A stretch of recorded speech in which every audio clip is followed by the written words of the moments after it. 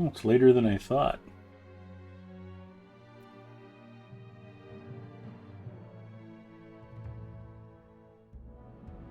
I see my big giant head.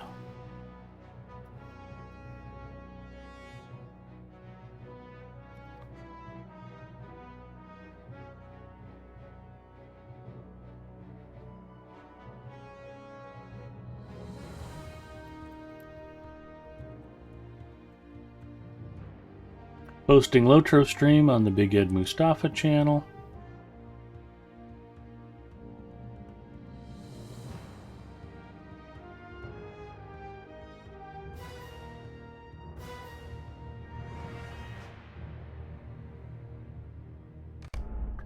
Alright, Warsteinek, let's go kick some ass.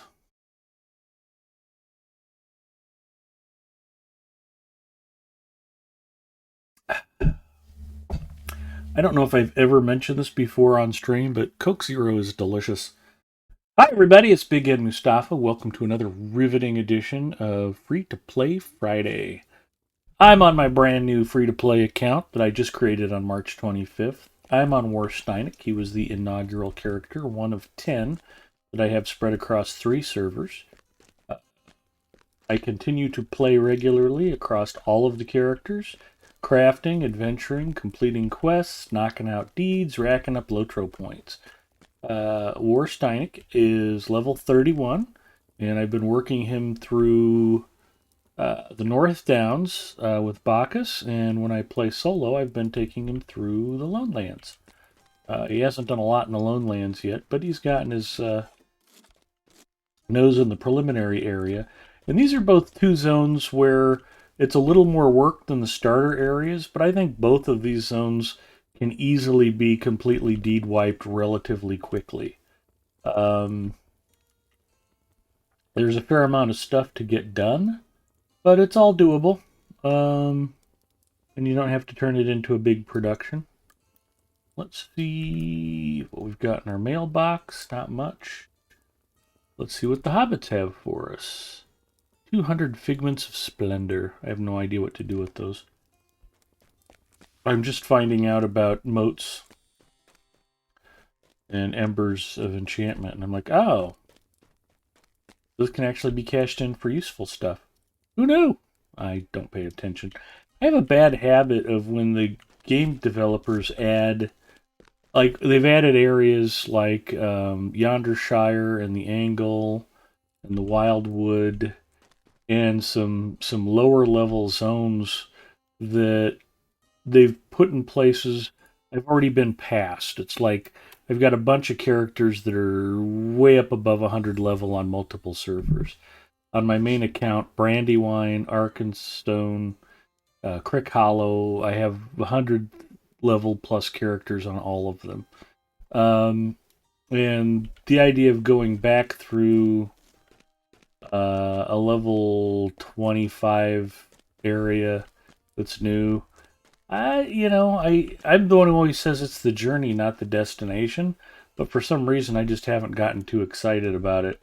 And one of the things I'm enjoying about this free-to-play Friday night, all my accounts are free-to-play, but for some reason, people just are like, can you really play free-to-play?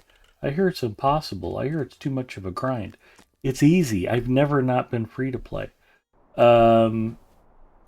There's lots of benefits to subscribing. There's lots of benefits to going VIP. But if you're patient, if you're not in a hurry, you can really relax and enjoy the game and see just about everything there is to see and not have to crack open your wallet. Although subscribing will enhance your game experience, don't get me wrong there.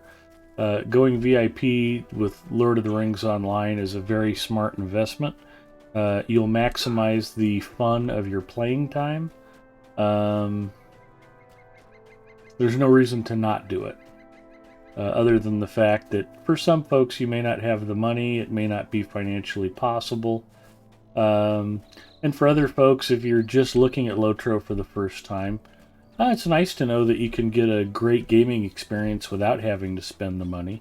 And if you end up obsessed and an altaholic, like a lot of us end up being, then you won't have any question about whether or not you'll get your value spending, you know, $8 a month for an annual subscription. It's money well spent. Unlocking fast travel, getting mail everywhere, you know, getting additional content unlocked, not having to, you know, spend Lotro points on basic things like the writing skill. It's all good.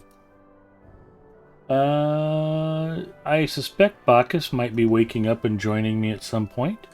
Freelancer may also be bebopping by, which reminds me, I don't think I actually got into my own Discord. Should take care of that while I'm thinking about it. There we go. At least somebody's in my Discord now. Me.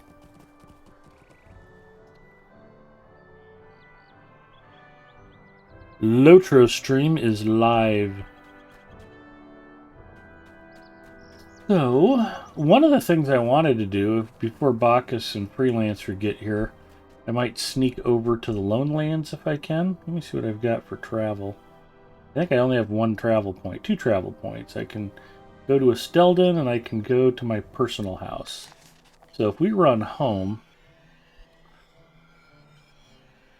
that actually puts me halfway to the Forsaken Inn. And then I can head back into the Lone Lands and I'll do Lone Lands stuff while I'm solo. And then if friends show up and we want to go back to the North Downs, I can just pop back to Estelden.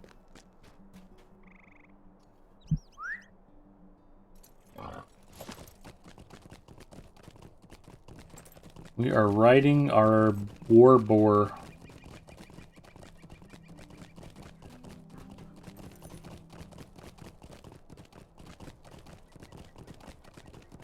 Now remember the importance of having either a horse or a boar as your mount. If either type of mount is slain in battle, they're delicious. You can barbecue that night, mourn their loss, enjoy their flesh, and then go get a different mount. Actually, I've never had horse meat, but I'm told it's quite good. It's a delicacy in France. I watched an old episode of Iron Chef recently where they used the fat from the area of the neck where the horse's mane is. And they used it as an accompaniment on... I don't remember what the main protein was. But they made like a steak tartare with horse mane fat and mayonnaise. The tasting panel was quite delighted by it, so... I would not have a problem trying horse flesh if given the opportunity. I know they're really pretty and we shouldn't eat them, but if you have a dead horse on your hands, why not? Plus, as a model airplane guy, I do appreciate a good glue. Although I don't think we use horse rendering for glue anymore in modeling. It's mostly the super glue stuff, the cyanoacrylic glues, some of the new polyurethane Gorilla Glue formulas, wood glue, epoxy.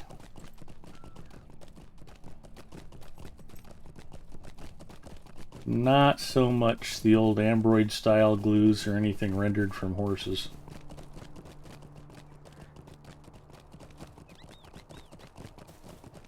We're back here, and I have taken some quests. In fact, I think I'm all quested up. I just want to pop in and make sure. Ooh, that might be fun. If Freelancer and Bacchus show up, maybe we'll run... of course, I have to buy it. I don't have the skirmish yet. The Forsaken Inn 3-man. It's actually a really challenging pain in the tuchus. But if Gipio's watching, Gipio likes to watch me die horribly over and over. I think he really misses playing Apex Legends with me. Because just watching me get my butt handed to me over and over just fills him with glee. He's a good friend. Where else do we want to go? Let's take a look at Quests of the Lone Lands. We'll pop up what I've already got queued. Now look at that. They're all already grayed out. And I can move that one. I'll add this.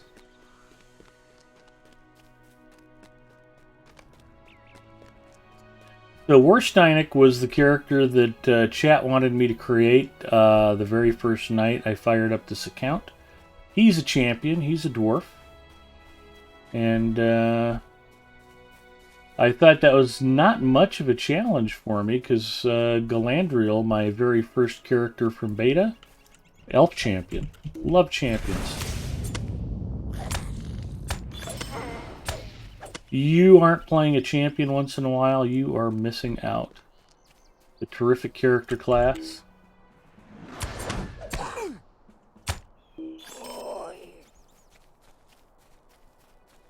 They are powerful and flexible and fun to play.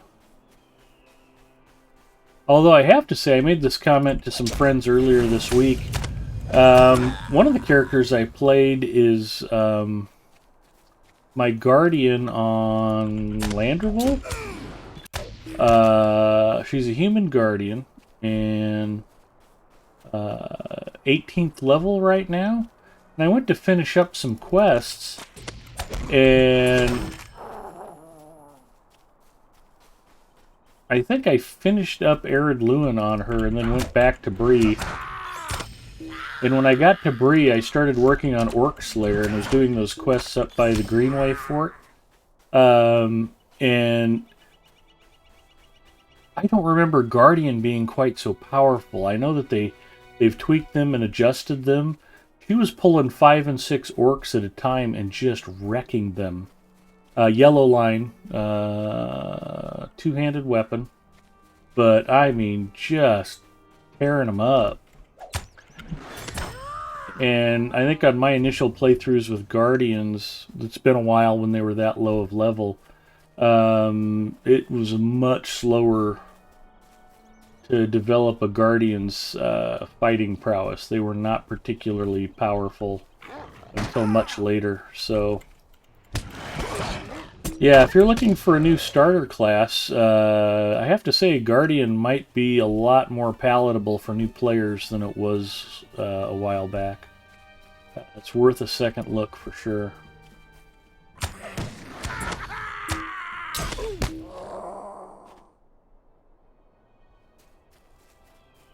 So, looks like chat's filling in kind of slowly. We do have some viewers, but I did start... I'm going to say started earlier. I intended to start earlier than I did, just because I've been looking forward to playing and was ready to go. But that's okay. We'll let everybody fill in here. Goblin Scabbards, 10 of 10.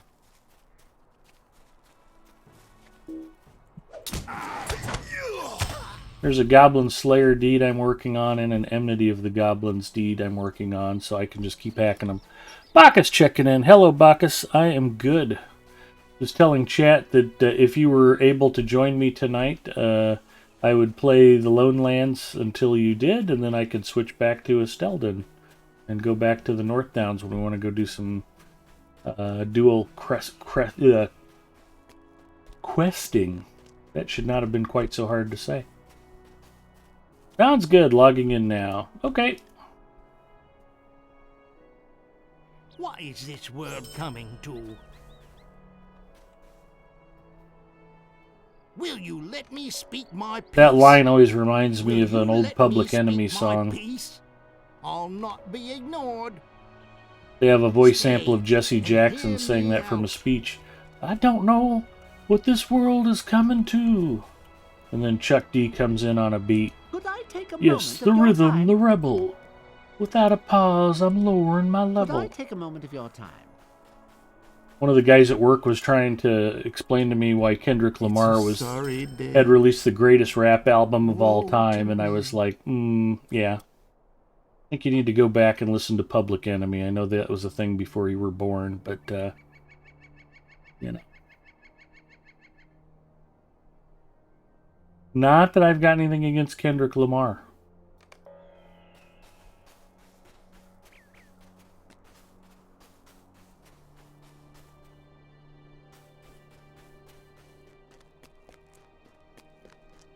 Or the Beastie Boys.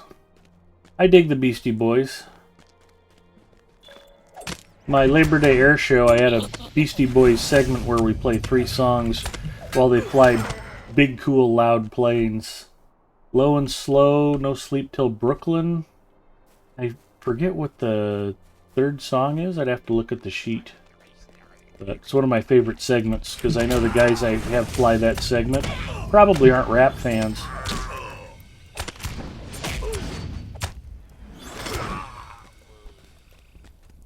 And as long as we're completely off topic, one of my favorite rappers, and I'm the only guy I know who even knows who this person is, East Coast rapper named Schooly D. Very old school. There's an old Christopher Walken movie called King of New York, where he plays a coke dealer with a conscience, and he's trying to organize the other coke dealers into helping support the local children's hospital. But they're also in the middle of a gang war, so nobody's feeling really cooperative. And the movie's just about the drama of this this drug kingpin.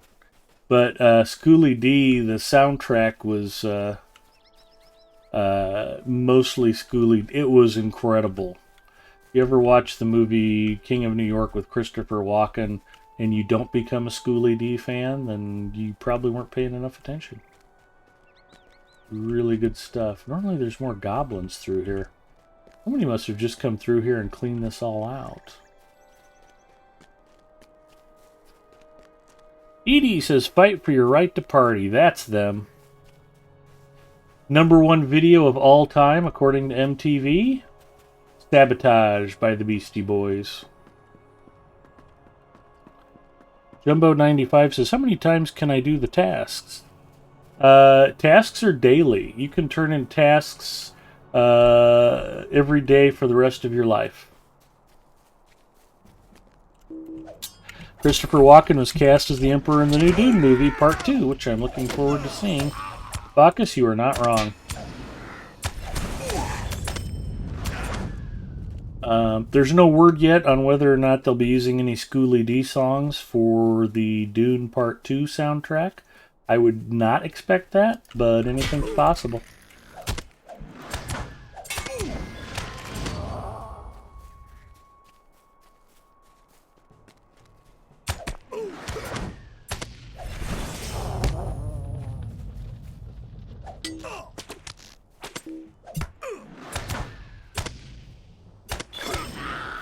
Ooh, Goblin Slayer complete. Or Lotro points.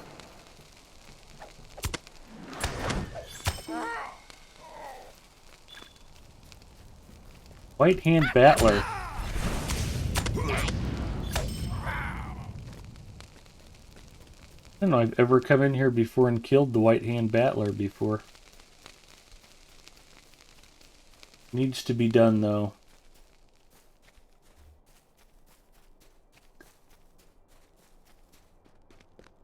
Bacchus, you're welcome to join voice chat whenever you're ready, sir. I thought you might want to make some coffee, gather your wits. Speak of the devil, there it is. Hello? And how are you, Ed? Good. And yep, I was just getting coffee. And waking up, and so forth and so on.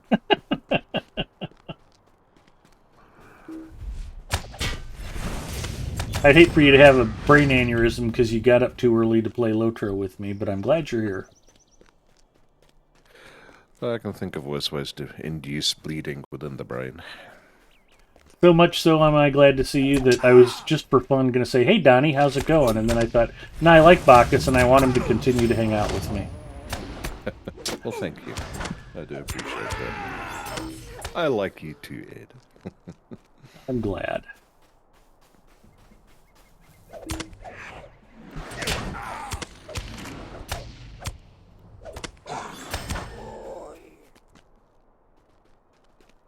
I don't know if I've got the quest to kill this guy yet. Yeah, okay, good, I do.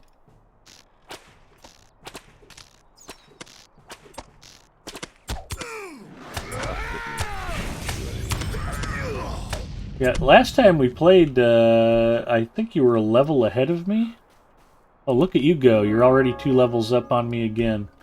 And I ended up hitting 31st level crafting in the Estelden Crafting Hall. Nice, nothing wrong with that. Nope. And in fact, right before I started streaming, I was on Mandalinia, and she just hit 117 doing task item turn-ins. Oh, Keep telling I got a bit everybody, catching up to do. do your Yeah, it's worth crafting doing and get your task items turned in. That's a lot of bonus XP over the life of your character. You want to level faster. Every bit helps. Puppet Box checking in. Hello, Puppet Box. Jumbo95 asks, what does it give me if I do task item turn-ins? I am so glad you asked that, Jumbo95, because I always forget to mention this. But task item turn-ins give you experience points, item experience points, war steed experience points later on. You earn faction reputation points. And faction reputation points, that's a big benefit to free-to-play players, because increasing your faction rating as you go up from known to friend to ally to kindred, those are all Lotro point bonuses. You get Lotro points for each level, and just going from known to kindred for a lot of the early factions is worth like 50 Lotro points apiece. And if you're doing task item turn-ins, you'll just fly through them. Plus, you earn titles, you earn cosmetics. There's a ton of benefits. The main reason I like to do them every day if I can is it gets crap out of my bags. That is a constant source of struggle for me. Now, one of the things I did want to talk about tonight, if there's a point of pain that I'm experiencing, still being free to play and not spending any Lotro points, the storage is killing me slowly but surely. It's helped a lot that I got the carry-alls as part of the anniversary event.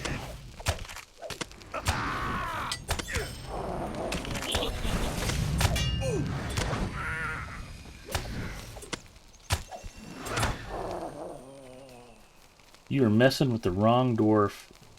But one of the things I need to be watching for is for storage to go on sale so I can buy more bag space. The bag space that I have right now ain't getting it done. Is the special or on sale this week? Let's have a look.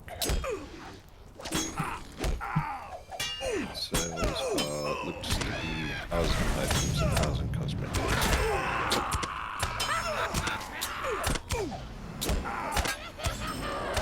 Yep, 1,000 reds and cosmetics. Well, 1,000 items. And a couple of cosmetic cloaks. I was thinking about getting one of those Kylie Jenner lip kits. I think that would really kind of, you know, dress me up a little bit.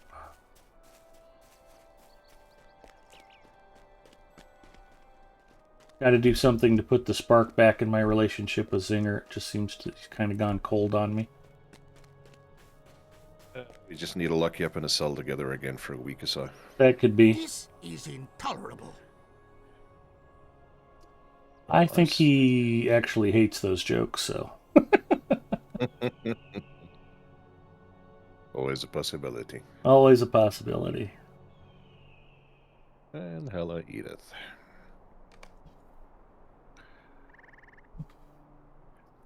Alright, I see you This is got a quest or intolerable. two ahead of me with the Earthkin, so let me catch up. Oh, I thought I picked a reward already. Here we go.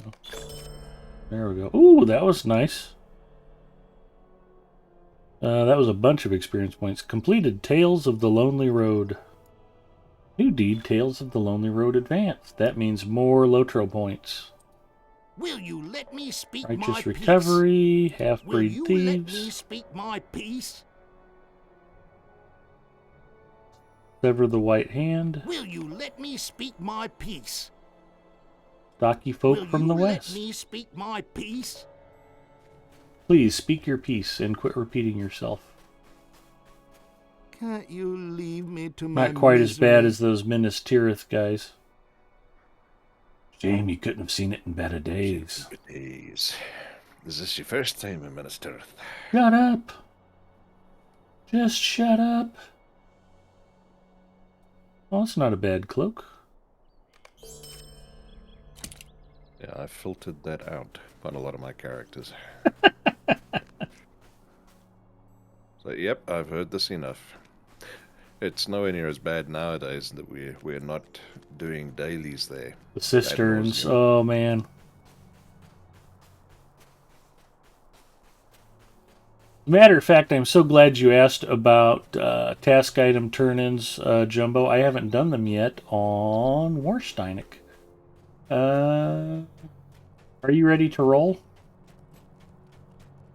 Me? Yep, I'm up in the up in Northdown, so I'm just at the Earthkin camp catching up a few quests, so feel free to take a few minutes. I've got Estelden's my travel point. I'll just... I kind of want to do task item, because we talked about this. North Downs is very easy to get kindred with the Rangers of Estelden. Not so much the Eglain, the people of the Lone Lands. Lone Lands, yeah. So I want to do my task item turn-ins out here. I was kind of torn between, do I want to go to Ostgaruth and discover it, or should I just go ahead and turn in at the Forsaken Inn? But since you're in-game and just catching up on a couple things, I'll go ahead and head back to the Forsaken Inn, and then we'll meet up. 100%. Yeah. I'll just pick up all the quests here and so on. I'll just make sure we're sort of on the... Ooh, I need to kill that guy. Edie says, nothing like reaching level cap doing festival quests. Yeah, a lot of people like festivals just for the leveling aspect. You can earn quite a bit of experience points. And what's funny about it is the higher level your characters, the more experience they just pour on you for doing festivals. I always enjoyed Summer Festival, and now that the fishing rewards aren't going to be ultra super stupid awesome, I don't know. I mean, when I needed Anthelus crystals, Starlit crystals, I really ground the fishing hard because it really paid rewards. I don't see me ever getting that devoted to fishing in game without a commensurate reward for the effort, because that was the 4 fishing areas were 70 minutes combined per day. That's A lot of fishing in Lotro, even for me. I remember it because every time Summer Festival would be over with, I'd be like, oh, thank God. I definitely would get my fill of fishing every year. But, that's okay. So, what we were talking about earlier, Jumbo, is the task item board.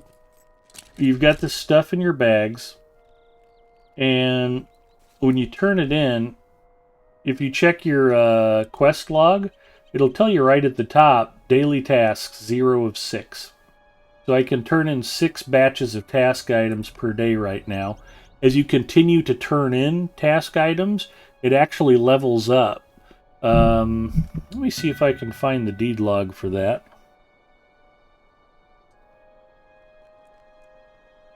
You want to do some Road to Erebor instances? I don't know.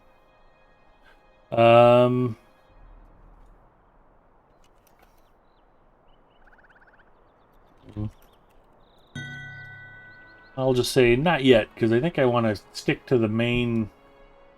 There's a lot of questing in North Downs and Lone Lands, and it's like we talked about with missions last week.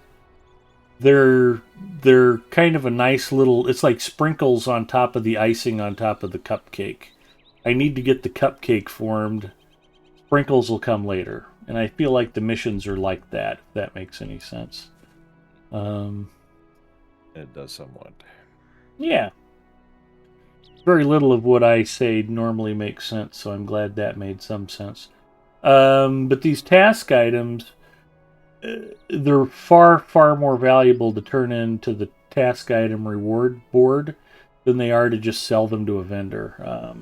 Instead of getting some silver or copper for these stacks, it's usually 300 XP per stack. So I'm looking at 1800 XP. No, excuse me, rep points. 1800 rep points with the Eglain just for doing today's task item turn-ins. And I've got a bunch of stuff in the carry-all. This is the task item carry-all. It's small one, but that's not... One of the things that bugs me is you can't have the carry-all open and have the task item board open. So how the hell am I supposed to know what I've got in the carry-all? There we go. Now I can do it. That was just driving me a little bit nuts. So anything that I can't put in the carry-all, I should probably get rid of first, because the carry-all will stack a lot further than just 50. Like, I've got 280 broken wooden spears in here. That would be 6 stacks if it were in my bags. So, and it'll keep soaking those up. I've got it set to autofill the carry-on. So anything that's already in the carry-all will automatically go from my bags back into the carry-all. So I want to get rid of stuff that's not in the carry-all. This is the first time I've had a carry-all on any character, too. I hadn't bought them previously. Turns out they're a really good thing, but if you're a free-to-play player, they're enormously expensive. In hindsight, on my main account, still probably worth the Lotro points. So if the large task item carry-all becomes available in the Lotro store, I'd have to seriously consider springing for that on my main account. Let's see what we want to turn in, though. What was I on? Coarse fur? Not good as anything. So every time I turn in 10 of these, I'm going to increase my reputation with the Aglain, and I'm also going to get bonus XP. Now the problem is I have to run inside to turn those in.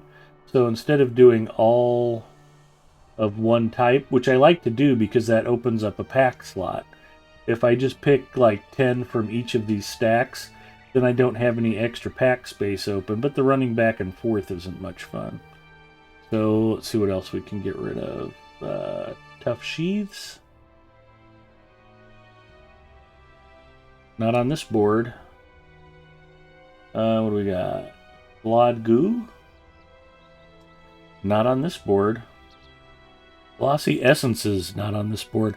I normally like to do this in the housing area for exactly this reason, because not everything's available on every task item board, but in the housing area they generally all are available right there. Large filth? Yeah, okay.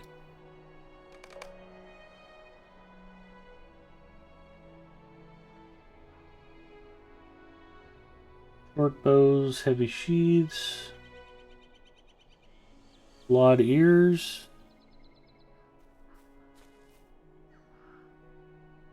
dim dust piles, not on this board. Mrs. Mustafa driving by. She made fresh buttered popcorn for me tonight. It's quite delicious. Thank you, Pookie. That does sound nice. You want the fan on? Yeah, it's a little stuffy in here. You want to kick on the ceiling fan? I would be down for that.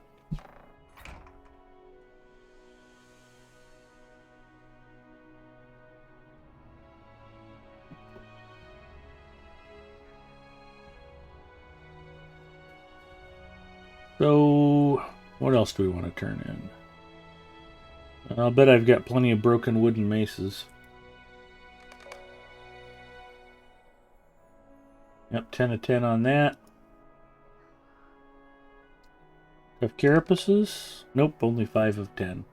So, if you're not sure, go ahead and click on something, because if you don't have enough of them, you can just come in and cancel that. And it's only a 5-minute cooldown if you want to pick it back up again later. So, tough carapaces, I don't have a check mark next to.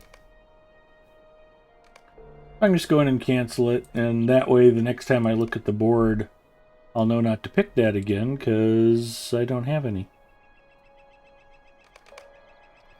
I figured if I had that much coarse fur, I probably had coarse skin. And let's try blackened sword sheaths. Yep. Oh, I'm running low on quest slots.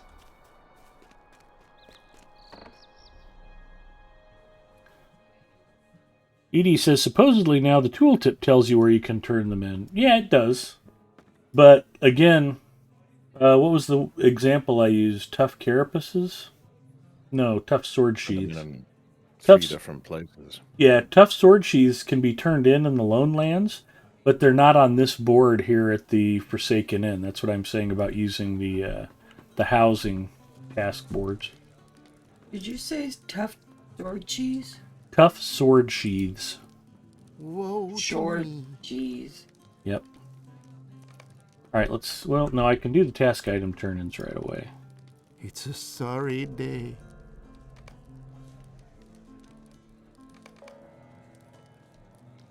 So every time I turn in these task items, I'm getting my 300 rep points Did you need something? and some XP. I'm not getting a lot of XP because I'm a little bit It's over a level, sorry day. but the item XP is well worth the turn-in. Plus, like I said, it gets junk out of my bags.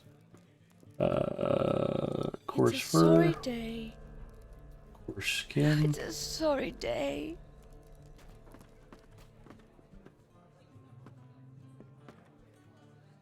Greetings.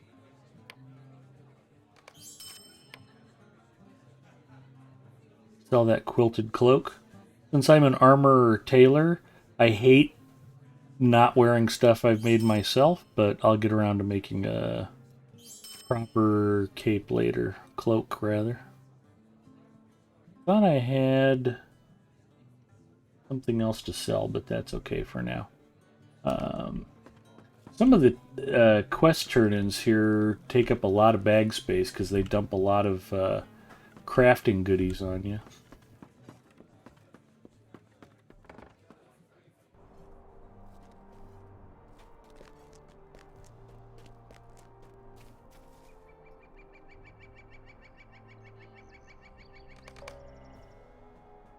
And yeah, just one more coarse fur.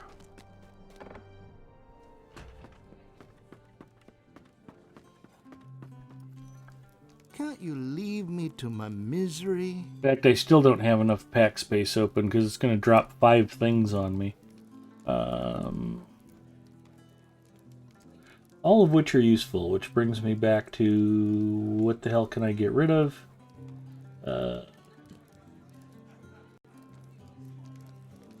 Sheridan's Lodge, I could eat some food.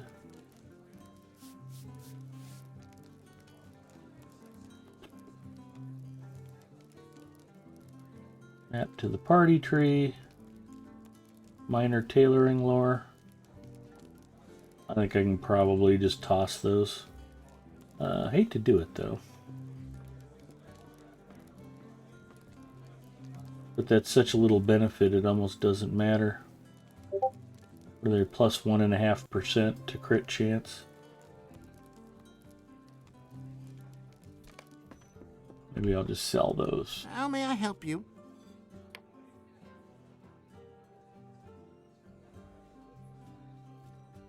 Oh yeah, those are worth 12 silver. I'm sorry. Did you need something? It was weird. What did I do to bug out the interface?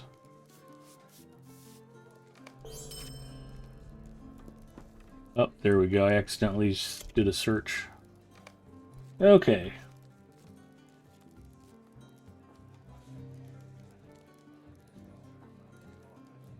Forge crafted Warden Shield.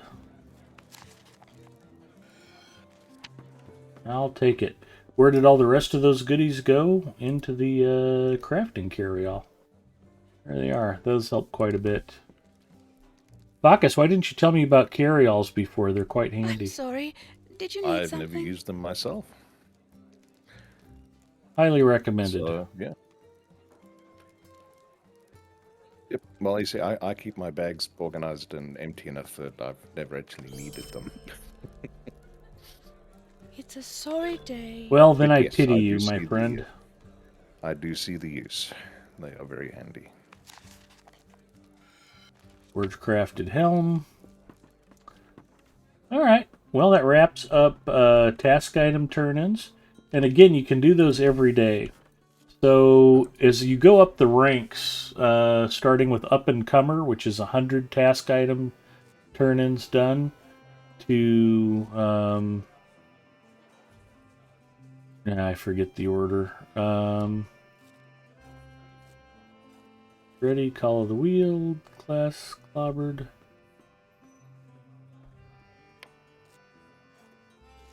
Committee of the Goblins, Deeds Variador. Okay, so Up and Comer is level 100, 100 task items turned in. I've done 6 today. So I went from 131 to 137. Go Getter, Busy Bee, Eager Beaver, and then the Hot Shot. And you get Lotro points for those. You get a token that increases the number of task item turn-ins you can turn in. So getting to Up and Comer gives you a token, so you can turn in 6 instead of 5. Getting to the Go-Getter will get me another token where I'll be able to do 7 per day instead of 6. Until you get to Hot Shot, which gives you your token to go from 9 per day to 10 per day. And then you can turn in 10 per day. And I think you can unlock more of them if you want to cash in points at the Lotro store, or possibly use Mithril Coin to increase that limit. Surprisingly, I've never done that, but I'm kind of tight-fisted with my Lotro points and definitely with my Mithril Coin. But once you get the Busy Bee, there are cosmetic cloaks that come with Busy Bee, Eager Beaver, and the Hot Shot. And all 3 of them are actually really cool, good-looking cloaks. Yeah. They're all hooded. Gippio checking in. Hi, Gippio. Edith knows where the problems are. Yes, she does. I don't know why, but I hate hooded cloaks. Mirabelle tasks to the housing area task boards. It was missing for a long time.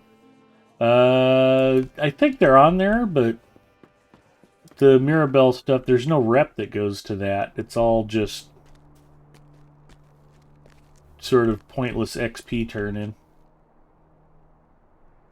In my humblest of opinions. Up, that polished pendant. I got a bunch more of those. I'm like, why is my...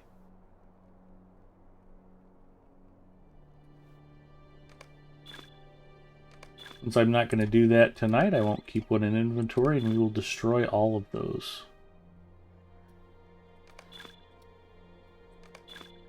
There we go. We are, I believe, on the same quest now. Okay. That was very well timed. Now, again, Bacchus, I like to let people know, particularly if you're playing free-to-play, Traveler's Steel-bound loot boxes are extremely valuable. Opening these is basically how you win the game. All of the very best stuff is kept inside of those. What you're going to want to do, as soon as you get one of these, immediately go to the Lotro store and buy a key to unlock them. The treasures inside will basically guarantee that you will conquer all of Mordor and become like Emperor of Middle-earth. So you're going to want to really hang on to these, use them smartly, get the keys and unlock them. That's what I always do with mine. And that'll just really help you with the game progression quite a bit. In case anybody's wondering, yes, that is sarcasm. You know, if you want to open the boxes and see what's inside, knock yourself out. You know, there's nothing wrong with that, but they drop so many of those boxes on you. I can't imagine how much money you'd have to spend to open them all just to see what's inside of them.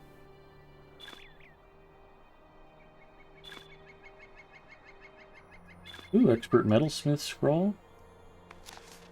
Heavy Steel Gloves recipe, good deal. What else we got? Woodworker.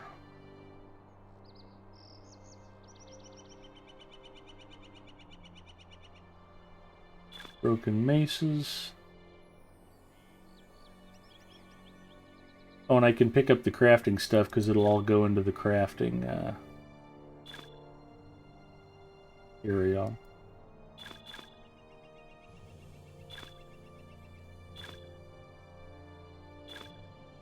Oh, crafting carryall's full.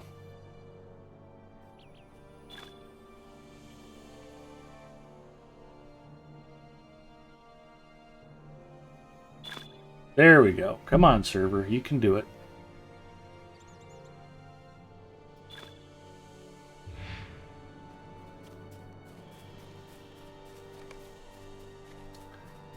Traveling to Estelden. Tux Ramus checking in. Hello, Tux. Hey, Tux. Tux says, wow, I'm logging in now to buy keys. It's the right thing to do, Tux. You won't be sorry, as far as you know.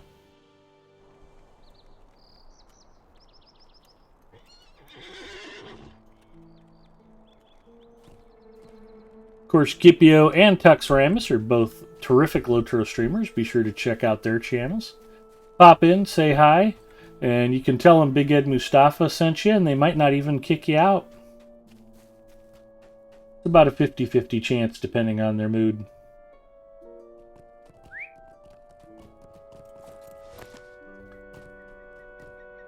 So let me clear out these Lone Lands quests. And I will reload our North Downs quests.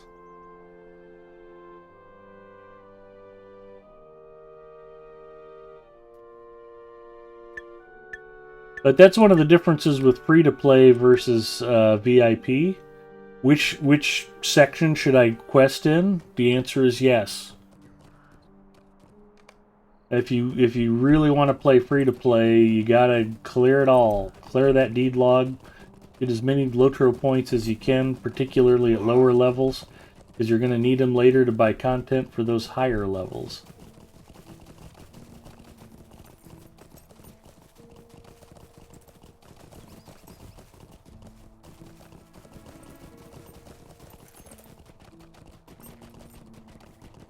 Oh, I think we're vectored towards the Elf Ruins. Do we want to go there?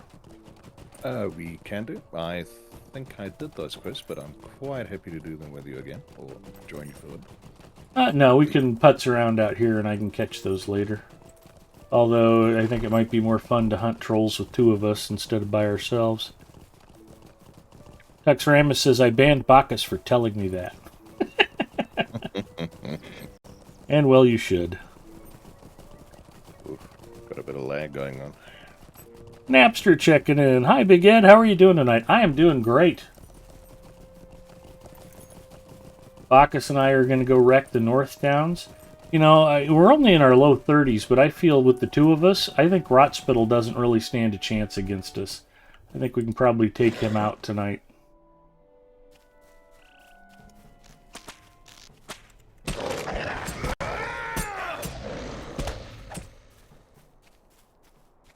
Have you experienced the joy of fighting Rotspittle yet?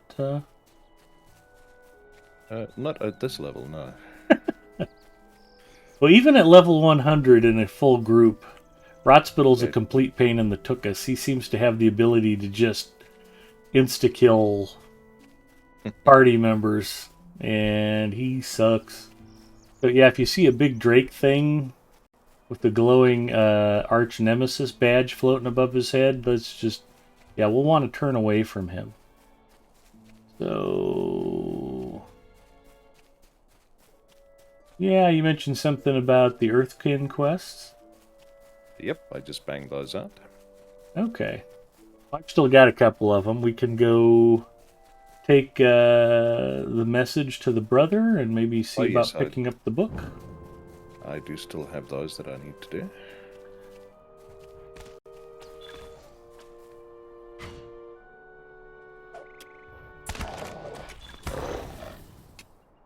Need to collect this Auroch skull, for example.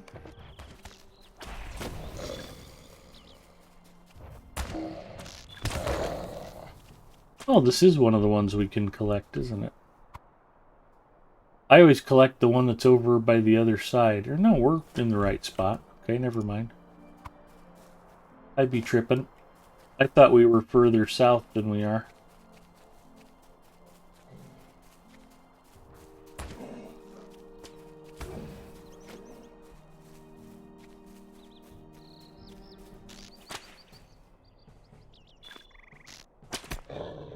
Oof, I'm suddenly getting some bad lag.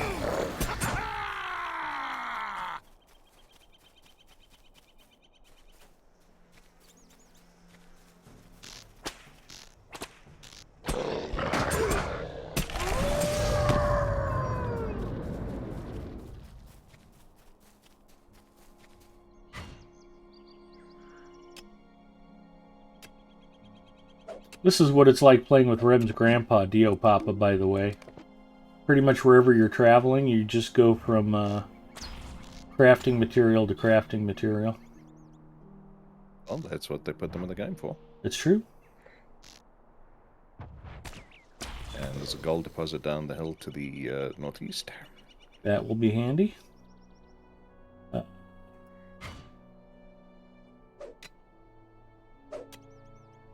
Might have to jettison something here. Not for that, though. Yar, there's gold in them thar hills.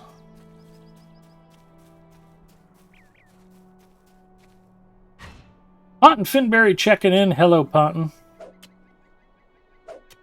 That pile of dust a task item or vendor trash? It's a task item. It's legit. And I've got enough of them to turn in. In fact, I think it is for here.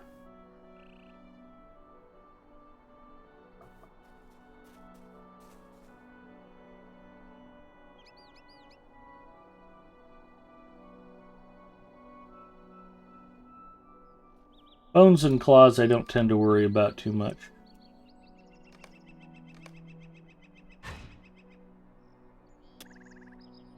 Like I said, the inventory management is getting to be a bit of a challenge. I need to buy more pack space.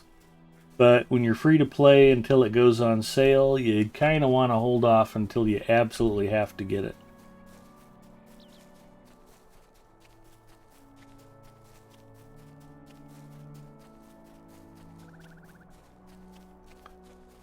It's going good. We're just talking about the trials and tribulations of being a cheap free-to-play player. Thank goodness they're not out here collecting my iron. And, of course, as previously mentioned, my friend Bacchus is also streaming Lotro. Be sure to check out his channel. Thank you. Of course.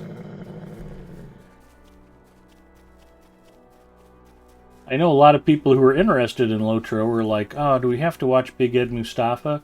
You do not, in fact. There are actually good streamers who stream Lotro besides me. So you have your choice of me or good streamers. Your pick. Or you can watch all of us.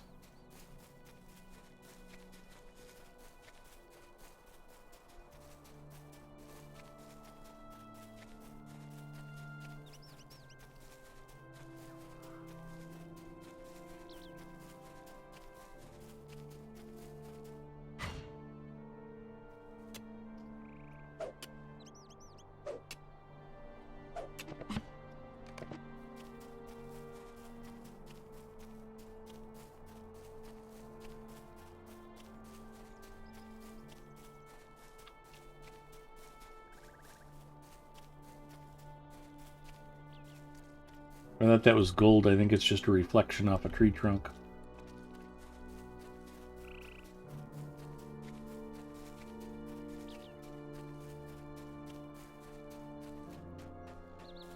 There is rich iron on the other side of this big rock, though. I'm all over it.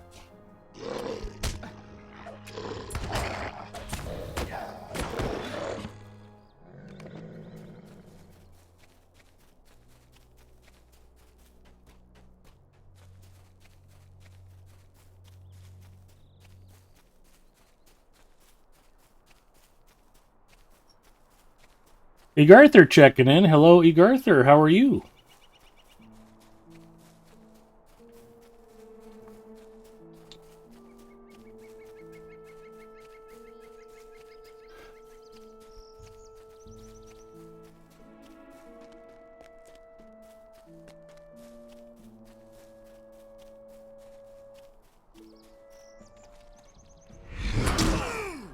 Wow.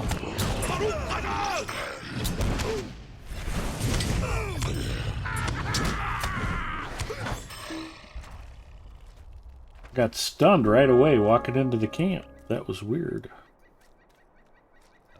Just catching up. No problem.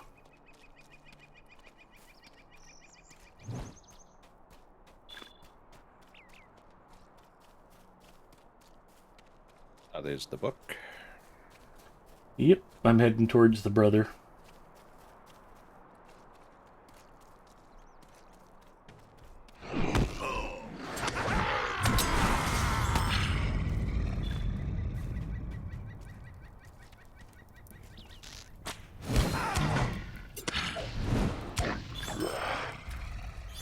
This is kind of a sad storyline if you actually read the quest text. The Earthkin are split. The majority of them erring on the, or joining the side of Angmar, and the minority of the Earthkin siding with the Free Peoples. That is unfortunate.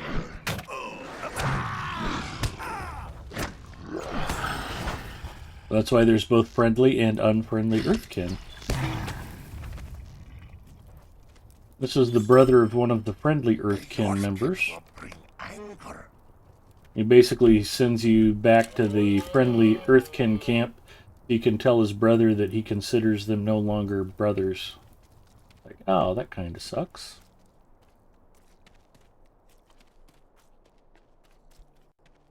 Talking to one of the guys at work today who's a big WoW enthusiast, and I'm like, well, WoW's a great game, but I like the storytelling of Lord of the Rings Online. The story is quite a bit better. There's a lot more depth to it. There's a lot more depth to it than just about any other MMO. It's always been a strong point of Turbine and Standing Stone games. I was talking before ad nauseum about Asheron's Call and how good the storyline was for that. And it was a derivative but otherwise original game world.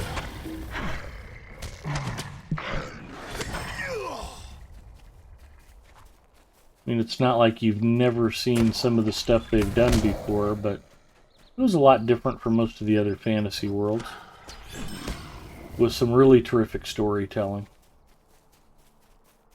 And one of the things I like about Lotro is, as true as it is to Tolkien's books, there's a lot of narrative that's also completely original. I mean, Earthkin in general is a good place to point for that.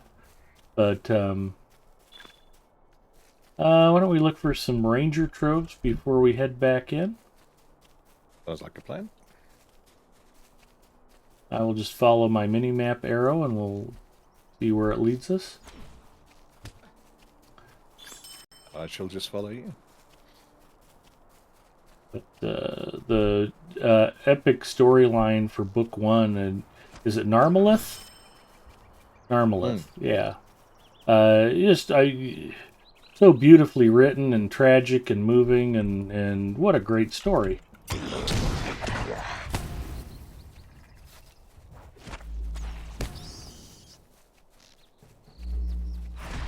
And that's a big part of what we mean by Lotro being a journey and not a destination. Read the quests, follow the storyline, soak in the lore, appreciate the completeness of the world that's been created for us. Because it really is a masterwork. I mean, they've made newer games with fancier graphics and, let's be completely blunt, better game engines than this one, but just from a player experience standpoint, I'm still playing this game 15 years later because there ain't nothing better.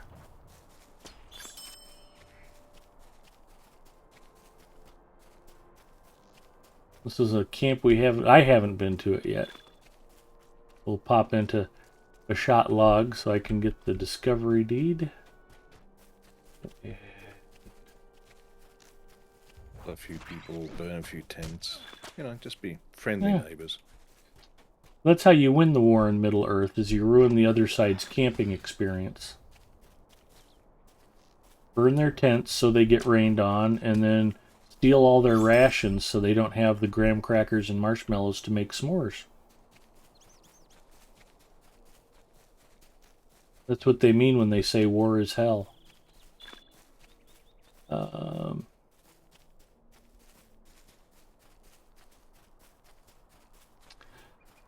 Arthur says, I'm a grumpy old man today. My cable TV box died. Oof, that's rough. Okay, somewhere there's a trove around here, and I can't find it. We'll try the old spam the delete key. It might also help if I changed my camera angle. Up here by the rock, maybe? Star Trek Online and Star Wars The Old Republic are fine free-to-play games. A lot of Lotro players also play those, and I would not disagree. I thought of trying out Ashes of Creation, or whatever it's called when that goes live. That's got some interesting sounding systems and so on.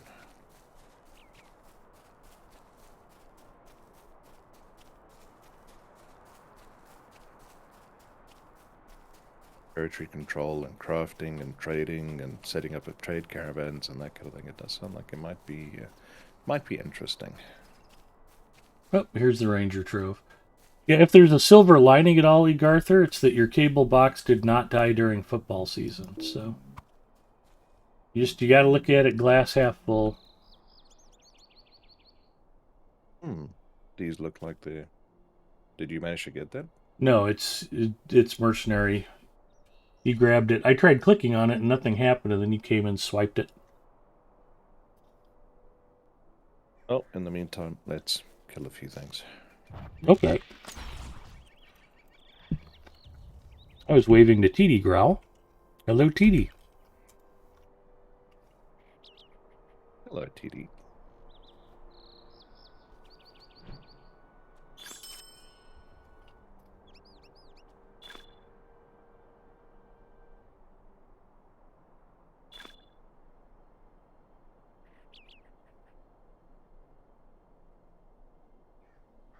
Now, for those of you who play Star Wars The Old Republic, how is the storytelling in that game? Storytelling is good in Star Wars The Old Republic. The cutscenes and the voice acting really do add to the immersion factor of the questing and storytelling experience. The quality of the quest writing and the story writing is a little bit patchy at times, but generally speaking is very good. But it also has painted them into a corner, I think, where content creation for Star Wars has become extremely expensive because of the animation and the voice actors that need paying and so forth and so on. And they've got a couple of big name voice actors involved, so it won't be cheap. So for them to generate content is even more expensive than it has been. And I don't know how much of a budget they get.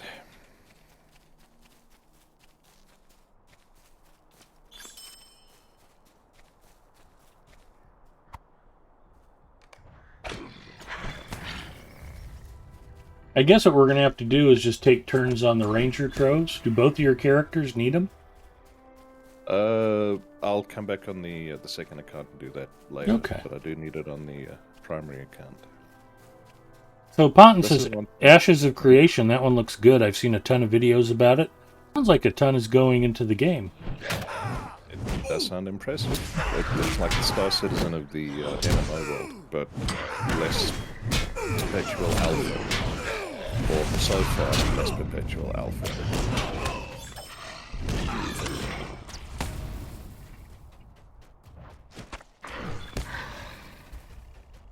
You know, I was surprised. I was on the Steam Game Store, and I've been watching people play Valheim for, seems like forever now. Like a year, and the game's still in pre-release. You know, I wonder,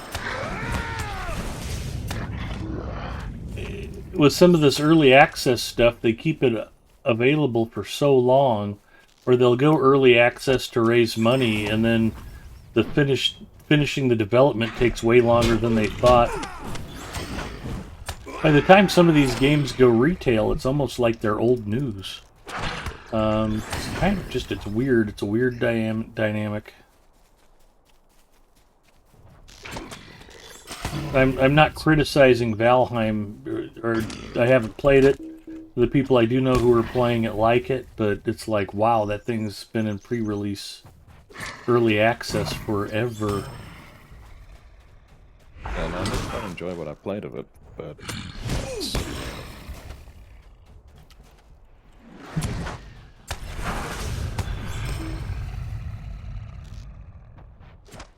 Star Trek also has expansive content creation. Lotro has loader, to be fair. It's true.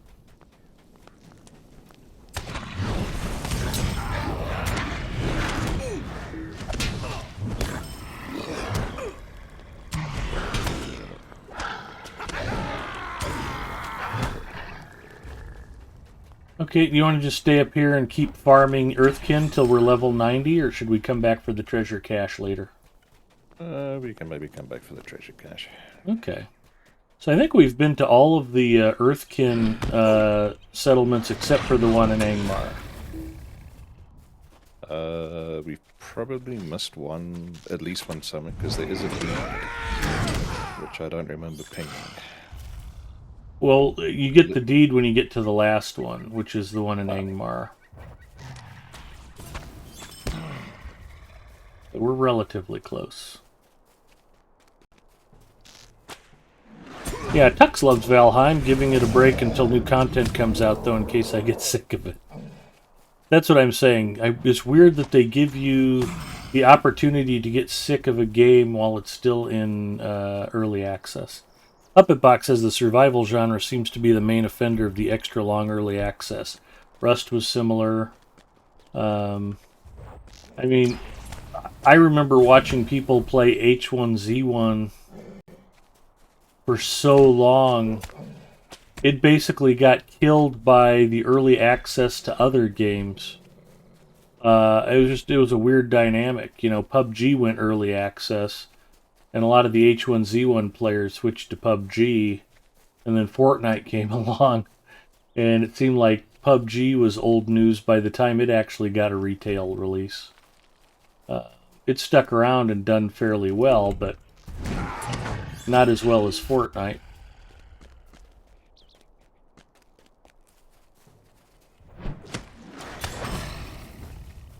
Well, whether they get your money in early access or they get your money in retail release, they got your money, so Yep. I guess it's the same to them.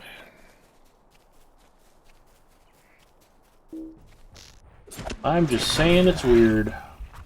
Yeah. It's probably better for them, because people pay for early access, they play the game, and a game has a natural lifespan, typically. Here's a Ranger Trove down here, or have you finished? No, I think it's your turn, though, isn't it? Cool. I have one. That would be my second one on this one. There you go. My turn next. Although one of the things they've been doing, it seems like there's multiples close together. It's like we're within range of another one, apparently, right now.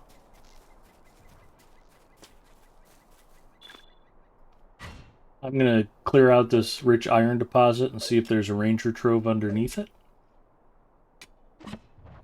Nope, we have to keep looking.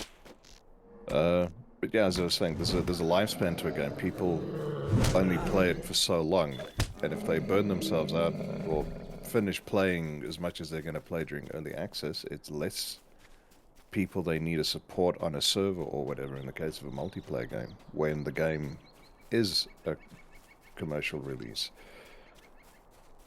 Chess has a natural lifespan? Yes. For some people.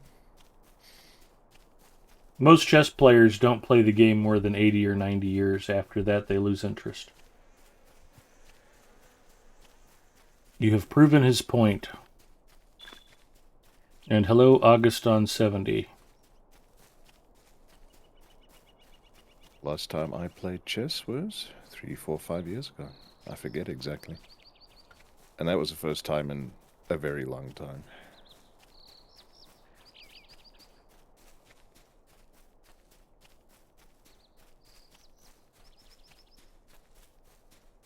Well, if there's another cache around here, I haven't been able to spot it.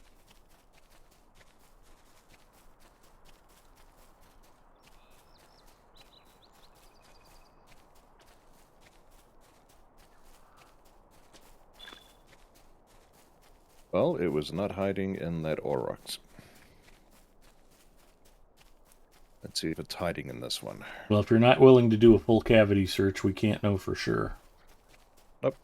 Not hiding in that one. Glove up. It's not hiding in that warg. Let's check in these heavy yew branches.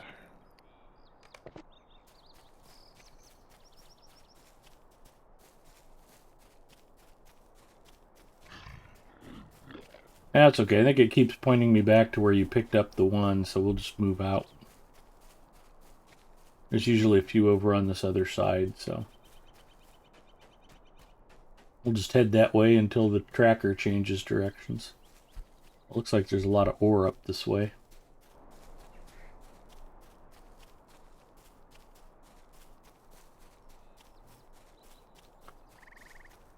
Ponton says, I played chess a year ago on the official chess site against random players around the world.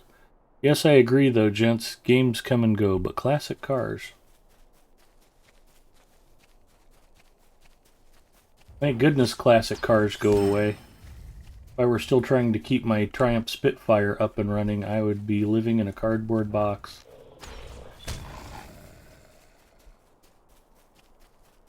My very first car, I had a canary yellow 1974 Triumph Spitfire convertible, and it was unique.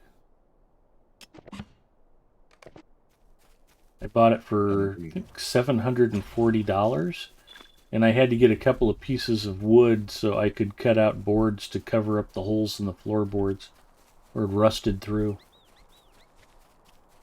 It was a lot of fun to drive, though.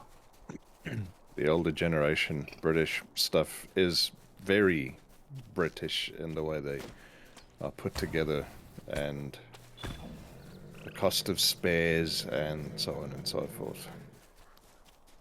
And reliability.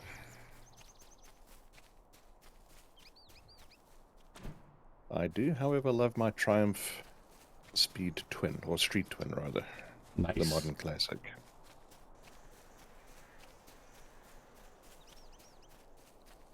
Augustin 70 had a 98 Nissan Maxima.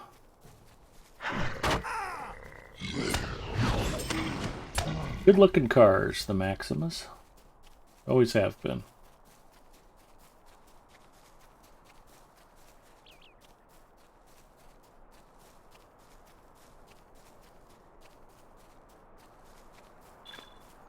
Ponton has never had a car of his own. He does not drive. Probably for the best, Ponton. Driving makes you hate people.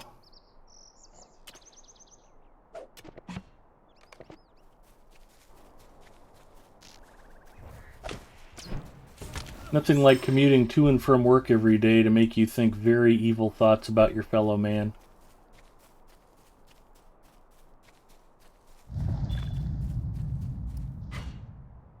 But I do like looking at old classic cars. Yeah, I've always had a love of those. One of my flying buddies from in town here, I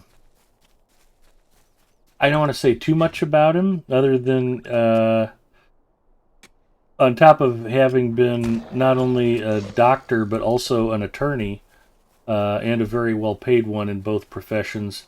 His dad was in the diplomatic corps, spent a lot of time in Europe. Somebody told me once that he has a painting in his living room that's worth like $5 million. But the guy's into vintage cars. He's got a Ferrari he keeps over in Europe, and he took a post-World War II Swiss-bodied Jaguar to the Concours d'Eleganza at the car show in Lake Como, Italy. And I saw some home video a friend of his shot of the car show, and there was just some absolutely beautiful automobiles. At Ranger Trove over here. Fantastic. I got so excited just picking up all this rich iron ore, I forgot what we were looking for. And speaking of rich iron ore, there's some more over here.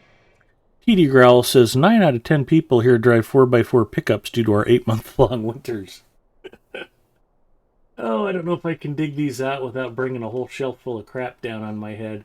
I actually have a really cool collection up on the shelf behind me of these classic car, like a card collection. And it was kind of funny. I got this offer for, yeah, check out these classic cars. I think I was subscribing to a car magazine at the time, and they weren't that expensive, so I just signed up for their monthly card pack for like, I don't know what it was, $6 or $8 or $10 a month or something. They'd send me another pack.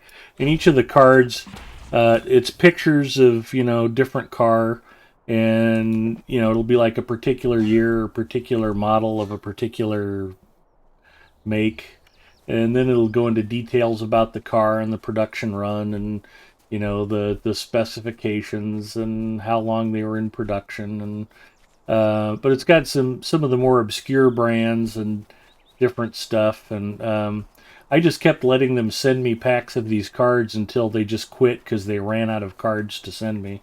They're like, yeah, we don't have anything for this guy, just shut him off, which I thought was quite amusing. Normally, if you sign up for one of those auto-renewal things... Oh, here's a Ranger Trove over here. Your turn? This is your third, I believe? That would be my third, thank you. Okay, good. There's someone driving down the road in a car that had wooden wheels. I think it was from the 20s or 30s.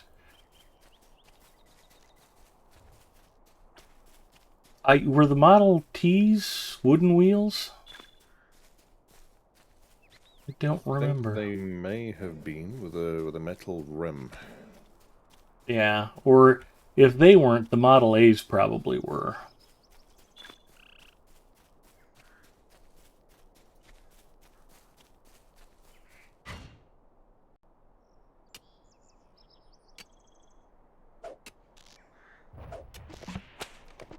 Oh, there's a Ranger Trove over here between these rocks. I claim it in the name of Aemir King. Stay back. Thank you, sir. And there's rich iron for you there. I will take that rich iron. Shall we go turn in these quests? By all means. Lead the way, good sir.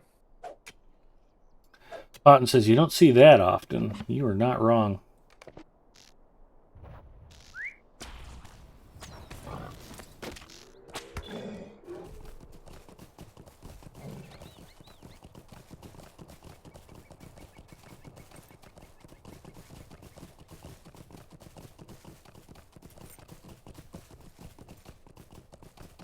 Well, on a lot of the classic British sports cars, they used to have actual wire wheels that were like really dense bicycle wheels with the spokes, actual wire spokes.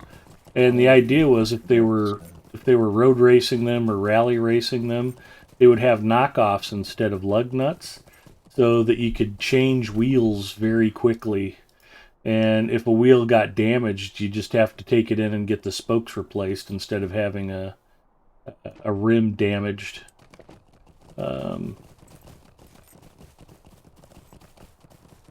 Which, considering how often Mrs. Mustafa seems to find a chuck hole that bends the rim on her Jetta, kind of wonder why I haven't just gotten her wire rims. Oh, good luck finding somebody who can maintain those these days. That's definitely true. Although I do have a buddy who's a retired nuclear engineer who now works in a bicycle shop. I told him that it was for her and not for me. He might hook me up with the deal. You can always throw away the fishing pole, Ed. You don't need that. You watch your mouth.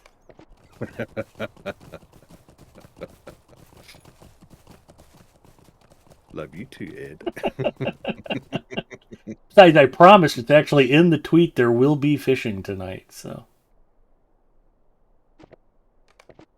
I don't think I'm quite up to journeyman angler yet. In fact, I don't know I can get there tonight, but gotta make sure you're progressing. Now, we have determined that fishing does almost nothing for you from a free-to-play benefit, other than the fact that it's a good way to earn some extra cash. So, like, early on, I was buying housing and buying expanded vault storage, Because you can pay for your house with gold and get housing storage, and you can expand your basic vault storage with just gold pieces. I think up to 120 slots. No, not quite that much, but yeah, no, I think you can go to Your basic 120 bank on space. gold. Do you come Yeah, your with bank, peaceful basic bank words? space goes to 120. It costs you about 12 gold all told. Plus, I think I promised Potton I'd send him some free fish. Because he kind of hooked us up buying some of the old fish we had. I like getting a gold piece each for the fish, but Potton doesn't have to pay full price. He's a friend. It is an insult! Is a moment of your time too much to ask? I'm going to vendor some stuff real quick. Wait, you can fish?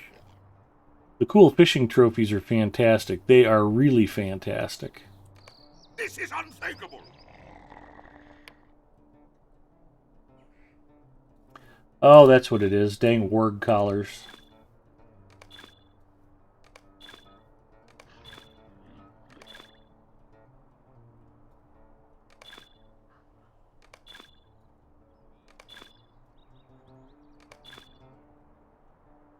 There's another one of those highly valuable traveler steel-bound loot boxes.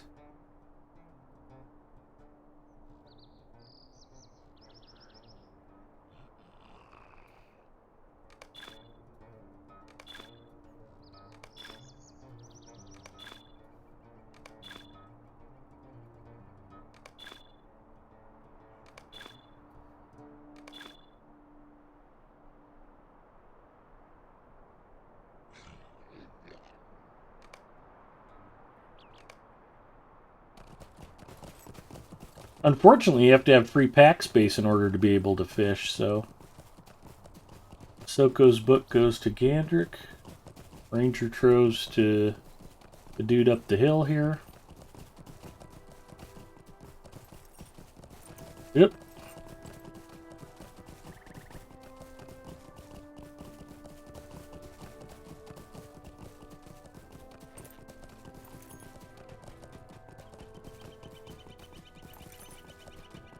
Edstream is mostly fishing and inventory management, so yes, of course you can fish. TD, you know me too well. How can I be of service?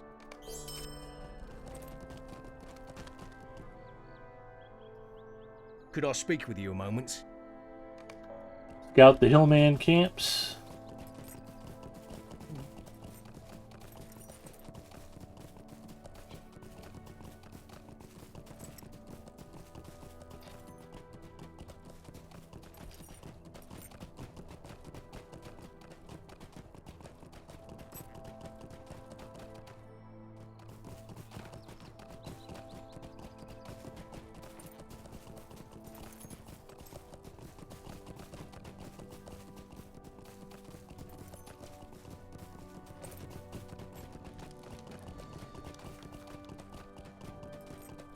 I need to spend some time in this character during the day and clean out the quest logs a little bit.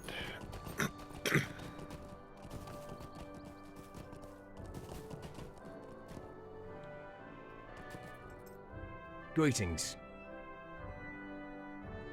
More inventory management. So one of the other good things about having a whole crafting circle on a server is you've got people you can mail junk to.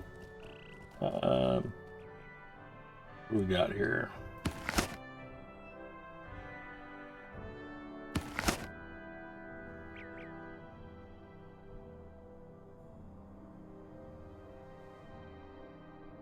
I think one of the problems is you can't transfer stuff directly from the carry-all to the mailbox. You have to be able to put it in your bags.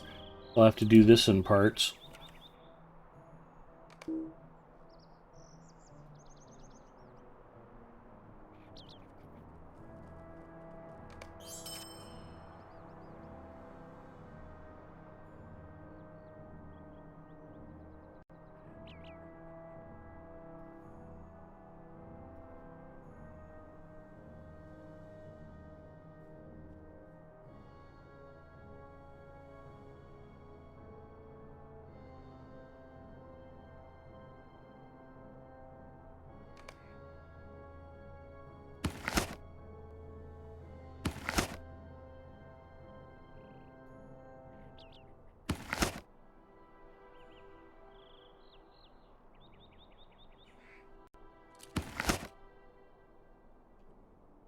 Goes to Jasco.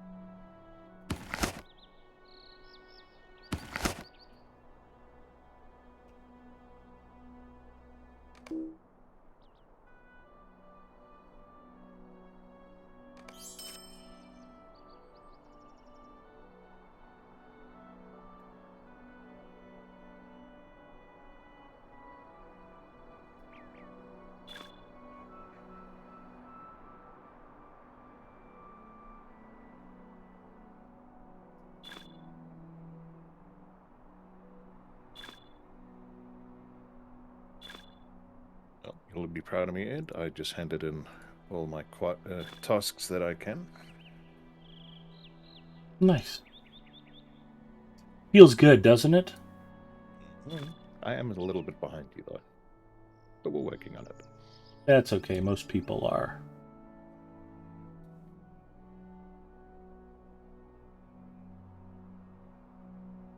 Besides, Mrs. Mustafa tells me the view is great back there. It's one of the reasons she married me. Wait, what were we talking about? Task items, Ed. Stay on. Task items. Okay, I'm sorry.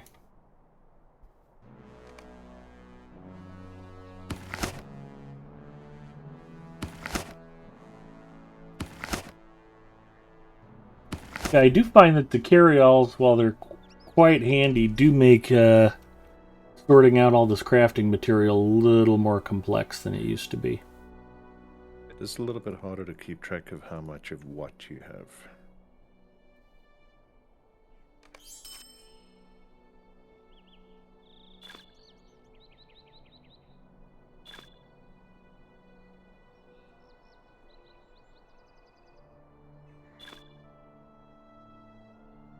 Like right now, all this jeweler stuff I'm dumping is going into the carry-all instead of my bags where I need it to go.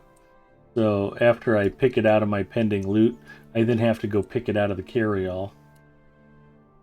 It's just adding an extra annoying step to the process.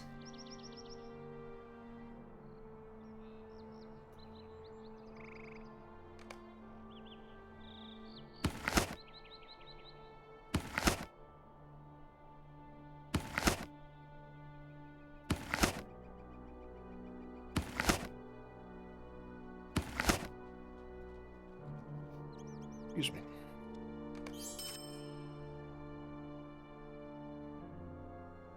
That's all his stuff. Well, we unfortunately have another 3 weeks to go before we can buy a kinship house. It looks like suddenly it's not a week per lifespan rank. It goes up, so, yeah. That's alright.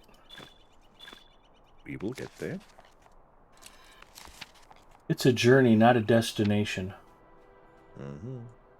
You can tell me to shut up if you want, I don't mind.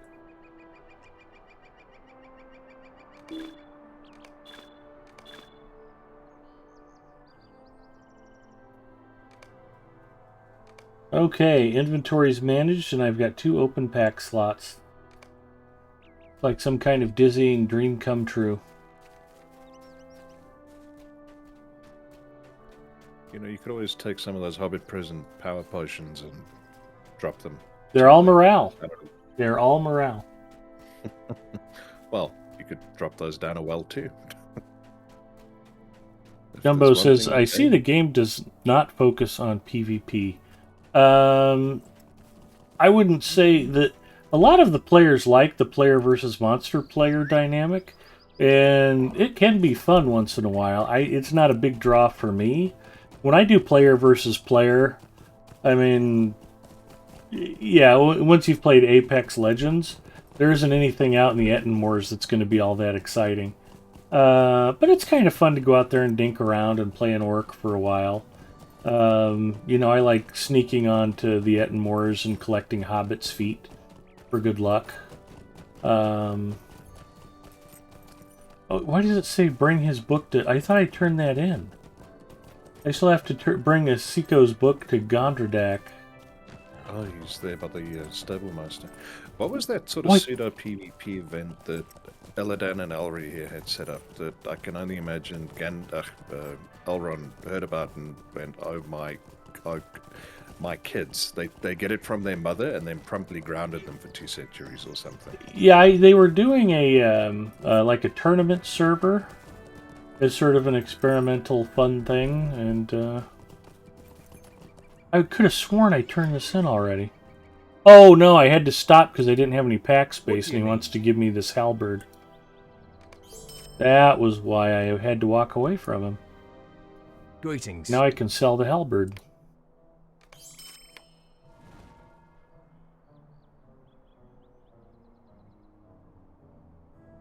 Well, when you have finished there, on the notice boards on the right-hand side, there are a couple of quests. Yeah, I think I went through all of these once already. It's But different ones. recovery orders. And we will be killing wargs and spiders and orcs anyway, so... You are not wrong. Tournament of the Twins, that's the one. That was on its own specific server, I think? Was it on... No, there was a new server. I can't remember the name of it. What was the server? How do you get more bag space in this game? Friendly Psychopath asks. In the Lotro store. Bombadil server. Thank you, Egarther. TD says you can spend gold to get more, but once that runs out, you need more mithril coin. You can get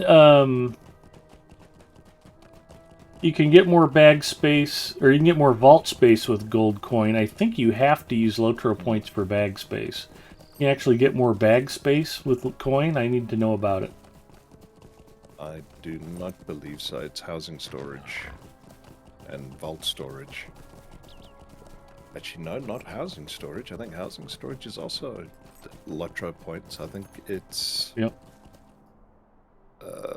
Shared... No, Does this game have unique mechanics for when the Nazgul touch you? Just thinking of the books. No, not really. I wanted to see the question Ponton was asking about. Yeah, the dread's kind of cool. That's a thing. But one of the things I'm really looking forward to in a little while is us going out to the First Alliance and hunting Nazgul. I haven't had a chance to do that yet. I think that might be fun.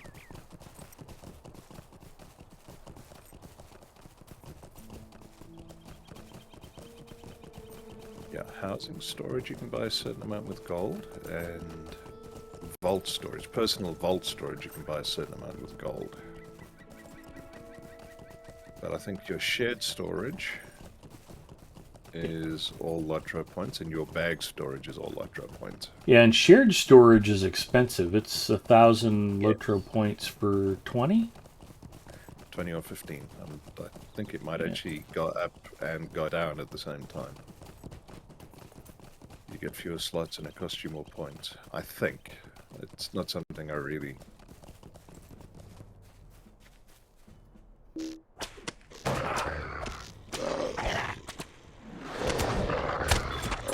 Oof, you made a lot of friends. I'm popular.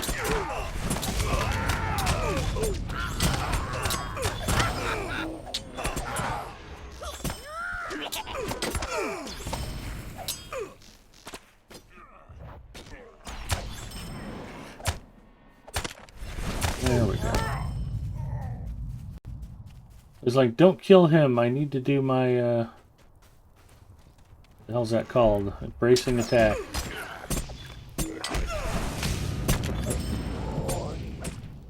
Well, I can clear that debuff off you. There you go. Thank you. My I don't think I've gotten my debuff clear yet. Nope. My champ still doesn't have it at level 33 either. It takes a little while.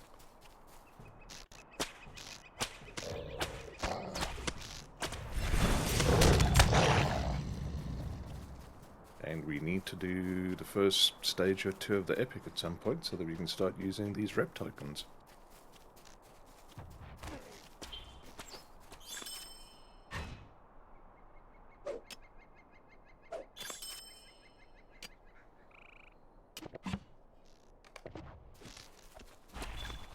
Do you have the 3 captains quest? I don't know. Excuse me. What's it called? Something about the 3 captains. I don't think so. It's not ringing a bell.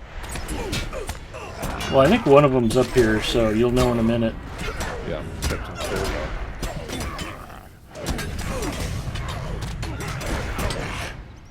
There we go.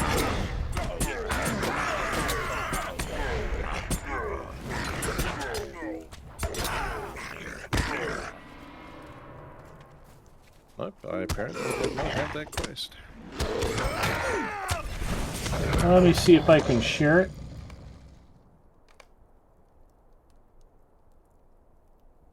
Oh, there we go. Let me just wait for him to respawn. In fact, I'll stand out in the middle of this bridge while you guard me, and I'll go get a venom. Be right back. Sounds good. Share stream hype!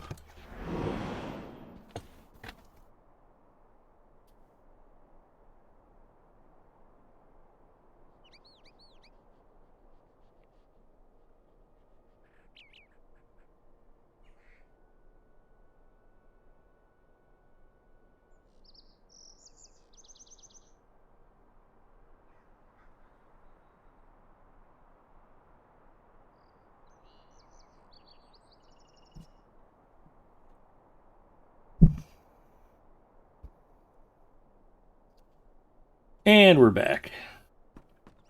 I'll come back.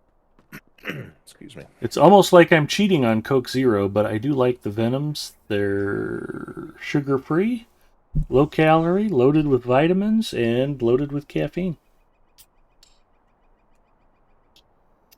And they're only 99 cents a can, which is outstanding for an energy drink. The things a growing boy needs. Well, if there's butter fat included, I would agree.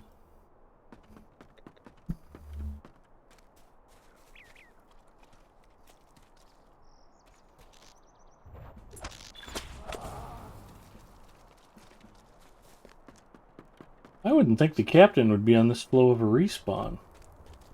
Oh, I can come back and kill him later. That's Well, I suppose. We know where he's at. yeah, we'll be coming back this way.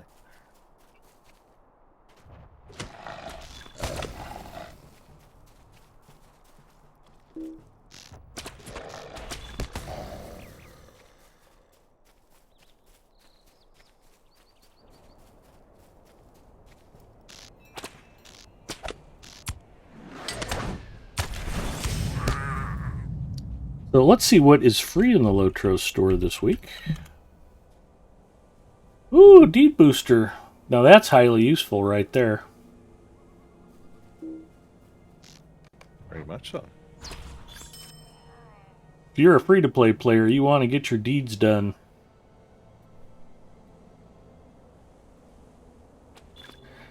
Venom at 10:33, all-night stream ad. Hi, Odranus.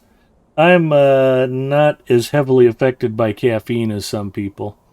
So if I drink 2 of these, it might be an all-night stream, but this will probably give me the juice I need to at least get till 1 or 2 a.m. It's been a long week, so I'm hitting the hard stuff. Deed booster.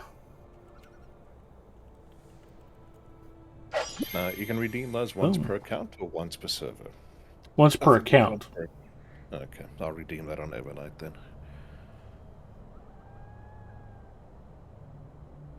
And as long as I'm in the Lotro store, let's Your check old dress in chat as a man after your own heart. Fishing never ends. Exactly.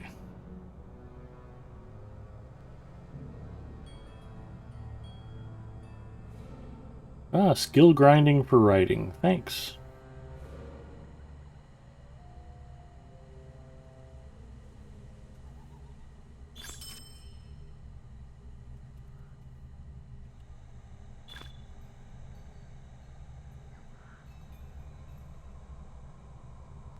Storage.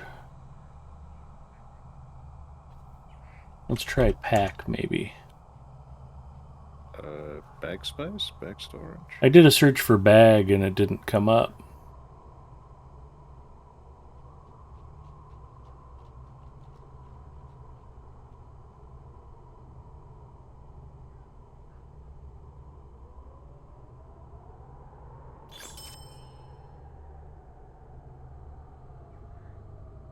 It wasn't storage, it wasn't bag, and it wasn't pack.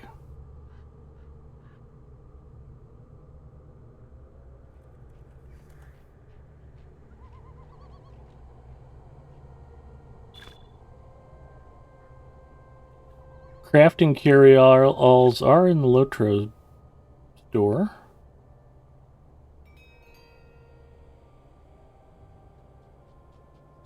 I don't know how to add inventory. That's a good call. Let's search for inventory. Inventory plus 5 slots, 3 1/4. Here we go. Well, that's weird. I'm only sitting at 1,389 Lotro points. Thought I'd have more than that. Clearly I need to play more Lotro. Alright, well, not buying extra slots tonight, but if those go on sale, I will be clearing out some Lotro points. Right now I think that's probably my biggest need. Well, we could always go farm starter deeds and Halloween on a new character.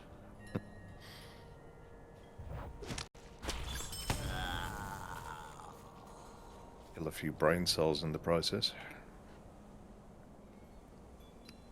Well, I could add a 4th character to the other 2 servers. That's always a possibility. And yep, Edith has the right to it there. Backspace is account wide, not server wide. So anything you buy on this account or this server carries over to other servers. Yep. So if you're playing on 3 different servers, I'd be buying 15 slots every time. It's a happy thing. But with all that hard work I've done on those 10 characters, right now I could only afford 20 extra bag slots. That's kind of depressing. No wonder people say this is a grind. They were right. I should quit immediately. Who'd have thunk?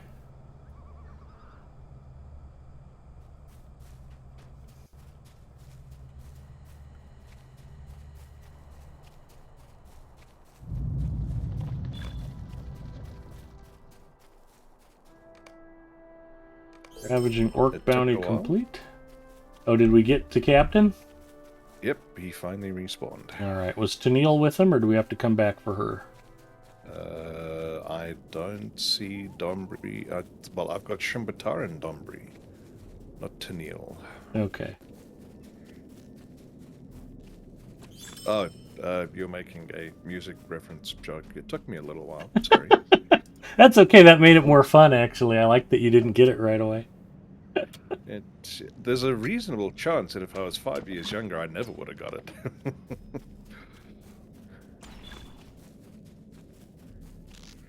Captain and Tennille. Haven't heard or thought of them in an extremely long time.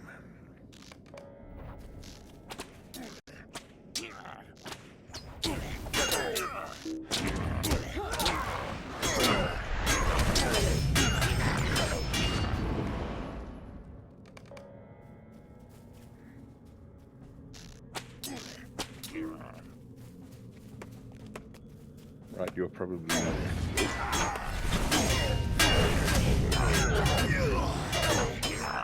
Oh man, you didn't pull off the fellowship maneuver. I think you died a little bit before we got chance. I know.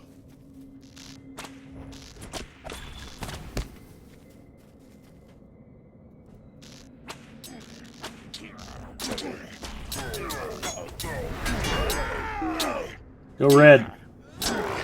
Doggone Too it. late. He's dead. I know. You're killing stuff too fast. Efficiently. Yeah. So Bacchus tells me he's never completed a fellowship maneuver. At least not that he can recall. Yep.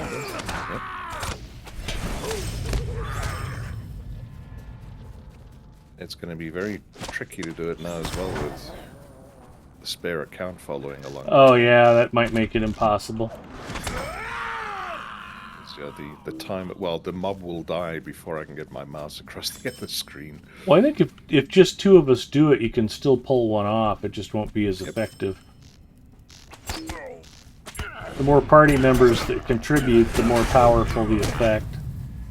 But that's another thing they need to fix, because those things max out at level 50. Yep. They still trigger off mobs, but they've not done anything. One of the other captains is supposed to be right here, I thought. Maybe he's up at this next, Super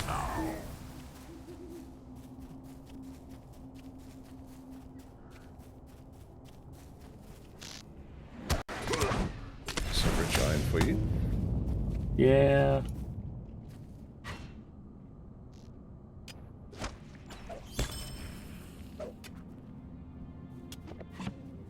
Oh, we're probably picking up more stupid word collars, aren't we? Yeah.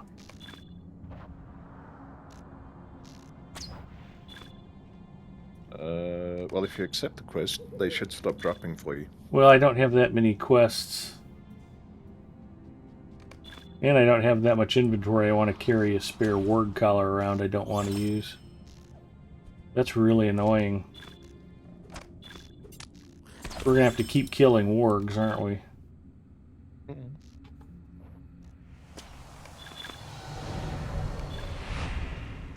I think somebody just dinged. Yep. Yeah. I just dinged while inventory managing. That's kind of impressive.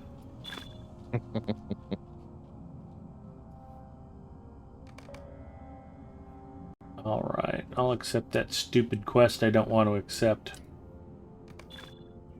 You rat bastards.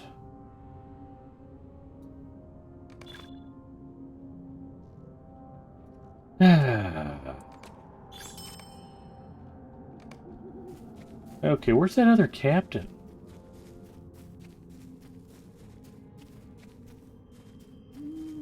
Oh, here he is. He spawned finally. Somebody must have just come through and cleaned his clock before we got here.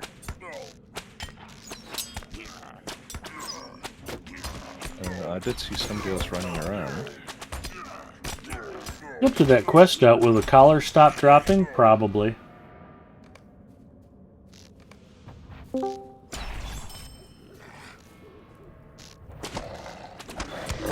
Heck, how are you?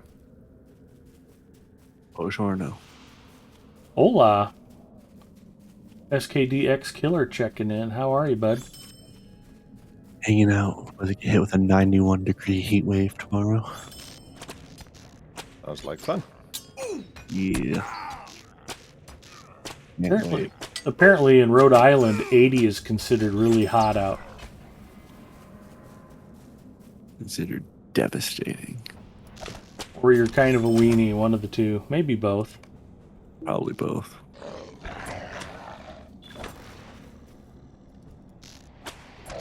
A little from column A, a little from column B.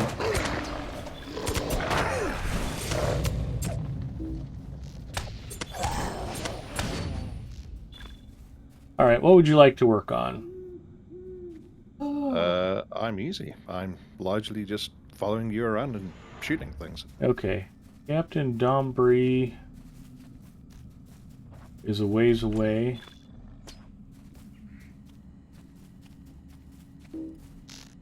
Yeah, you're probably getting the... Yes, I came through here the other day and cleaned up the quests in this area, so I'll have to follow you and offer support. Okay.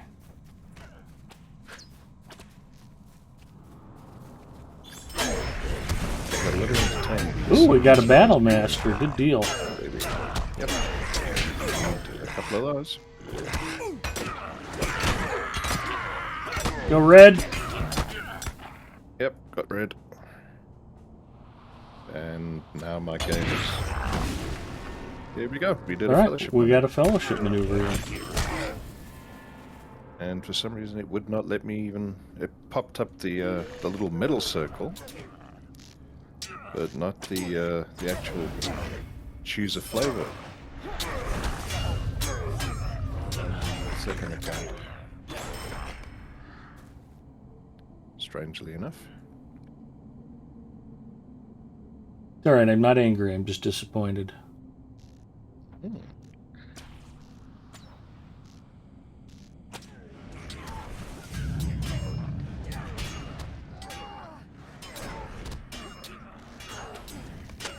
I'm like, why is that not working? Because I haven't accepted the quest and I'm kind of stupid.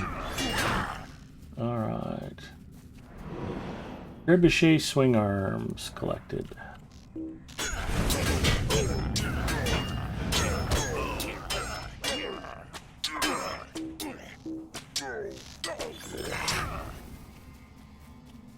So red is instant damage, yellow is damage over time, green is health, blue is power, and then you can actually, if you get really coordinated, you can actually do different color sequences to pull off different benefits. Like if somebody starts it, they can click red and then somebody else can go blue and then somebody else can go yellow, and it'll be different. And they have different names for each of the maneuvers, and they'll show up in your skill deeds. So the next time that pops up, just try to go yellow. I shall do so. Yellow.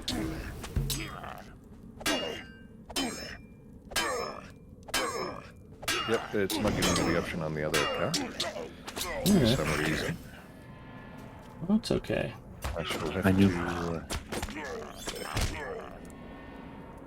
I'll have My to new see mouse what- comes in tomorrow. Nice. What'd you go with? Razer Bascos V2 wide. I do like Razer mouse. I'm using the Naga Trinity myself. Yeah, they had the V2 wired mouse on sale for $34, so I said, hey, my last mouse worked for 8 years, so I think it was time. It comes in tomorrow. So, it's coming Monday, it came in 2 days ago. I do like Razer kit, but I will say I was very disappointed with the microphone abused on the Razer headset that I just bought. My buddy bought one and it was pretty bad, even after the software. Make sure you download.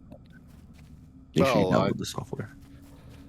I think it did update and upgrade because I got the one with the back. So I definitely had it updated through the Razer software. So yellow. I just didn't get any option to choose anything. Okay, that's because we're not fighting the same one. Yeah. That's alright. I had the Razer Kraken back in 2015 and they were pretty good. And then my buddy just bought a pair and the mic was terrible. But I'm hoping the mouse will be good. No, I've never had a single complaint with their mice other than, well, I'm on my third Naga now because they don't always last that long, but I love them while they do last. That's the one with the changeable faceplate, right? Yep, that's the one. Yeah, I wanted that one. It was a little too expensive, though. Yeah, they're not cheap. They're good. They're $100-ish, I think. I have the Basilisk X wireless. I bought it instead of my G305 because I thought the G305 wore out a little bit quick.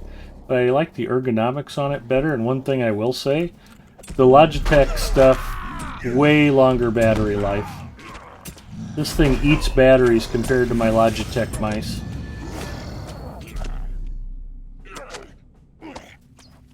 I use rechargeable nickel metal hydride, so it's not a huge issue, but seems like I'm changing batteries in this thing all the time. I'm gonna use my old mouse as a backup because there's no more grip tape on the bottom, so it's all kind of scratchy. But as a backup should work. Can you not just put some electrical tape or something on the bottom? Shh. Don't ruin the reason I justified buying a new mouse. Shh. Yes, you wanted a new mouse. Well, the shitty microphone on the headset I bought, I use as an excuse to spend more money, and I bought a standalone USB boom mic. So Yeah. What'd you get? I actually got one of the 5 finds, one of the cheap ones. Yes, 7 something. The five fines are not bad. Well, I certainly have no complaints about this, and I got complimented on my amazing voice on stream the other day. So Are you using it right now? I'm using it right now. Yeah, it sounds good. Oh, thank you. I think everybody should use external mics.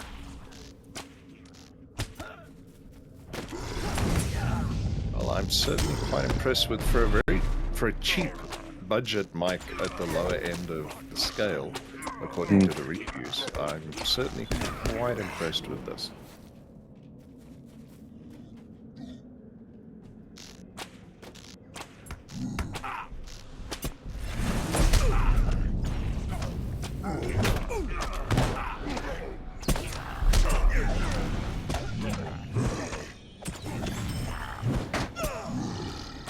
Cat's gone quiet. Clearly we're not talking about food enough. If you Calzone. Bunny chow. I made more fish pasta yesterday Nice. using mackerel, and it came out very nice. Oh yeah, I was gonna say, mackerel would work really good with that pasta recipe I made with the sardines. In fact, the Asian market even has mackerel canned in tomato sauce.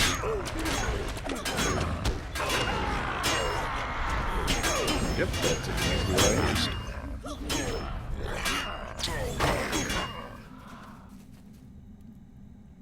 I know to a lot of folks who are just watching the stream that might sound gross, but when the food shortages come, you'll be looking to cook anything pretty soon, so may as well learn how to deal with less expensive cuts of meat and fish.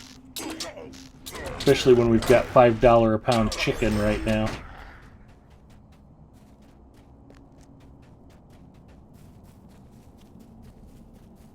Well, I haven't had a decent steak in a while. I might have to spring for one. Mrs. Mustafa's birthday is coming up next week, so that might be an excuse to go out and splurge a little. And we'll be celebrating our 19th wedding anniversary. Nice. Mazel tov in advance. Thank you. Why she hasn't ended you yet? She needs me to open jars, otherwise I'd already be dead. I'm convinced. And the life insurance hasn't matured yet. Or however that works. Life insurance? I'm not crazy.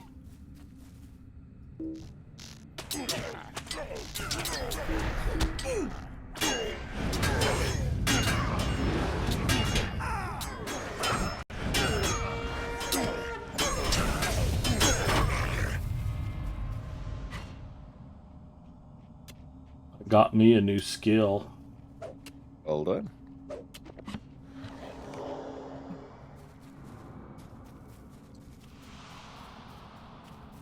That horn, it's the... I think we want to go Needs back a down little here. bit- There's another battle master we missed. Or did we get do him? that. I don't know. We'll go kill him anyway.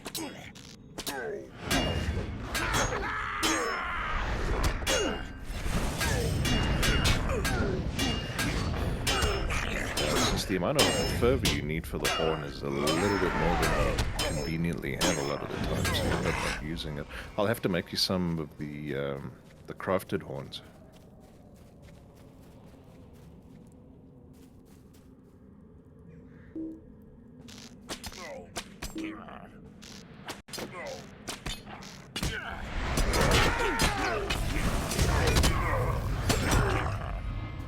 Yeah, we must have got him once before. That's okay.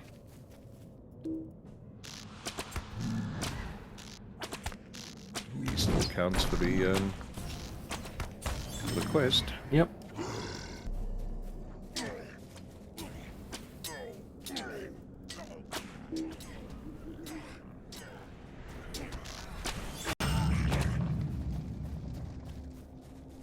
Yeah, those combatants take a fair bit of killing. Yeah, they're pretty sturdy.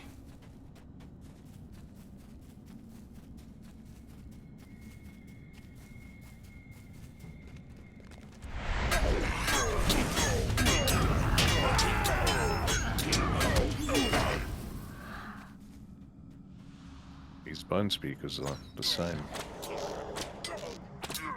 Yeah, they're pretty tough.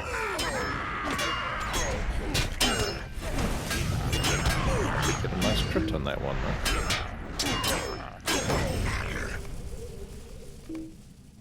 Yep, now what do I need to throw away?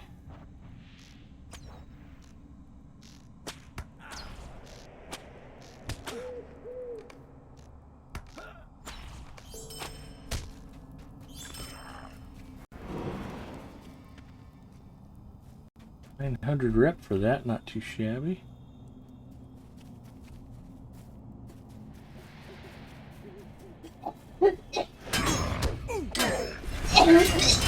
Here's Mrs. M checking in with a nice healthy cough.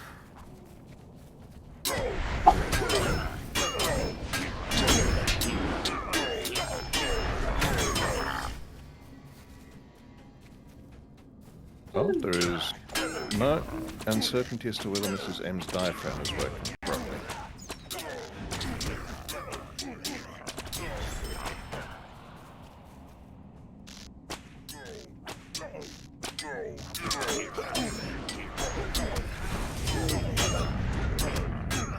I just hope for Hardhead's sake Ethan's mom's diaphragm is working properly. Congratulations. Thank you. Singer checking in. Good evening, Big Edward. Wow, free to play. Well, you will be happy to know we now conveniently have the travel skill to Estelden. We So do? once we finish here, yep, we don't have to fight our way back down the hill. Alright, it's actually my milestone. Well, milestones have cooldown. Hunter's ports don't work. That's a good point. Go red. There we go. There we go. We'll just summon an int to stop on him.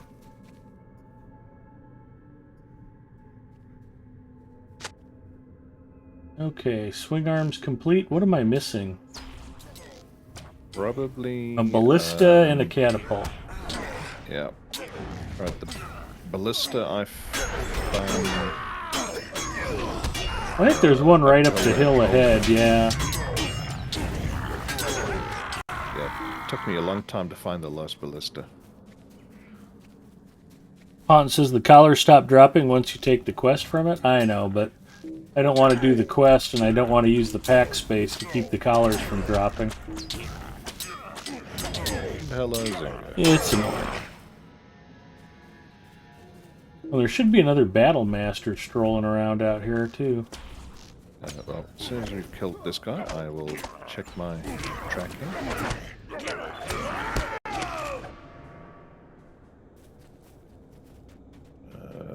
Catapults in here.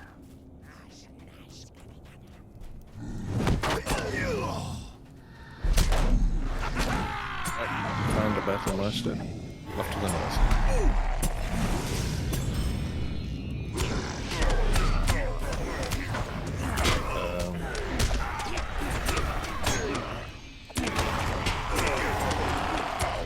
Damn it.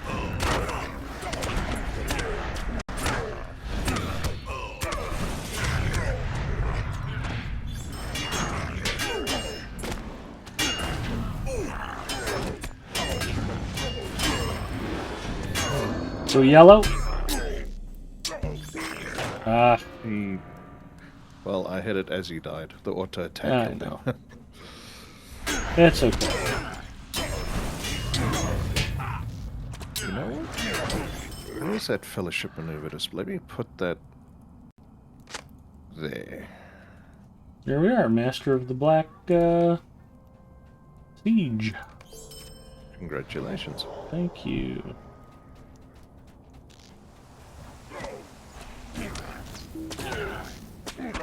And let's kill this guy because they're annoying.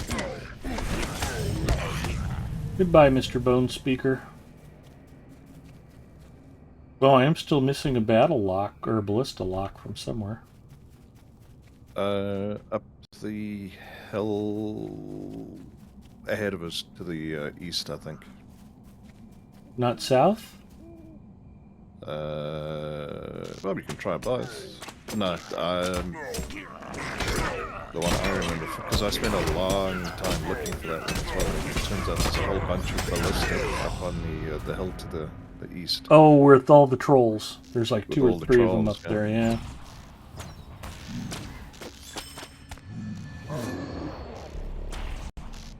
Alright, let's see if we can get that named Org on the way over there.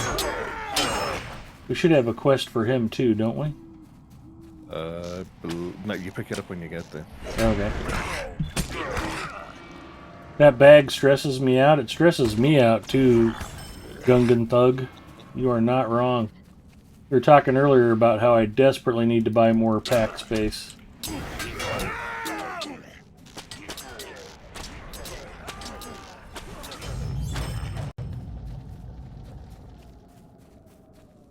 War Master.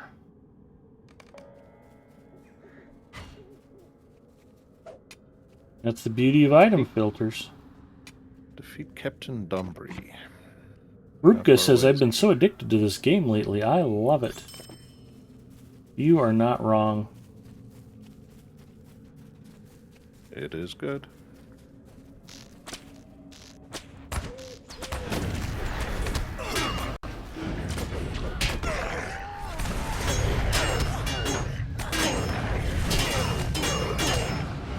Go yellow. There you go.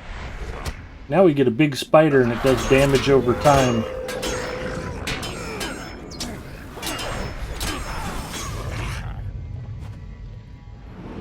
And the warg's dead.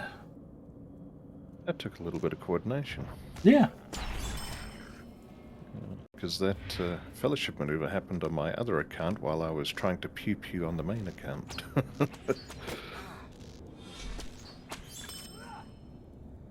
I'm an old man, and the brain is slow. That was cruel. Oh, and that third captain should be right here, too. 100 and something yards to the north. Yeah, he's usually walking around this trench line somewhere. Ah, there we go. Right there. You are Told you.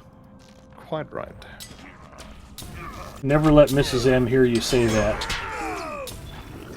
There's 2 things she never wants to hear anybody say. It's Ed was right or Ed is funny. Those are trigger phrases for her.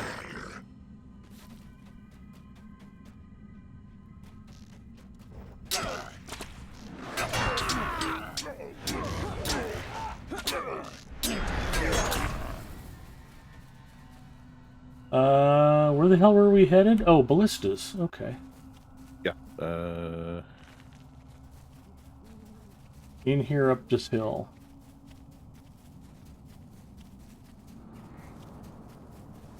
Just a matter of how many more combatants do we have to fight to get there. I think we might be able to avoid all of them, although we may need to kill a Awesome. troll or two. Alright, I will do that. And given there's a Slayer deed for trolls, that's perhaps not a bad idea anyway. Dwarves have an enmity of the Trolls deed, too. Who knew? All the more reason. I'm gonna kill them slow, make it last a week.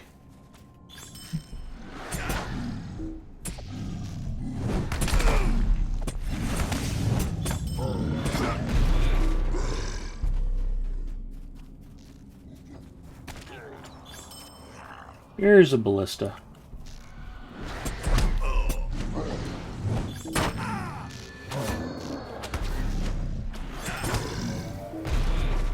Two ballista.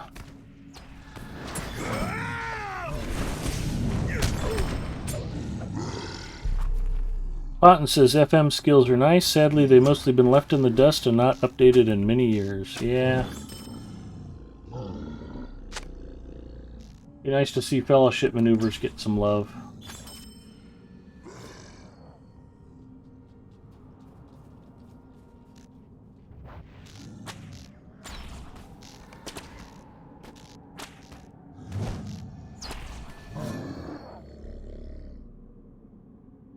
Ooh, that's a nice bow upgrade. I'll take that.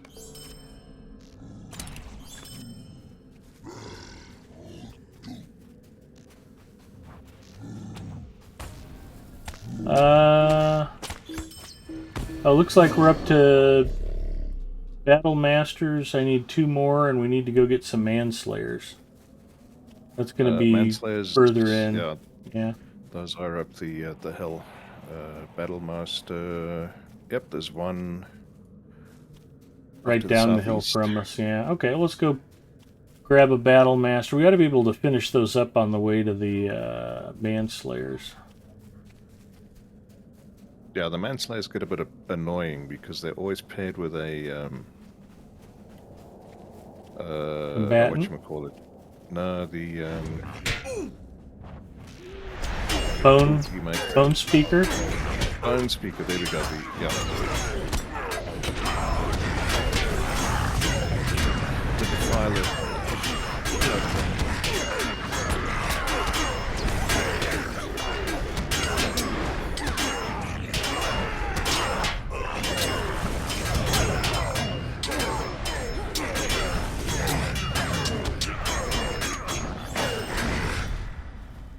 That got a little busy. It wasn't boring.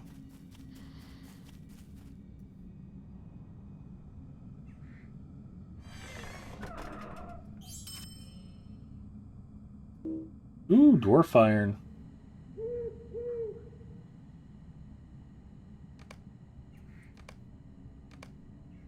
Not gonna lie, I want the dwarf iron. Well, I can pass it back to you if you would like. Yeah, if you want it, go ahead and keep it. That's fine. There'll be more dwarf Well, iron later. Do you have bag spaces? Yeah, I actually threw something away. Don't worry about it. Well, Keep it. Cool.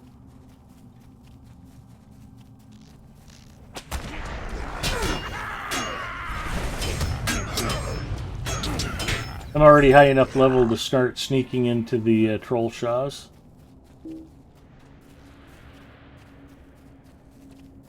Yeah, dwarf iron, there's that giant valley or something.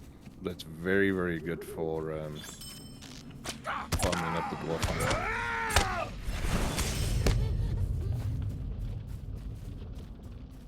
But yeah, we're not going to do that at level 34, 35. Oh, there's rich iron for you over here. Yeah. I suppose I should pick it up.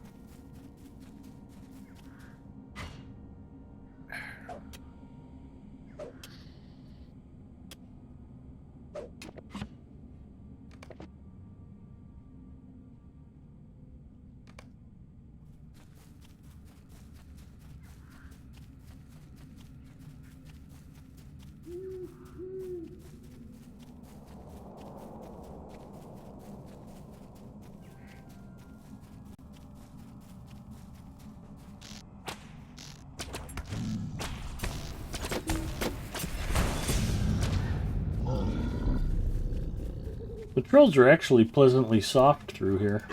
They're too, like the bone speakers than combatants, yeah. They're kind of squishy. I was just going to swing wide so we don't have to fight this whole camp, but This guy irritated me. He looked at me funny. fair enough. The rest are okay. We can leave them alone. But that one? Mm-mm. That one needed a pay.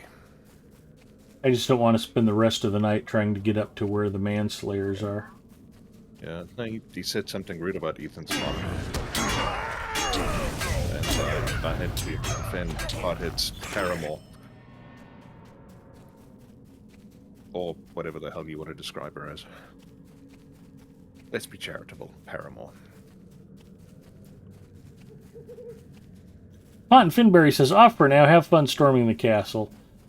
Ponton, you have a lovely evening. Hopefully we'll get a chance to talk to you more this weekend, bud. Take care.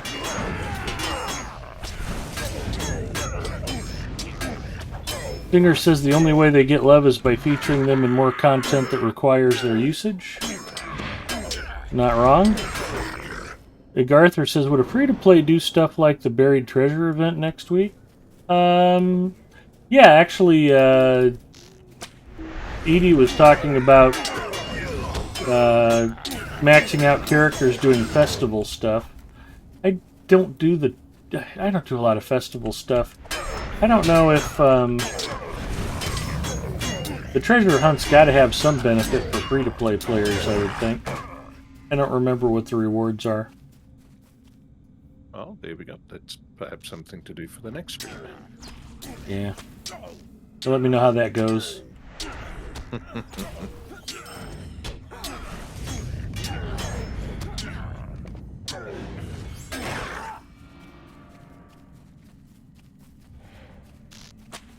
No, it's funny about it.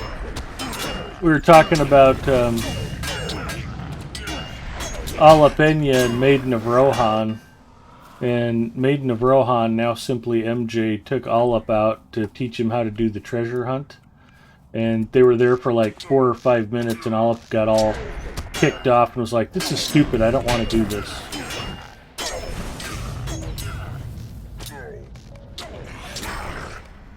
I will have to say this about WoW, is their anniversary events and their festival events and that kind of thing are quite slick and quite polished.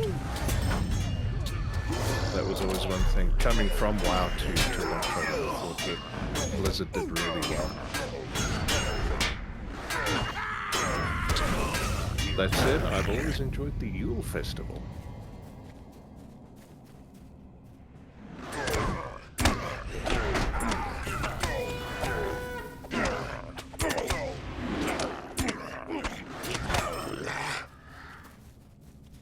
And we should start finding our man-eaters or man-killers.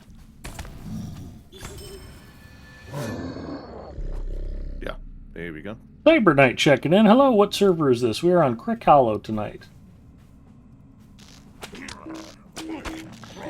It is free-to-play Friday, Cyber Knight. I'm on a brand new account that I just rolled up March 25th. And it is a completely free-to-play account to demonstrate how to go about playing free-to-play so you can level up and not have to break open your wallet.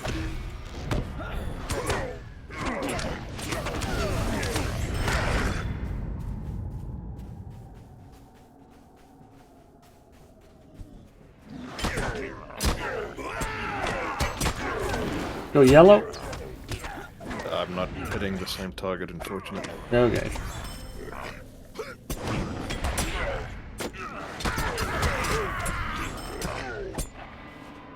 I was killing the Defiler.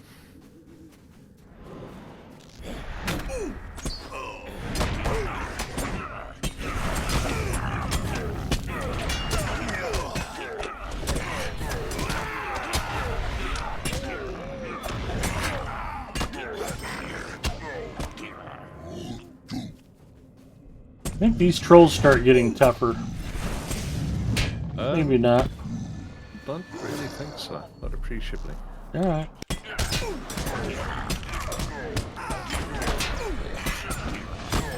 I was thinking of coming back, but most of my characters are on Brandywine, and I hear that's mostly a Russian server now. Not sure if that's accurate or not. There is a concentration of Russian players, but it's not mostly Russian. If you were Russian, that's probably the server you'd want to play on, but it's mostly English speaking. I've got a 118th level burglar over on Brandywine. I used to play there quite often, and yeah, you won't feel it all out of place there.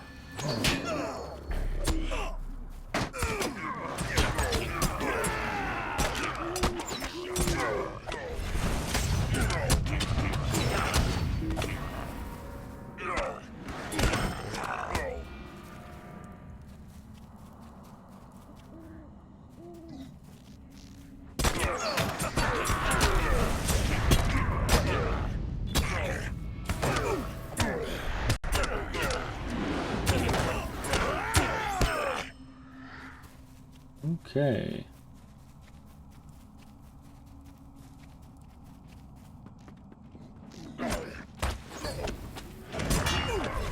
Nice, thanks. I want to unlock the brawler and try it out, but I think I'm like 150 points short. Well, you'll get there soon enough.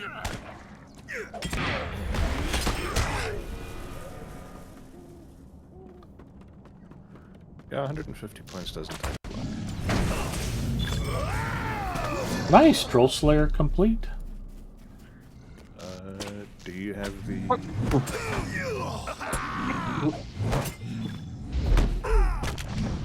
Nick, you're right there. I'm assuming that was Nick. Wasn't That old Mrs. Toby M. hits hard.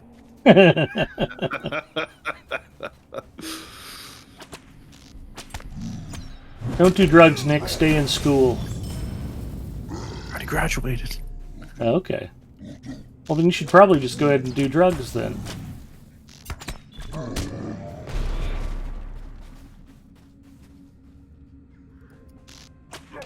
Cool.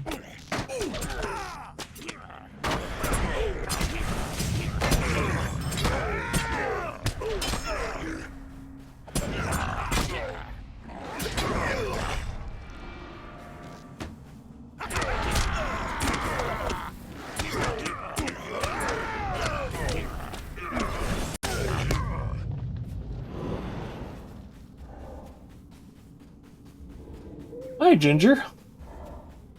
What server are you on tonight? I am on Crick Hollow.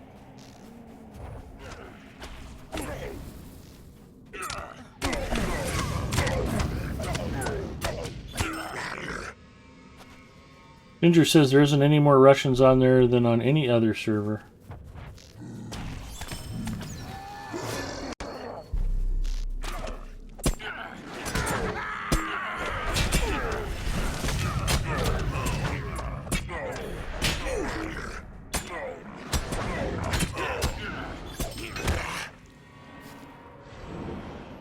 He did not make it.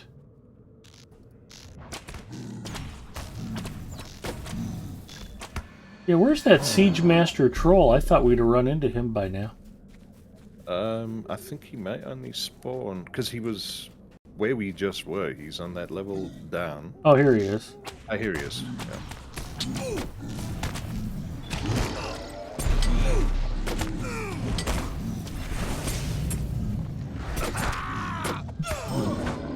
He did not make it. Yeah, I got a little brutalized coming through here. I might run the other way. That's gonna be a rough stretch. Yeah, it's tricky when you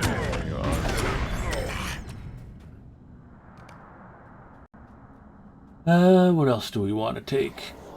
A hammer, some boots, some pants, two-handed club. Two-handed club's probably going to be worth the most cash.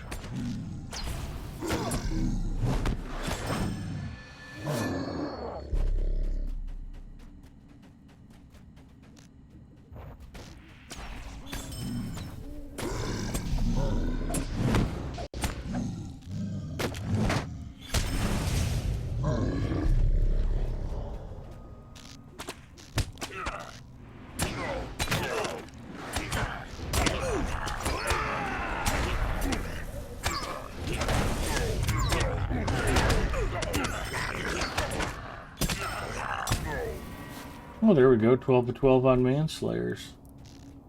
I need one Battle Master. We'll find that one back down there. I know.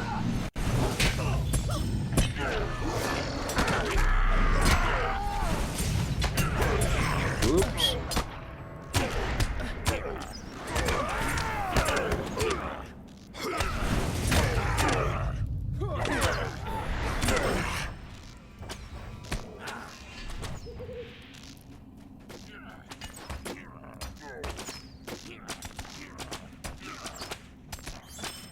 Rip myself out of here.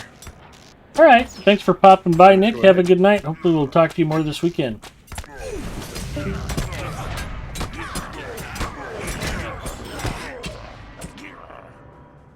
We'll throw Nick a shout out. Do I have any food on this character? No, I don't.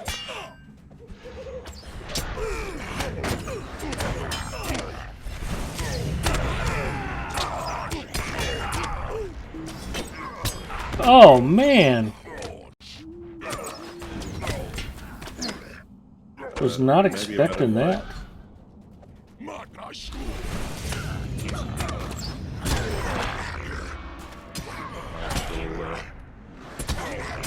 you in a moment.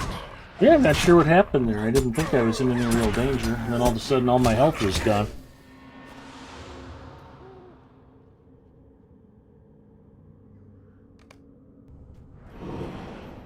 Thank you, sir.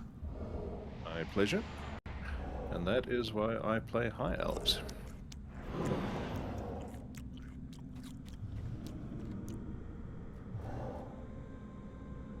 Very useful to have the res.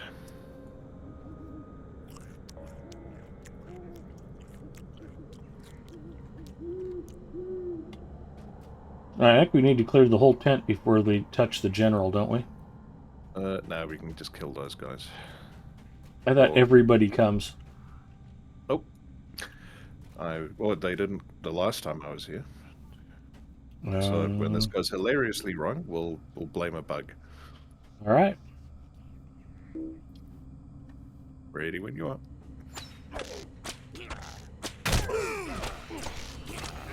And it went hilariously wrong. No, Ed, we don't need to do that.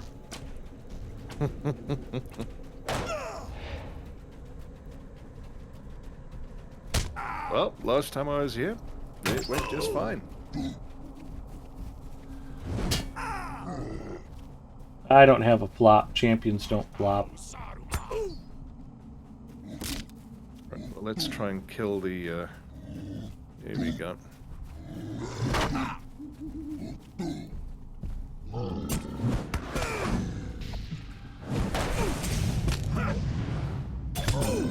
Okay, anyway, so like I was saying, we need to clear them all. Yes, we will clear them all. In the meantime, Oh, I think I'm dead anyway. Yeah, I'm not gonna make it. Ugh. Hold on. Well, I will come and raise you again. Assuming I live long enough.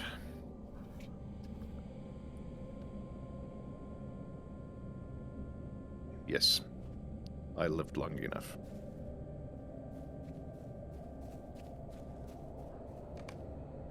I thought I had most of that left behind me, but there were just enough of them following. It's weird that they all aggroed on us. No, it's typically what happens. Oh, it's weird that they didn't all aggro on me the last time I was there then. Because Yep. I certainly didn't clear the whole room. Might be the difference between being in a group or being solo. Well, I was in a group with the You and two? champ, yeah.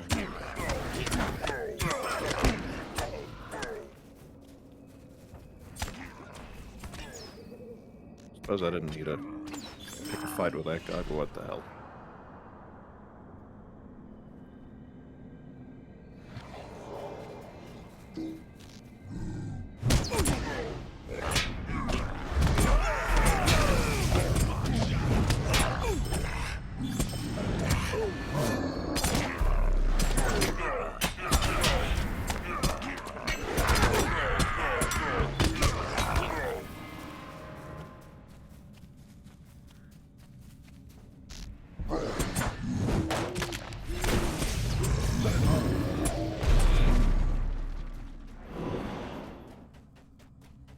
Well, you were out here a while if you already got Troll Slayer Advanced done. Well, I just worked my way up through here and did the quests. Yeah. You need, I think, 240 trolls in total. And that goes pretty quickly here.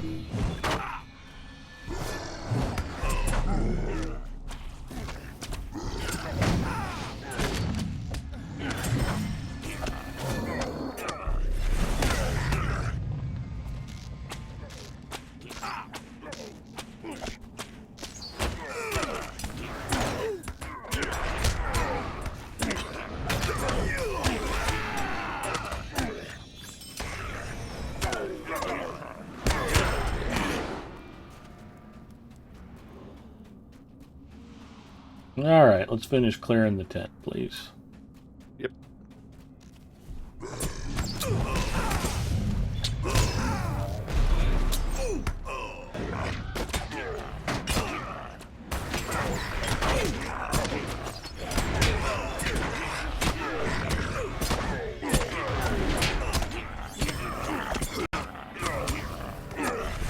There's one thing about defilers is their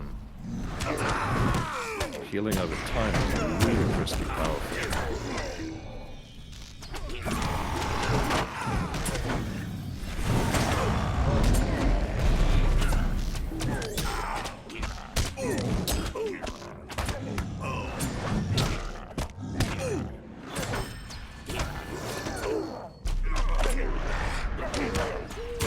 We yellow? Actually, red yellow's fine. That should be a pretty good combination. Or not. Well, I hit the button. Don't know why it didn't work.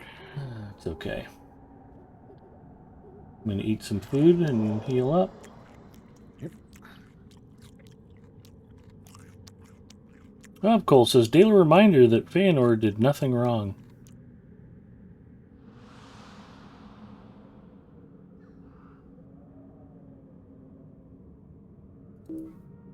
Alright.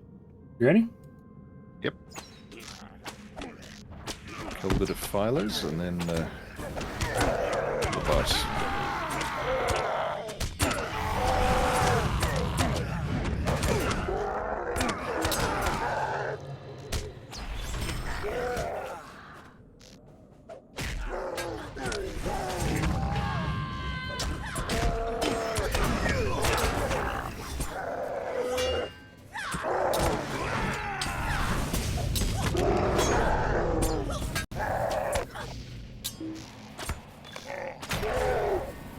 There we go. We collected his armor. Go ahead. Loot the corpse. Let's see if you get anything good. Quite a bit.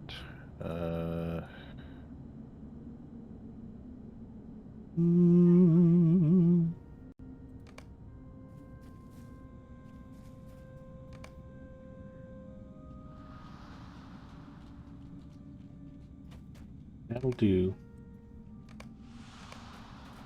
Do you have anything left here, or should we head back to Estelden? We need one battle master.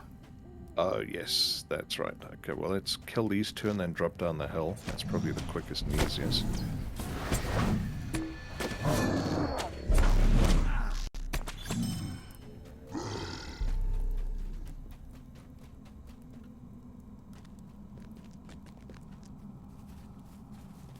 Cowabunga. Oof. Right. I wasn't while sure my we were legs going to are- live, yeah. That was a bit of a drop. Yeah, well, while my legs are unbreaking, let's have a look and see if the battle maps are on tracking.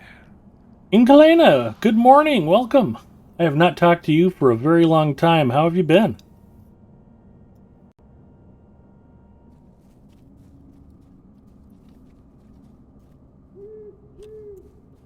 Oh, we will need to head down the hill a bit.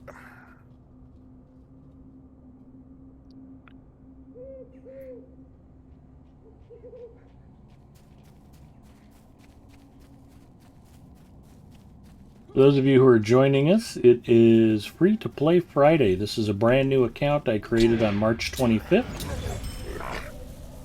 I have not spent a nickel on it. And we are detailing the free-to-play experience and giving some tips on what it takes to be able to play Lotro without cracking open your wallet. There's some gold for you there, by the way. Bone Smasher, Combatant, Rock Cure. Nope. Still no Battle Masters. Need to go further down the hill. Well, there'll be one if we just walk out the gate where we came in. Yeah.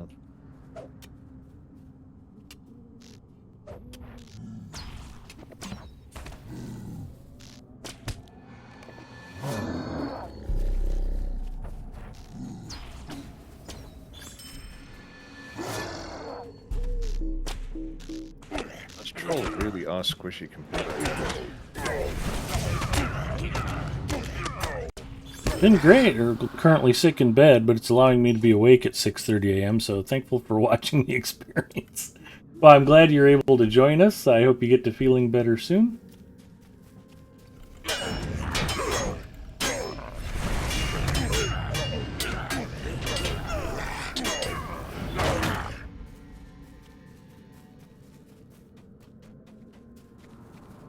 Seems Ingalena and I are in the same time zone.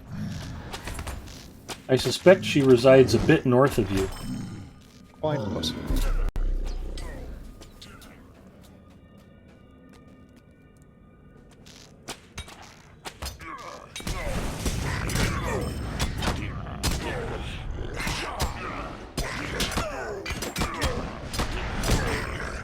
And there we are, 6 of 6. Well, Yeah. these guys, we actually need a hand in. It's quicker to go back to Estelden. Should I port his back? Yeah, that'd be fine. Uh, Cyber Knight says, I used to live in Wallace. Do you know where that is?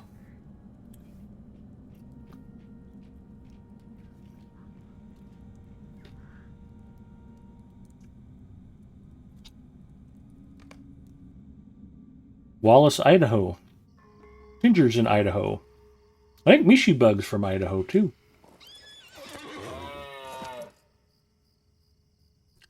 Ginger lives in Wardener.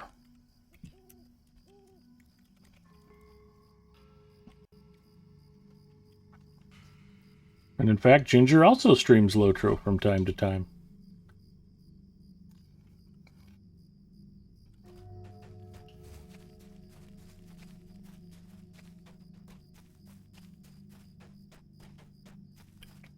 Yeah, my bags are stuffed full.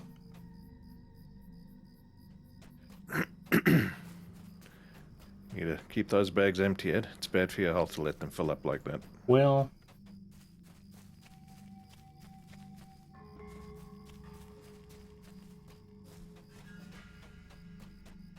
you're not wrong. How may I help you today? Bacchus is in your same time zone, but he lives in South Africa, hence the comment that you might be a bit north of him.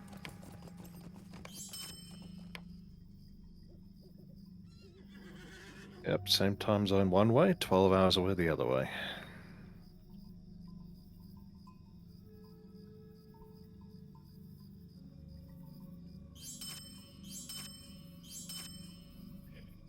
Uh, 33. Magic number. Yep. Well, that's largely how I do inventory management. I keep everything I want to hold on to locked and lower down in my bags, and then the easiest way for me to see if I've done that properly is I've got X number of rows of 15 inventory slots when I get to the vendor, and that adds up to 42 slot items or whatever. So when I hit the sell all and it tells me, do you want to sell 53 items instead of 46, I know, ooh, I need to go looking for something. That's too complicated. Just never sell anything. See, that's why your bags look like they do and mine look like they do. And yeah. I have rather more empty slots than you do. That's because you're getting rid of too much good stuff. Nope, I still save the task items. In fact, you'll be 2, 4, 6, 8, 10, 12, 14, 16, 18, 20, 21 slots worth of task items.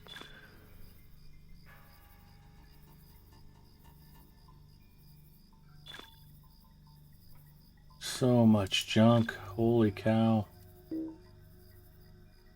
Ah, I'll be digging out for a while here. Yeah, I promised there'd be fishing this episode, and if I don't get some bag space cleared, I'm going to have to eat those words.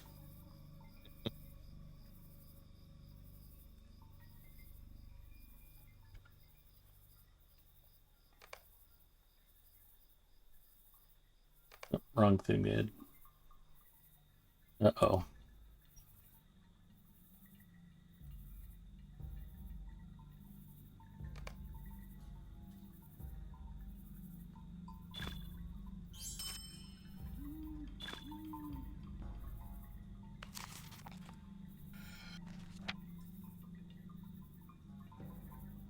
And there we go, 25 Lotro points with the Matham Society. Nice.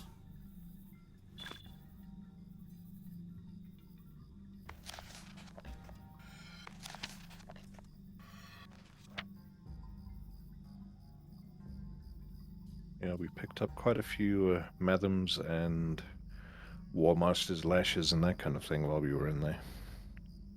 Actually, what's funny is Warsteinek hasn't been to the Shire yet. He hasn't unlocked that. He can't turn in his Mathams.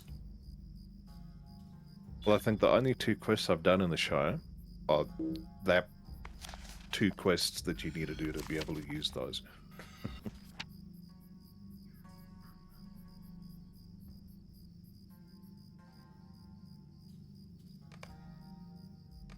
All right.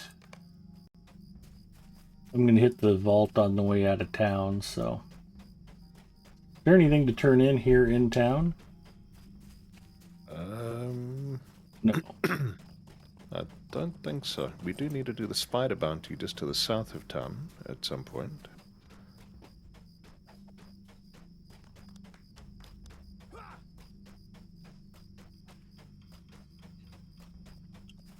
Ginger, why would you not take the gondola?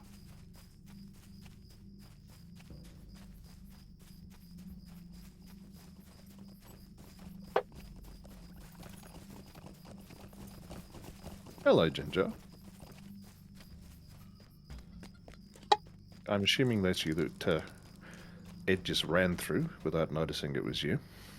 Oh, I was taking a drink, yeah. Not paying a bit of attention. Had my head tilted back, chugging some venom. Not actual venom, the energy drink. Yep. And literally just ran straight through.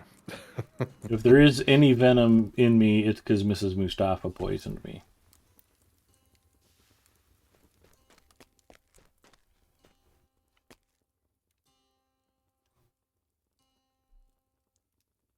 What do you need?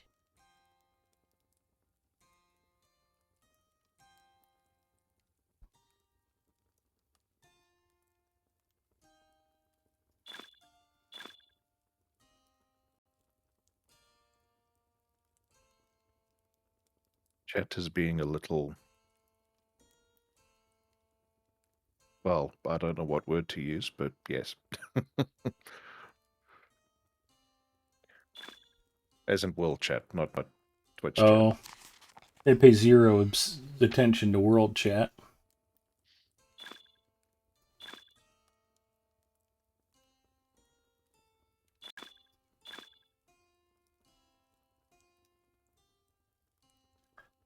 That's just a whole lot of nonsense coming out of there. Oh, yeah.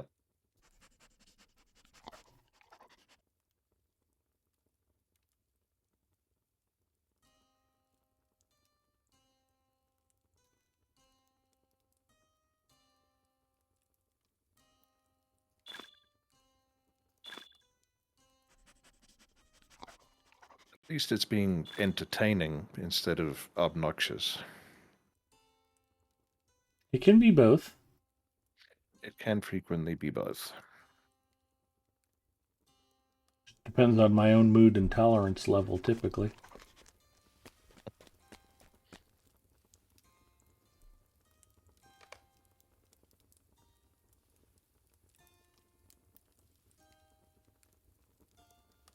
Lord of the Gondola has returned.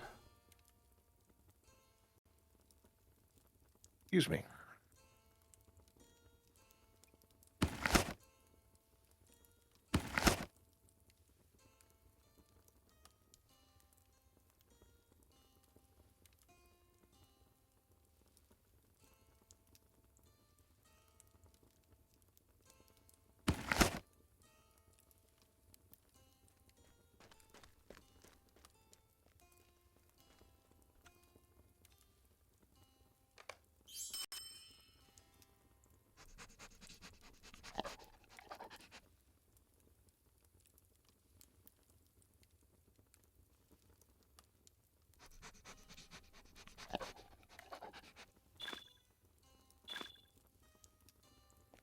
Sounds like Mrs. M is really enjoying that snooze. She's resting quite comfortably at the moment, yes. I was going to make a joke about, do you hear a bear hibernating?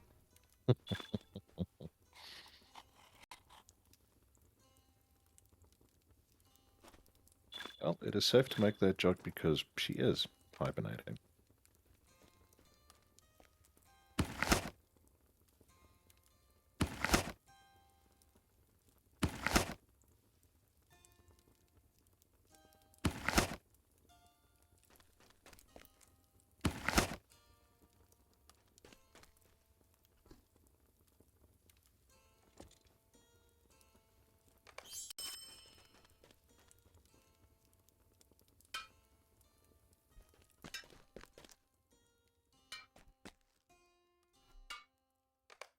How can I be of service? Put that away. We'll put that away. Guess I can put that away.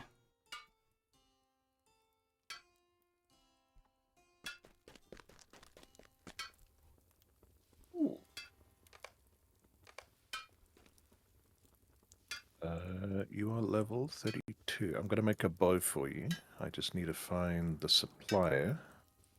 Okay. The bow that I just picked up is pretty good. Let's have a look. Non-crit, 307 physical mitigation, which is nice. Minus 3.5% skill inductions and plus 20 vitality. The bow I'm carrying, 64 DPS plus 1% critical hit. This one's better. Okay. Really, as little production as I get out of my bow, I just basically look at DPS. Yeah. Well, I mean, that's yours is mostly a stat stick, so the physical mitigation will and the plus 20 vitality will definitely help you. A lot more than 1% crit will.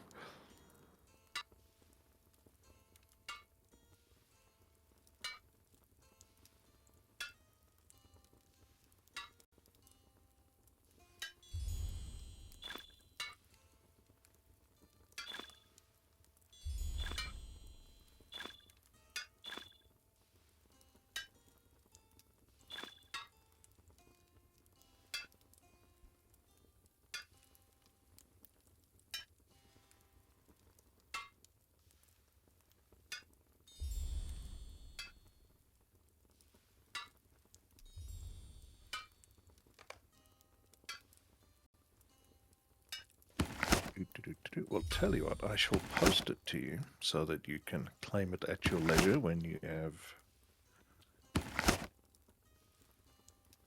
Thank you for that.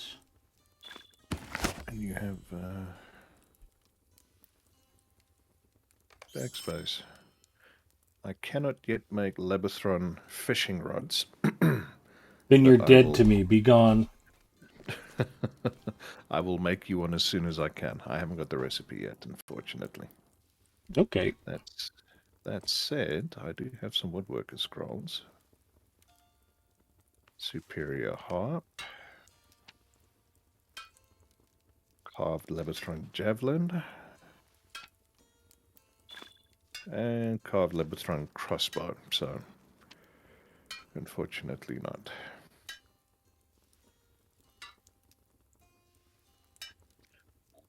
Okay, that's level 40 though. It'll be a while before we can use that. Ah, poop. Beeswax candles. I meant to send them over with the rest of that stuff to the scholar. I missed them in the list. That's okay.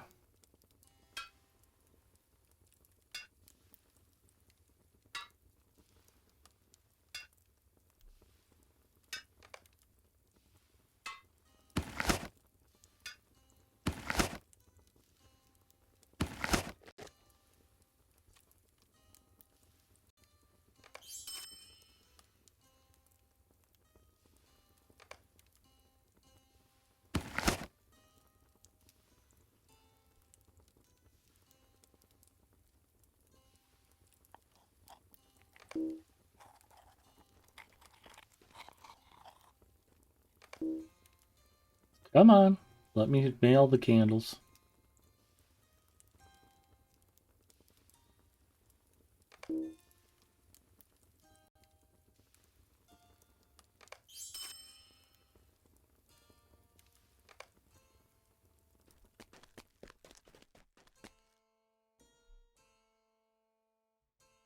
What can I do for you?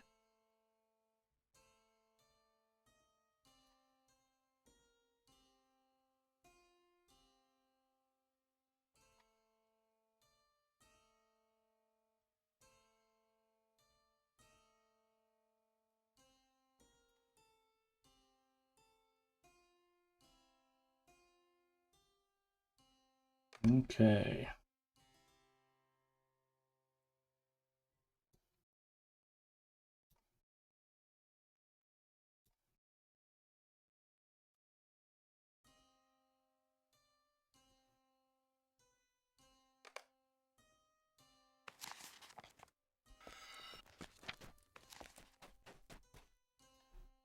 How may I help you?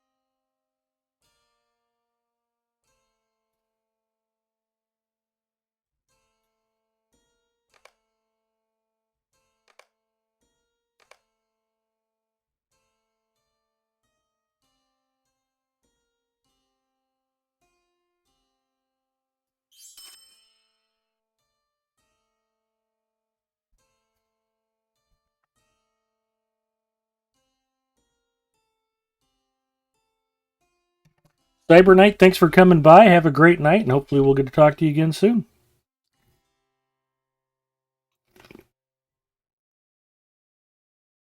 It's also Cyber Knight, if you haven't left yet. Ginger's granddaughter, Somatome, also streams Lotro.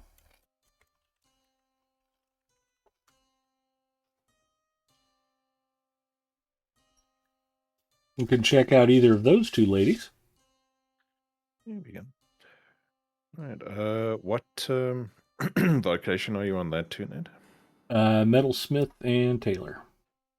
Metalsmith and Taylor. Okay, so you're a armsman, is it? Nope. No, that's weaponsmith. Yep. Okay, I haven't got that crafting tool yet. Armorer, yeah. Yeah.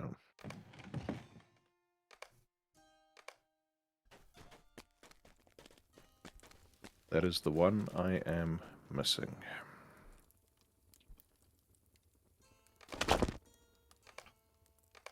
Thank you for the bow. My pleasure.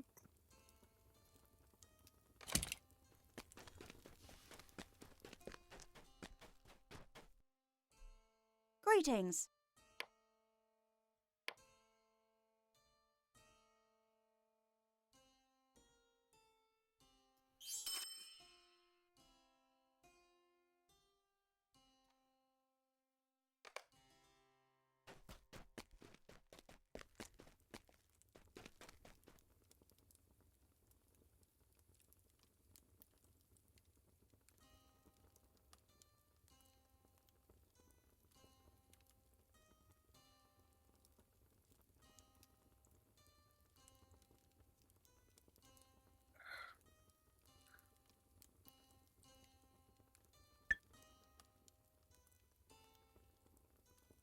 I think Elir is waiting to hear from us. No hurry, though. Just let me know when you're ready. Oh, good to go in. You are. Okay.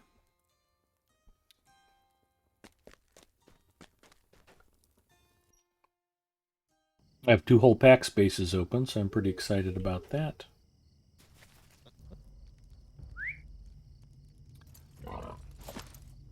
I also wanted to shout out our friend Delarfin. She's been streaming some Final Fantasy XIV. Her and her sister Mary Rose are long time members of the Lotro community here on Twitch. And she's always fun to watch stream. Check out Delarfin's channel if you get the chance. We'll probably shout out a few more friends before this thing's over with tonight. Yay, Apprentice Angler. Ooh, that's a good point. I actually have 2 pack slots open, so I might be able to fish finally.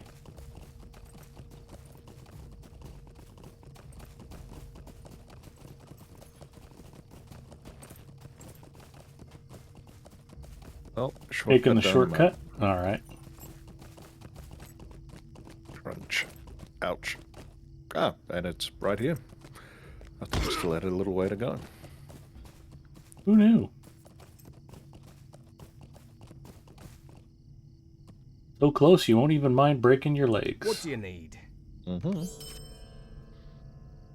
Greetings. Spear. Oh, the sword is the Two-handed valuable sword. one. Mace. Actually, I'm going to take the mace.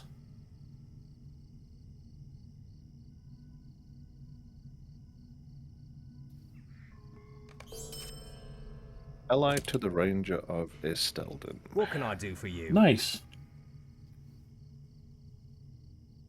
Symbol of...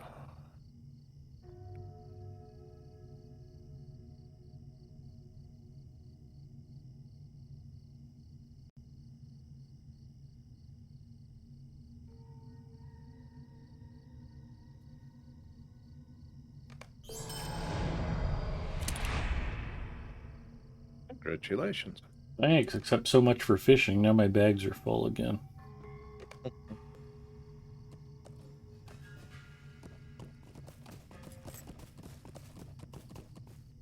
I've got some nice upgrades here.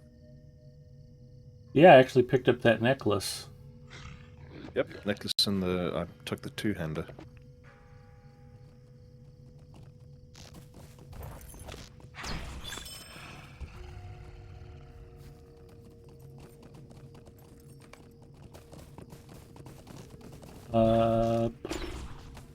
See what else we got for quests, I guess.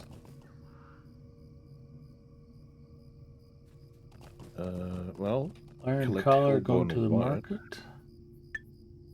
Scouting the Ram Duath. That's the Hillman stuff. Collect the actual skull of the Great Auroch. I still need meadow sweet plants. Those are down at the Elf Town. Okay. And you had wanted to go in that direction. And there's a river there, so... It's all coming together. That it is. That it is.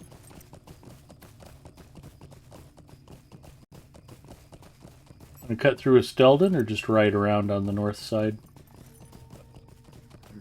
I think cut through is probably going to be the Faster quickest way to and go. easiest. Okay. It is a bit of a detour. And you didn't grab the rich iron. I'm impressed.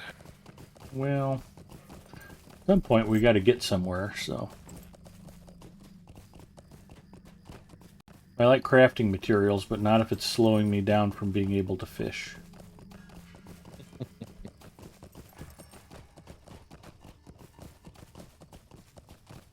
Priorities.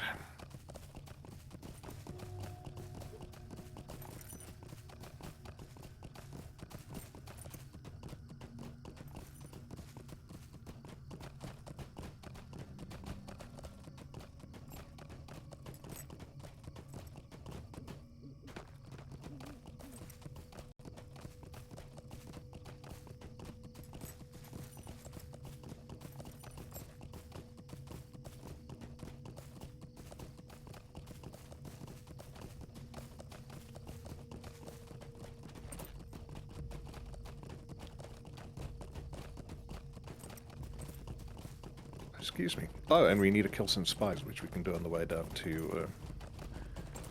Well, and I think that warg bounty has to be on wargs on this side of the wall, too. The ones we were killing didn't count towards the bounty. So we'll kill wargs and spiders on our way to the elf ruins. Sounds good.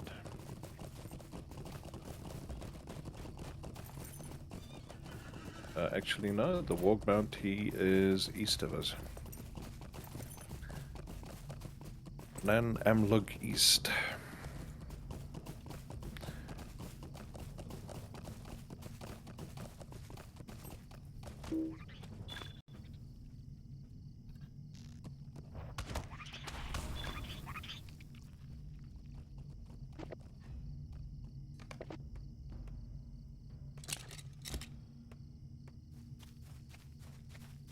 I figured you'd want to stop and get that wood, so I did you a favor. Thank you very much. You're welcome. I'm a good friend. Yep, and there's some more rich iron for you over here. And some more heavy U for me. And there's spiders in this direction, and there's another timed quest to kill like 10 spiders in 2 minutes or something. Is that repeatable also? I don't believe so. I've already come through and done it once, yeah.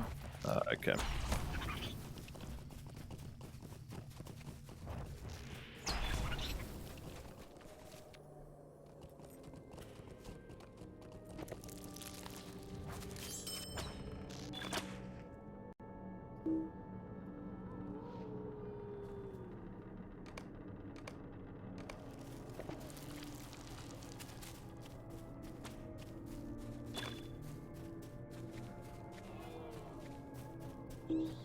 That is the quest item. The gem pouch? Yeah.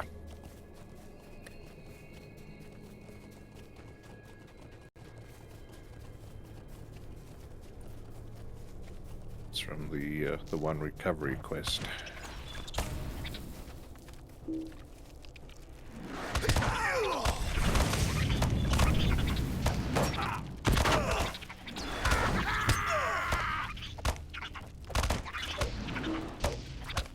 Spider bounty done.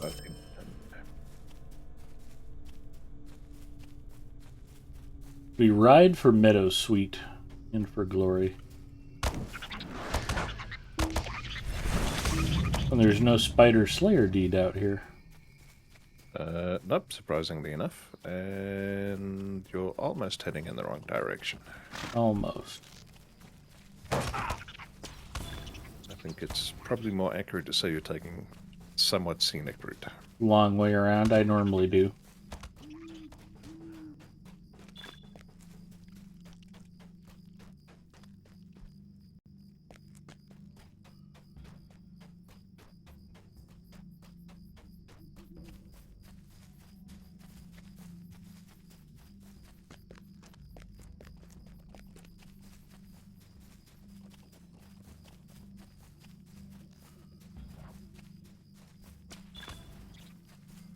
You want to loot the cocoon while I grab the rich iron? Sure. Looting away.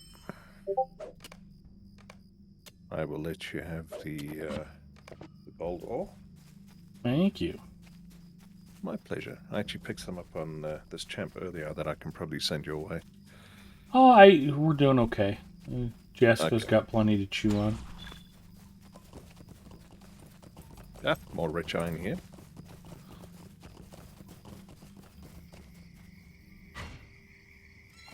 Finger says, I wish they'd let us buy more auction house slots. I think 100 should do. I have 15 on my main account. I actually used to use them all.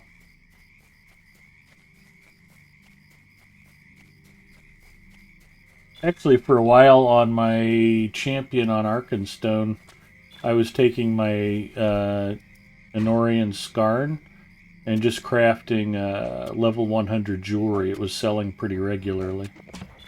I was only selling it for like 5 gold pieces a piece, but I mean, it was selling. I was making money. It was all good.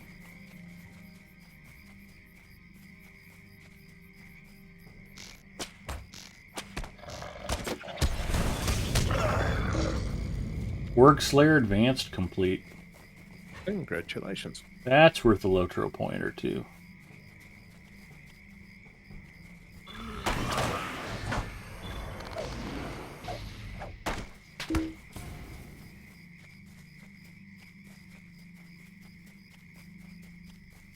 Stinging sickle flies are a quest, but I think we first need to chat to the elves.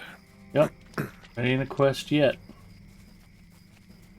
Well, that one looked at you funny, so let's kill him. There we go. Alright. Hello, Ginger. Hi, Ginger. He's already down here fishing without us. Mm-hmm.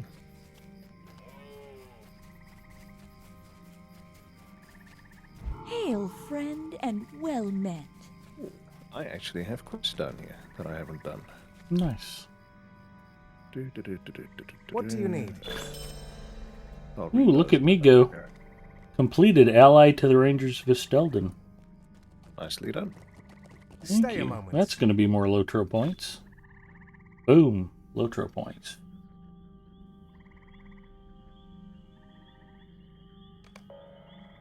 Mind my words, traveler.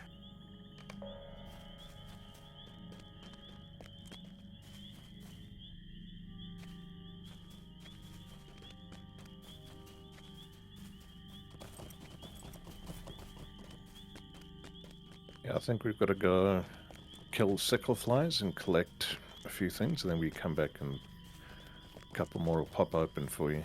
I was going to vend. What do you need? Yeah, you certainly need to.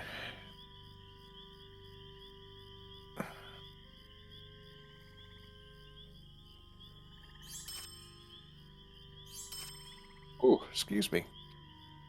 You're okay. I'm trying to decide if I should go crack that second venom open. Well, I could certainly do with another cup of coffee.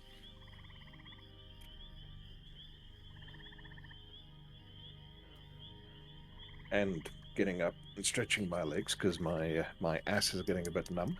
I was going to say, getting a little bit of circulation back in the cheeks ain't a bad thing. Yep. Well, should we pause for a moment or two? Sure. Share stream hype. I will be right back. Back in a moment.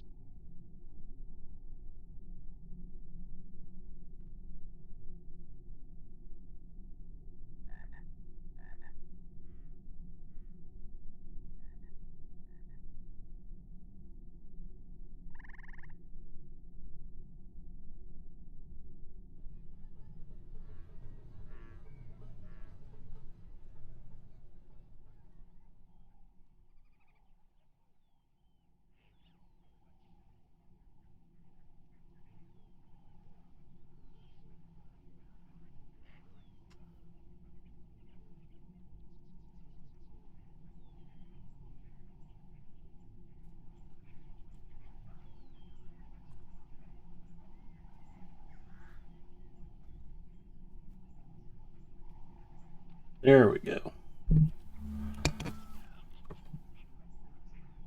And we're back. Huck says, I'm going to have a cup of tea. Nothing wrong with a good cup of tea. I have switched back to Coke Zero.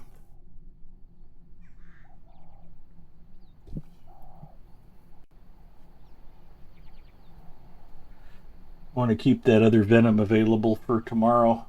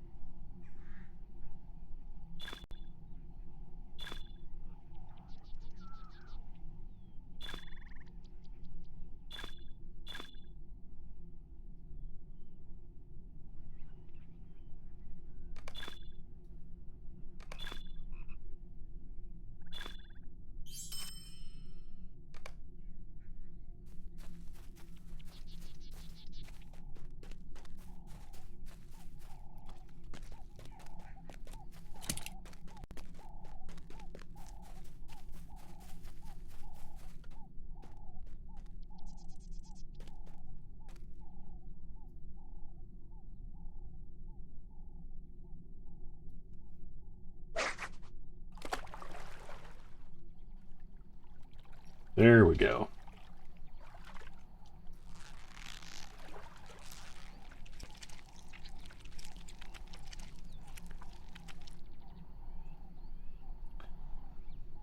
Well, it's funny. I was just thinking, oh, I hope I don't catch a game fish right away. Now for the conundrum. What else can I throw away? Let's throw away the collar.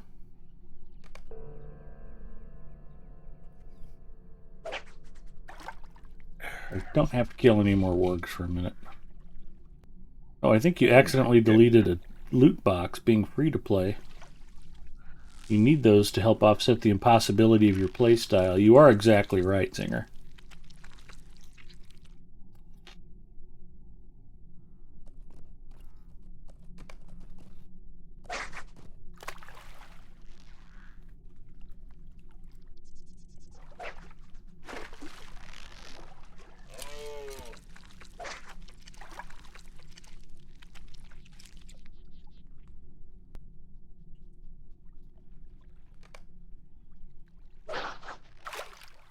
Ginger's going to head to bed. Ginger, you have a great night. Thanks for popping by.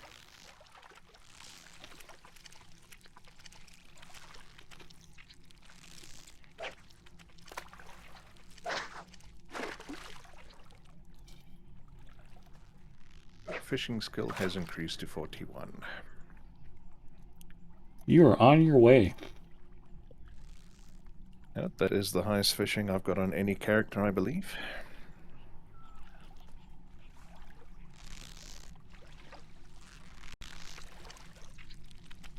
I can't wait until you get Sturgeon Master and Lord of Streams and the Complete Angler and your just tears are streaming down your cheeks from joy. I'm so proud of this day. It's going to be life-changing for you. Or not. I can't wait. What can I say?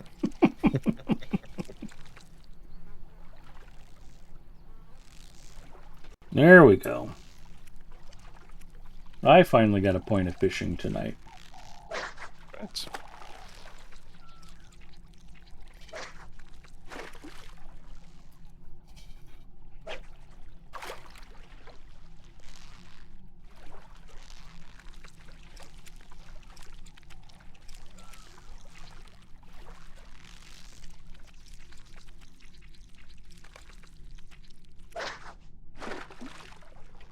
Ooh, nice catch on the perch. Thank you. And I got a catfish on the hunter. Very nice. Actually, what's funny about that is there's an American baseball player named Catfish Hunter. I think he was a relief pitcher years ago. People do give their kids strange names.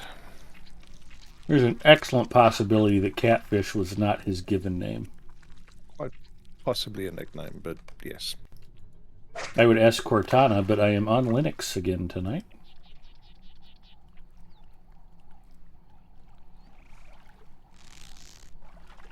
You know, converting to Linux for gaming and general PC use has really gone so swimmingly well.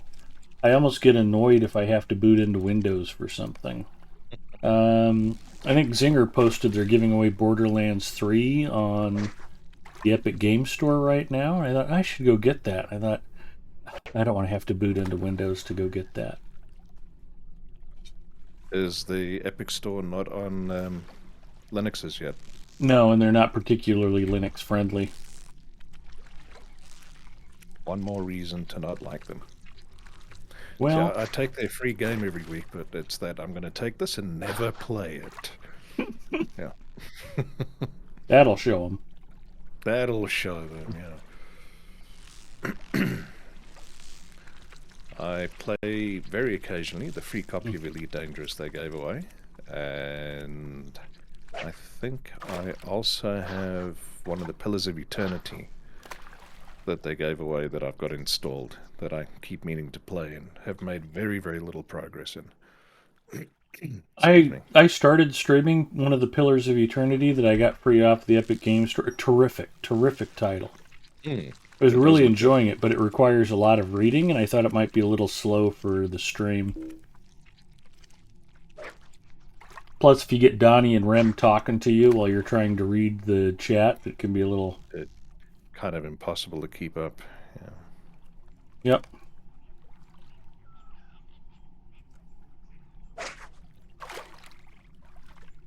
As with Witcher 3.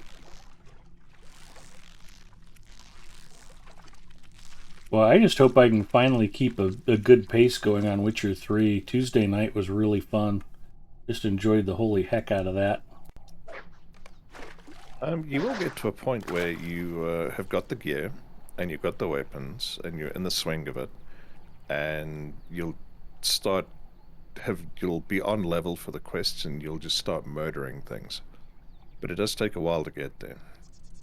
Tux asks, can't you open the Epic Store in a browser and then maybe install with Lutris? It's a good question, Tux. I know I can't. You probably can. But Lutris I haven't really played with yet. Manually configuring games is... that's going to be kind of a next step thing. Hardhit says, when I was a kid, I had a glove signed by Catfish. There you go. Hey, Hardhit.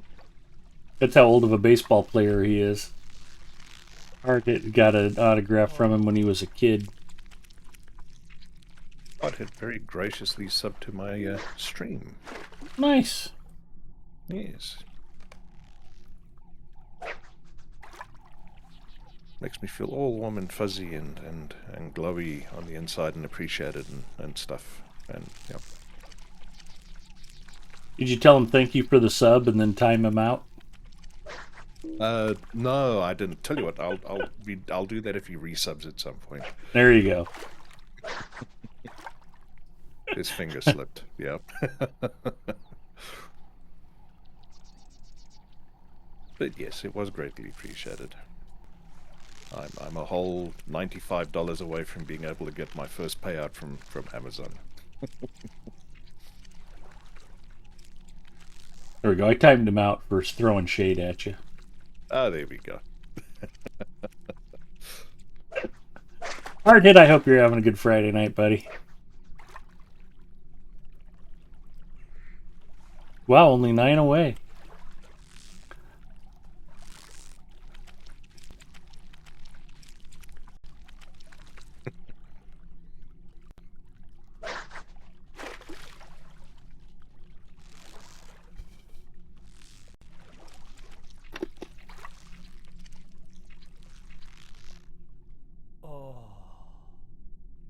You missed a fish.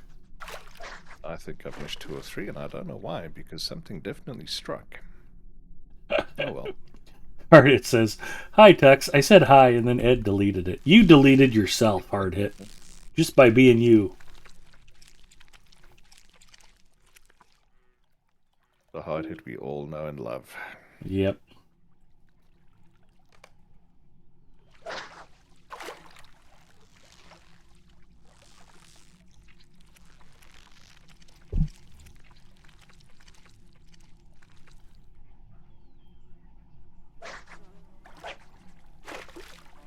Bought a couple of Barbara's Barbel by now. You just got a 2-pound salmon. Got a 4-pounder earlier. Nice. Yeah, we've got a couple of trophy fish. Oh, you have no idea. Your fishing has increased to 44. I'm barely ahead of you. 46. Well, I have a chance to make Journeyman Angler tonight. I didn't think I was that far along. I'm glad I've been keeping up the fishing. You can only get 10 points of fishing per day, so it takes a minimum of 20 days of Lotro in order to complete Lord or Lady of Streams. And the way it goes, you'll run into bursts where it seems like you'll put on fishing skill really fast, and then you get up around 155, 160, and it'll seem like you'll have to cast 200 times to get 1 point of fishing. You just hit this dead spot, and then once you get to like 175 or 180, the last 20, 25 points just pop right on. Weird. Been that way with every character. Was Rudd, and 45th point of fishing. Singer says, I'm surprised there's not a hobby daily reset in the store yet. Named after Ed.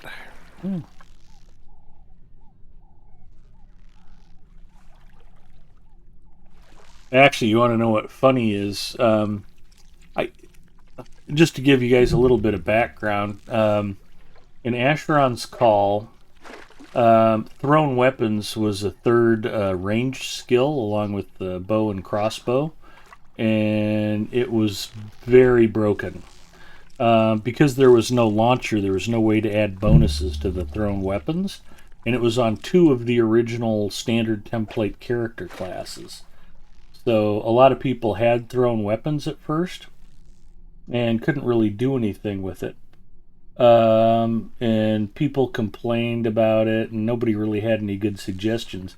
One of my claims to fame was they implemented a suggestion that I had sent in and had posted on the forums and had campaigned for a long time. They added an addle as a thrown weapons launcher, so they could give the thrown weapons their own bonuses, just because of the way the game mechanics were done.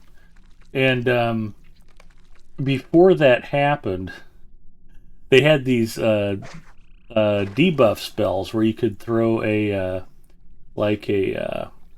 mastery, and I forget what the opposite was, but you'd have you could throw a negative buff on an opponent for bow skill, and I think it was Bane. They had Archer's Boon and Archer's Bane, and Crossbow Boon and Crossbow Bane. These were the tier 7 spells, the high-end spells. Each had specific names to fancy them up, and the one for thrown weapons debuff, they jokingly called the wrong spell. That was the name of the spell in game. They figured if you threw that spell, it was probably by accident, because thrown weapons couldn't hurt you anyway. So that was Turbine.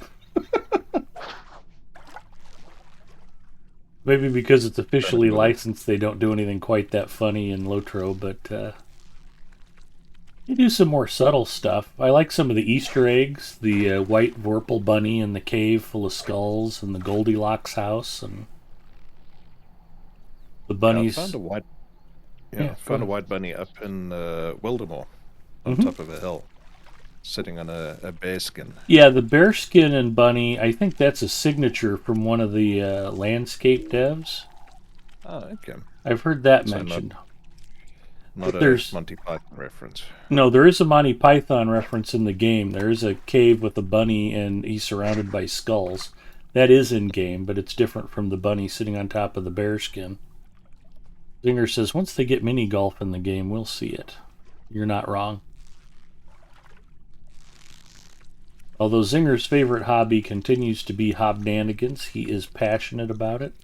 Gets excited whenever Hobnanigans comes around. I've just got a huge houting, whatever one of those is. Nice. It's a fish. Yes. What kind of fish, I have no clue, but a fish. Again, we used to sit here and ask Alexa. Ask Cortana. Not Alexa. Alexa would actually give you useful information. Yeah. More fun to Cortana ask would give us- Cortana. It's like one of those, what is this? Wrong answers only. Finger says, what can I say? Give me a club and a chicken and I know how to go to town. So if anybody out there needs advice on Hobnanigans or on essence crafting and essence gear, Zinger is the guy to go to.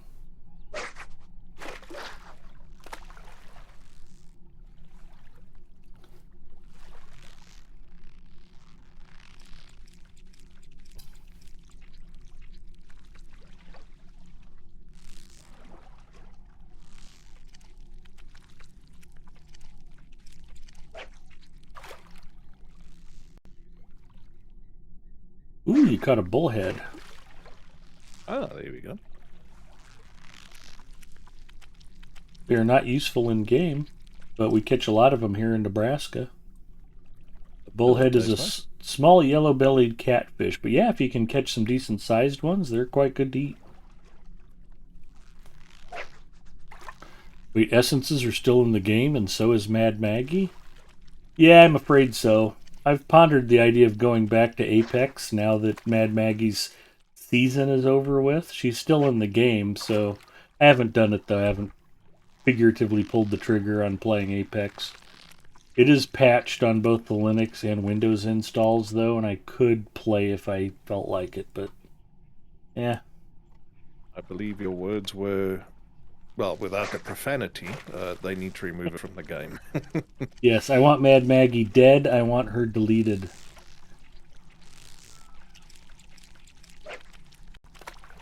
I don't think that's unreasonable. Especially after they just got done paying a voice actress to say all of her lines.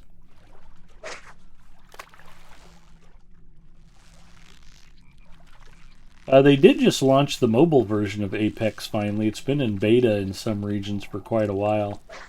But if you want, you can now get enraged by playing Apex on your phone.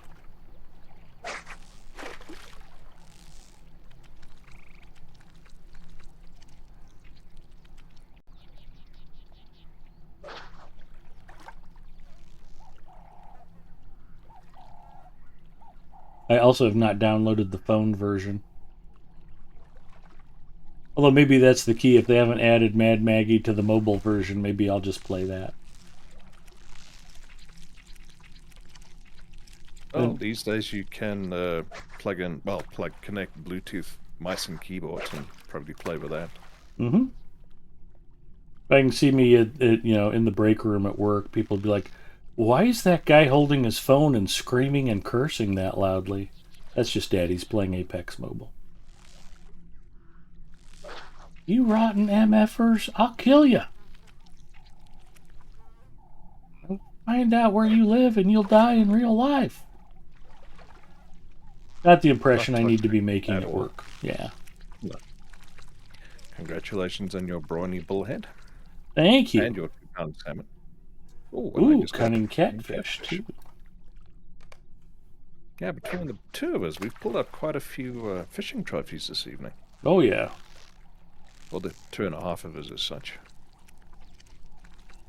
So all we need now is a house to hang them up in. Well, I've got a nice mess of catfish. If we were catching these for real, we'd have a fish fry.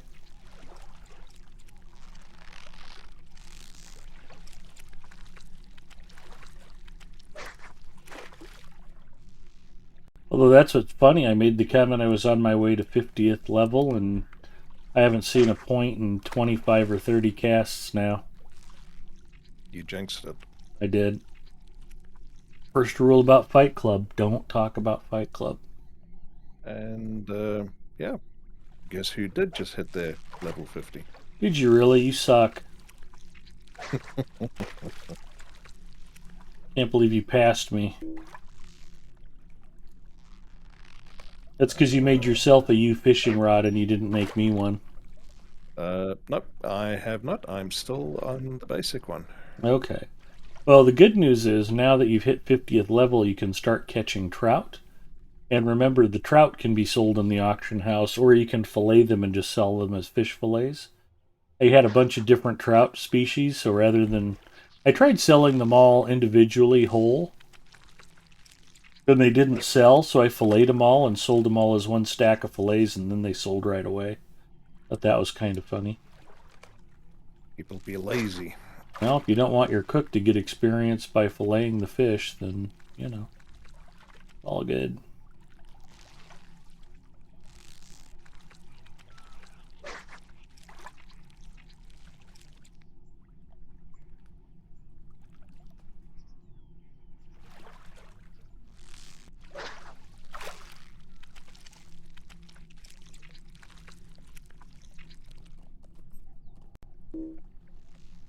I haven't gotten a point of fishing in ages.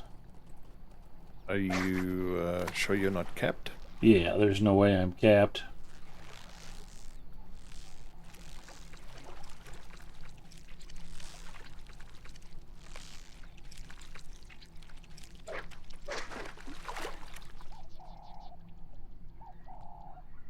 Another cunning catfish. Yep. The problem is when you go to the fishing taxidermist, each one of those wall trophies takes up its own slot. They're not stackable. So it'll take a lot of pack space to clear out those fishing trophies if you convert them all. So we're definitely going to wait until we've got the kennel house.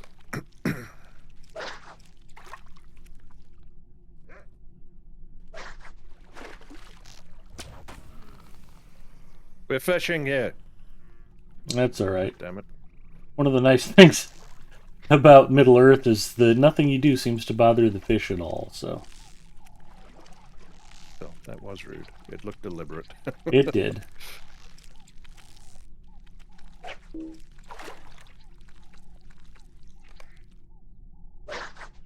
It's really been a long time since I've gotten a point of fishing. It's weird. It is weird. I got to 46 and it just turned off. I think I was at 41 or 42 when we started. So I got like 5 points and then nothing.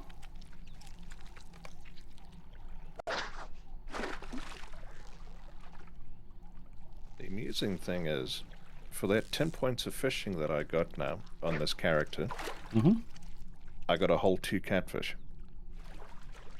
And a couple of trophy fish. Well, your perch are game fish too. How many perch did you get? I know you got at least one. Check. Yeah, no, I got a couple of reasonable number of trophy fish, but only 2 actual cooking fish. Okay. Well, the perch are cooking fish. The catfish are cooking fish. Yeah, I'm getting. So far, I've got 5 perch and 6 catfish on the champion. New deed trout master. There we go. You got your first trout. acquired Good deal. Lake trout. Yeah. So there's 9 different species of trout. You don't have to keep them in order to get the trophy. You can throw them back or fillet them or do whatever you want with them. But you have caught one of the species, and as you catch them all, that will continue to advance. But the Trout Master trophy, that's a thing of beauty. If you can hang that up, you'll be quite happy. Well, let's see how many more we get. I did finally hit 48 fishing. Well done. Ooh, excuse me.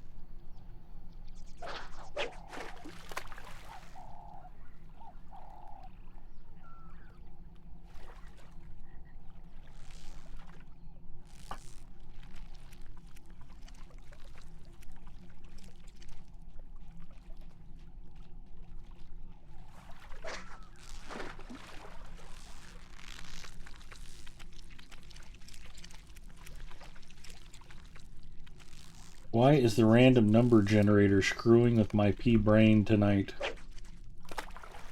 Not fair.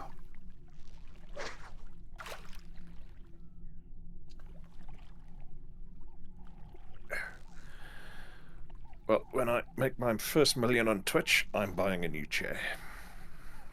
Yeah, I don't blame you.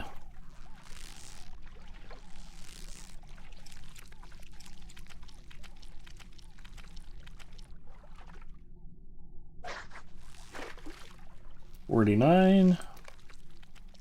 Well, what I'm probably going to do is buy it with my credit card and then use the monies slowly coming in from Twitch to pay for it. That's far more likely, and I think my ass will be far more grateful than waiting. No, if you do a lot of gaming, a good gaming chair is a smart investment. Yeah, no, I spend hours a day sitting in this chair, so yeah.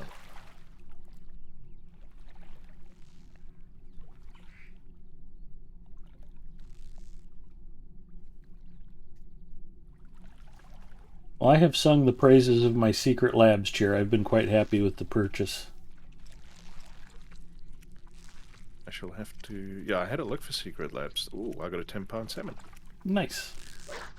I had a look for Secret Labs here, and they're not easy to get hold of, and they're extremely expensive. Yes. Like $300-400 kind of. You don't want the $300 chairs. That's the Titan and the Titan XL are the way to go. They're entry-level chairs, the ones that are like $260, $280 US, aren't very different from anybody else's standard run-of-the-mill gaming chair. But the build quality and the material quality and the support of the Titan has really been really nice. Yeah, Odrana says Titan XL for the win. Yeah, the chair I've got an eye on, because it's... I caught a rainbow trout. Nice. It's a nice...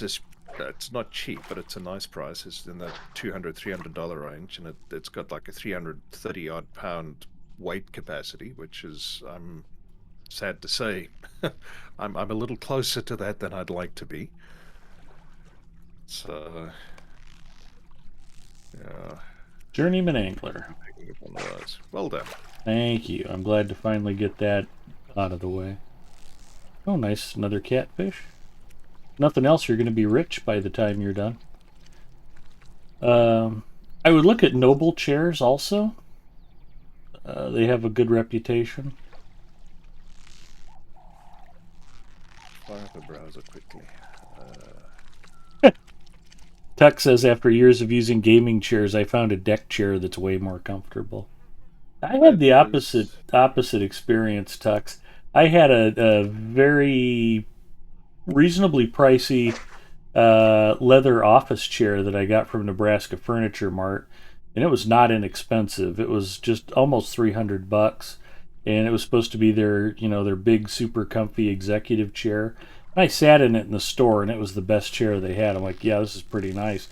When I got it home, what I found was I couldn't really sit in it comfortably for more than maybe an hour, hour and a half. Oh, I got the trout. Well done. Trout master. That also takes me out of fishing now, because I don't have any more pack space. I don't think there's anything else I can throw. We got wet fur. I'll throw the wet fur out. Who the hell cares? Goodbye. Okay, now I can keep fishing. Get one more point. Oh, yeah, it's a Vertigear that I've been looking at. Vertigear. I've heard some of the tech tubers mention they didn't. Vertigear doesn't have a quality reputation. Well, they're definitely on the cheaper end. They're literally half the price of the Noble chair that I was just looking at. What else do we have? Yeah, your mileage may vary, but the Vertigear stuff. As a matter of fact, I think it was Linus Tech Tips. I think Luke and Linus were joking about Vertigear chairs. Because they got, when they redid their set for the WAN show, they've got Streamlabs chairs now, or Secret Labs chairs, excuse me. And I think Secret Labs has actually been sponsoring them occasionally. But they were talking about how one of the first chair reviews they did was Vertigear, and then they started just chuckling about it. And they were like, yeah, those were bad. So, I mean, a lot of the chairs come out of the same factory overseas, so it's not a big variance between them.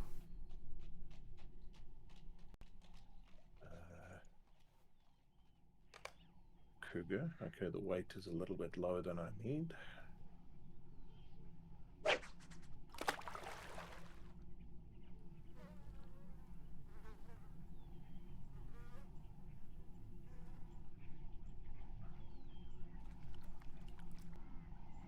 But two of the other guys I work with have Secret Labs chairs. One of the guys is 6'1", 6'2", almost 300 pounds, loves his Titan XL. And another guy's about the same size, and he says he doesn't like his. He feels like there's not enough butt cushion, and he's basically sitting on the metal. One thing about the Secret Labs, I will say, they're firm, but they're very supportive. You can sit in them for a very long time comfortably. I mean, for a while I was working from home and then streaming later, so I'd be in this chair 12 hours over the course of the day and not get uncomfortable. You still have to get up and stretch and walk around occasionally, but it wasn't like that office chair from Nebraska Furniture Mart where after 90 minutes I was kind of rocking back and forth and getting restless and not feeling it. That hasn't happened. It doesn't look like they sell Secret Labs chairs here. Unless you like import them through specific companies. They're not available, generally speaking. That's unfortunate. Yeah.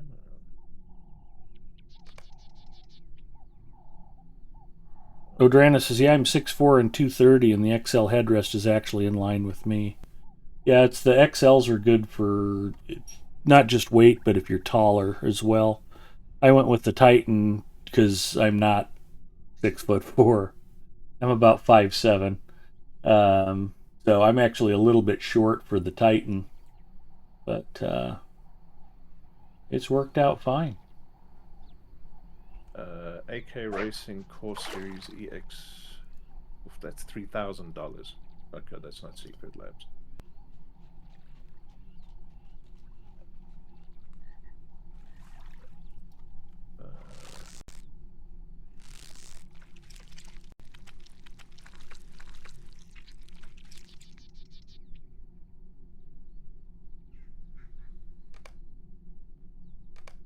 Yep, I am done for fishing for the day. Okay. I got my 10 points. I'm at 52. Hopefully I'm one above you. You are 2 above me. Fantastic. And we both have at least a trout, so we got that started. Alright, who are we going to go stab? Well, you need some flowers, which are off to the north here, or along the north edge here.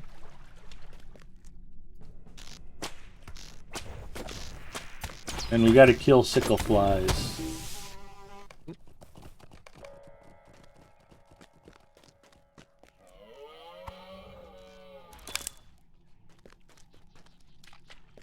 And we got to collect shattered barrels. Zinger says, scavenge your neighbor's trash for chairs. That's true. That's a good place to get chairs.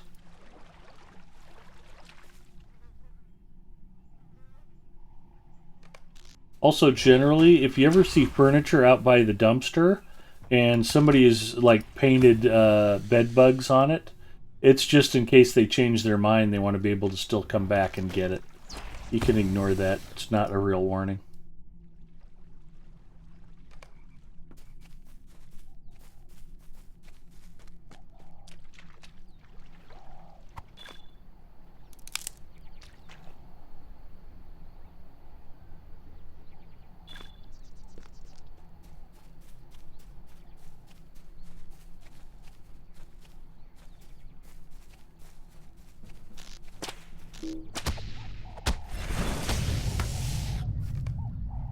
Alright, fly cutter accomplished.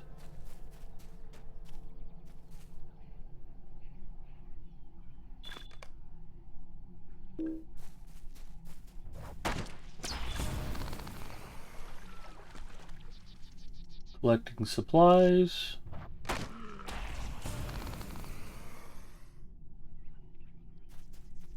Didn't we already go through the Western Ram Duath?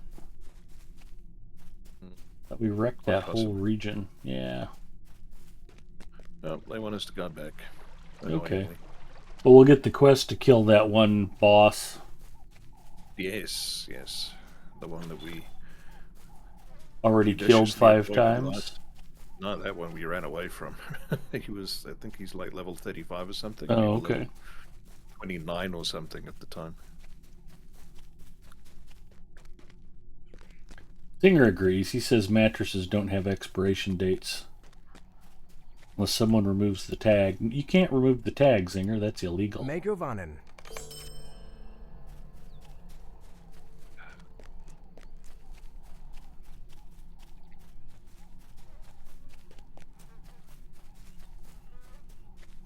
I don't have nearly enough of that weed.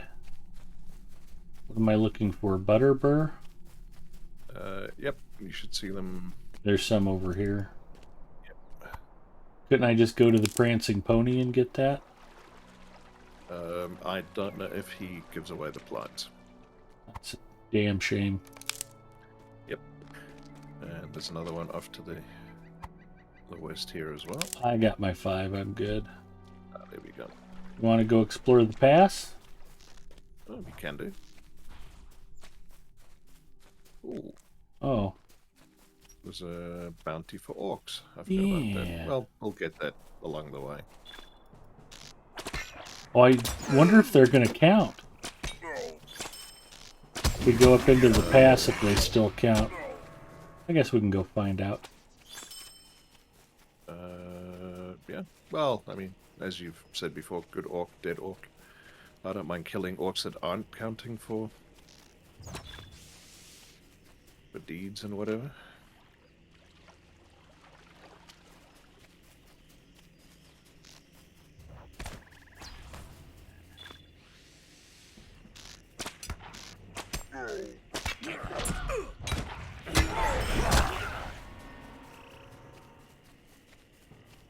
Before we head up that way, though, you may want to see if there weren't follow-up quests for you there. What do I want to see? Did you hand in both the sickle fly and the barrels? Because I got 3 follow-ons that I don't think that you have. Yeah, I've got 3. I turned in the barrels and nothing else popped, and There was another. the flies was autocomplete. I didn't notice any new quests. We'll take a look. So, yeah, I don't think I did anything else here to pick up. Oh, I do have new there's a quest for rings. you there. Yeah, okay. Yeah. Oh, the new quests were further in. That was part Will of you it. lend me your ear? Defeat orcs. Would have been nice to have picked that up about 8 orcs ago. Yeah. We got to kill a few more orcs. I'm sure. Yeah, Might you it's all spare good. a moment of your time?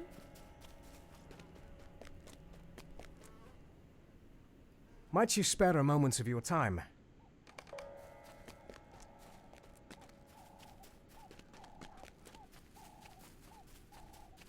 And yes, we have all the same quests now. Okay.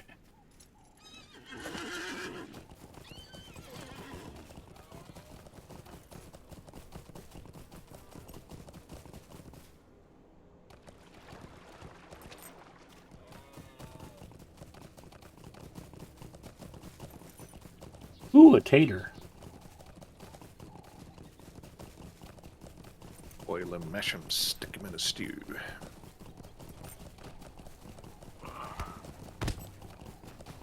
That was rude. What did I ever do to you, Mr. Marsh Strider?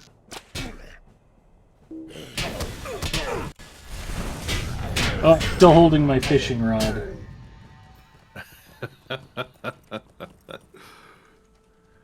Oh no, I don't have the fishing rod. I just hadn't moved the skill back around on my skill bar. Okay, I'm good to go. Like, how did I do that? Yeah, I was impressed. You managed to fire off that ability quite well for not having a weapon equipped.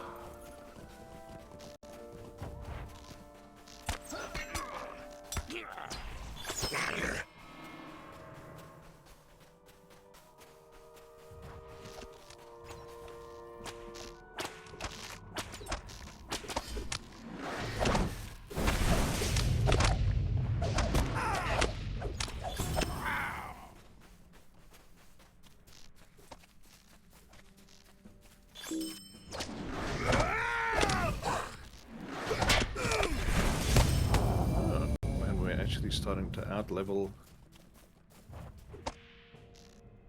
some of these mobs.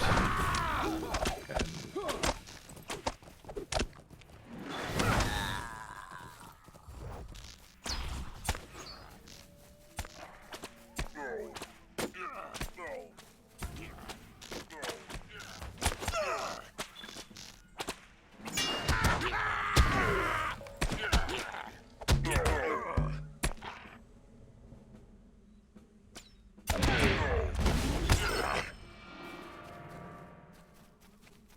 He got ent stomped. What happened to a nicer guy? Exactly.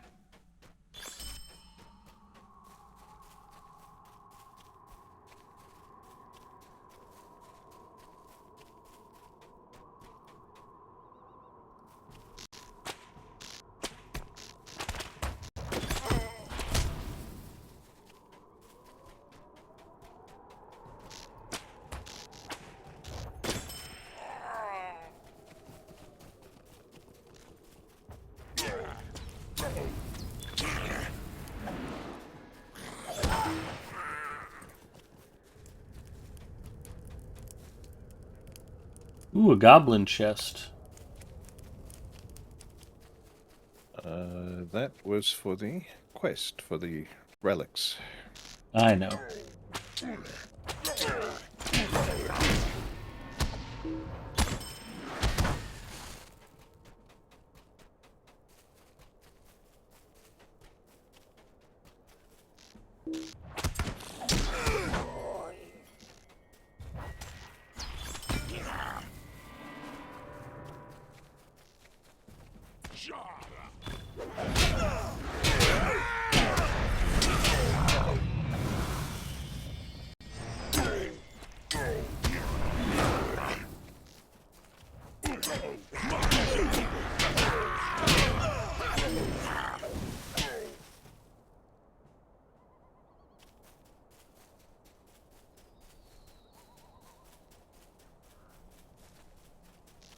A little unfortunate that those chests don't, excuse me, count for all of us. That's not a big deal. Yeah.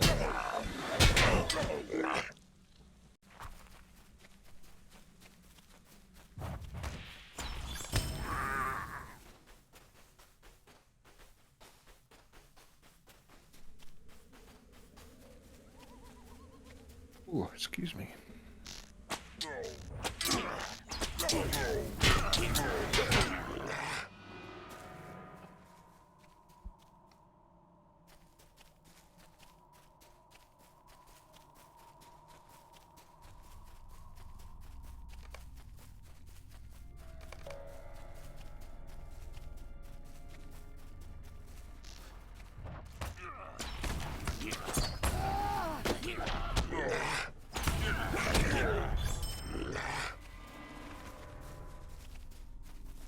The word pens are off to the left, if I recall. I believe so.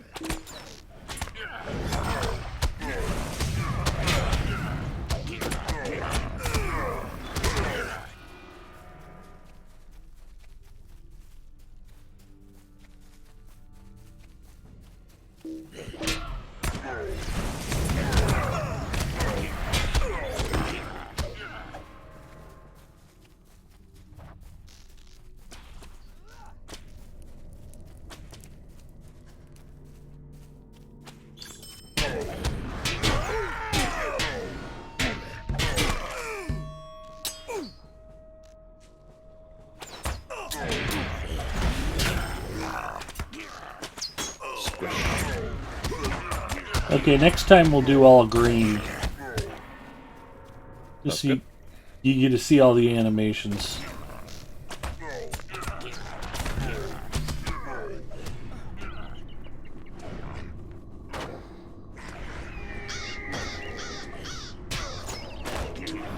Next one, blue.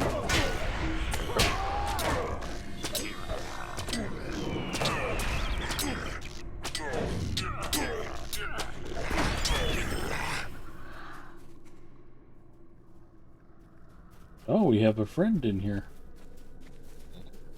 He rather cheekily dragged that mob into us so that we would kill it for him. Well, fight hard or fight smart.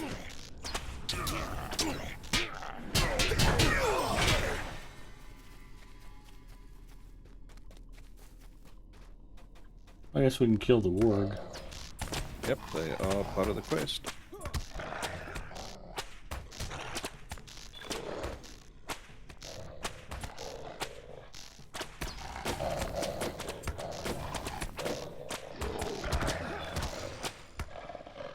There's another warg down below. And some silver.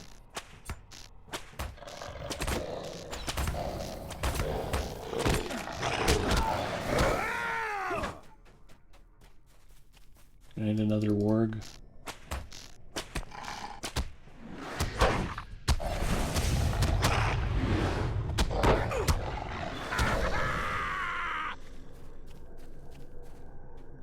Well, this goes back quite a ways. I don't think I've ever come down here before. It's wet. And woggy. Yep. Go blue? They didn't give me the option. Okay. I had red and yellow.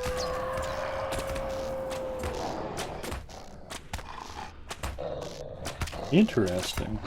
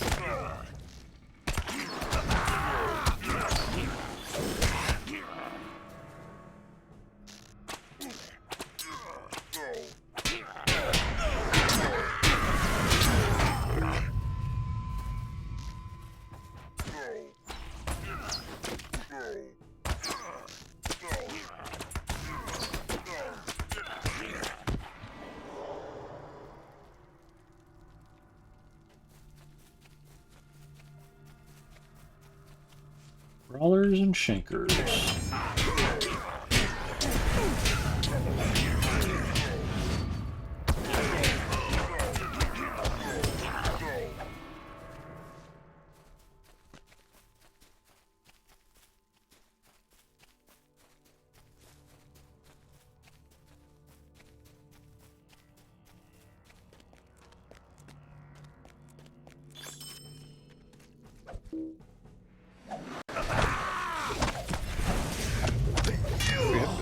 Quest killed a boss yet, have we? Nope. We do have to poison the warg food still.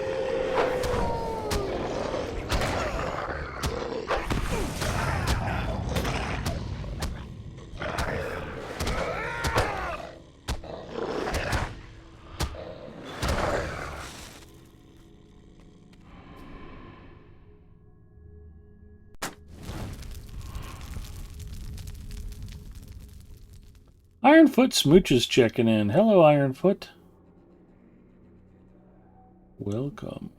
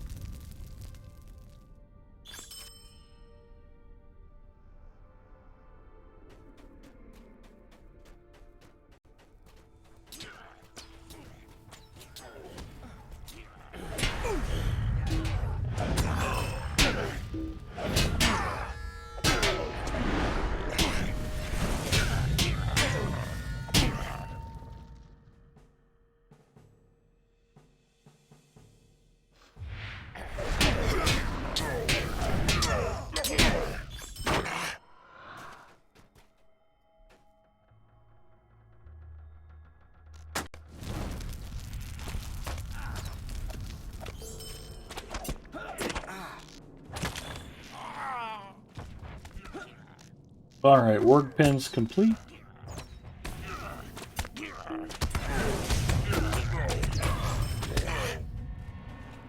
We need one more skanker. I got my shankers, I need one more brawler. Okay. Here's your There's one brawler. silver for you too.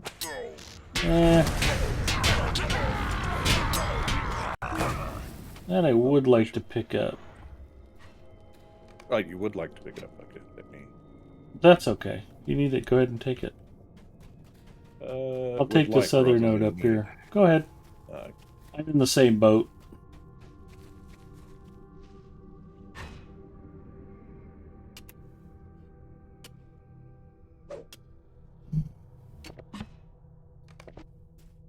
I took the other deposit, I'm good. Yeah, we don't have a quest for the boss. Maybe we have to finish killing orcs. Possibly, yeah. Or maybe we just need to get close enough that it's triggered. There we go.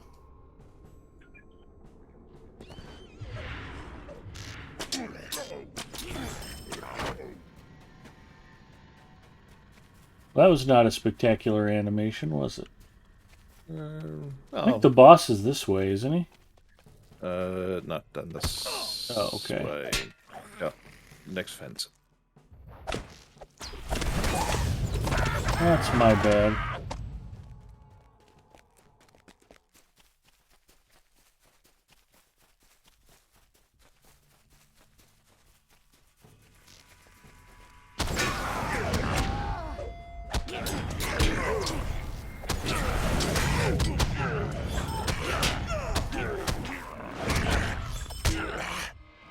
There we go. Orcs are done. Yeah.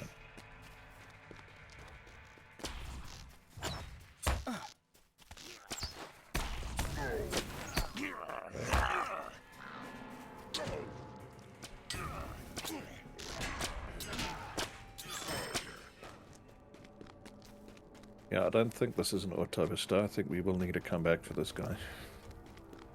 Which is annoying. Although by then, you should hopefully have leveled up. And we can just run through. Because most of this is Gray. it's grey for me. Yeah, it's green or gray for me. Looks like he's dead. That's okay. I didn't even know he was sick.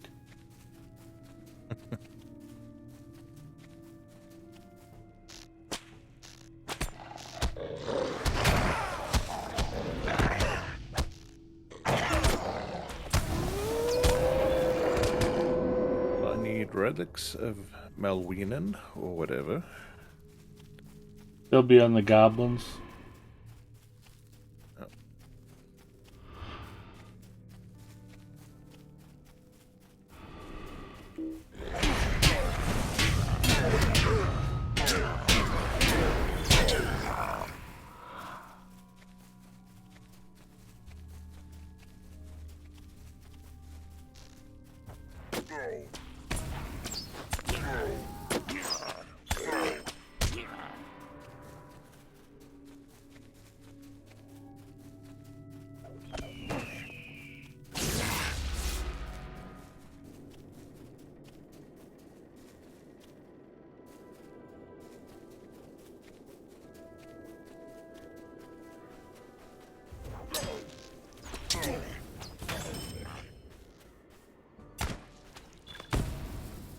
Oh, apparently I still need Raging, Tarcrypt Marksman, and Fight Masters. In fact, Marksman I have only 2 of 12. Yeah, Marksman also. 2 of 12. Ah, here's one. We're in the right place for them, at least. That's true.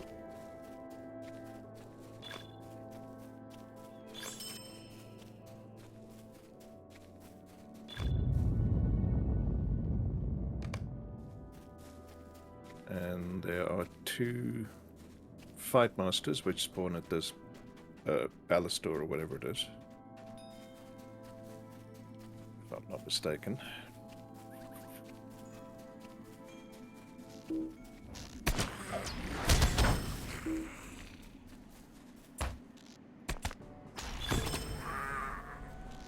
Ooh, Goblin Slayer Advanced done. Nice.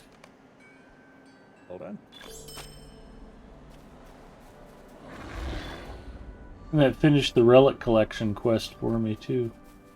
Yep, I still got a couple on the champion that I need, but getting there.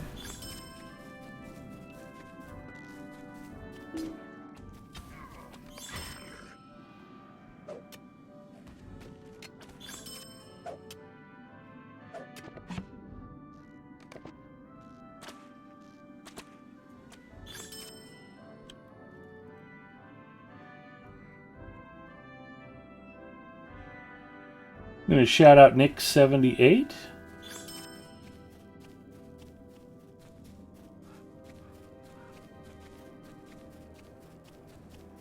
He's been streaming some Lotro.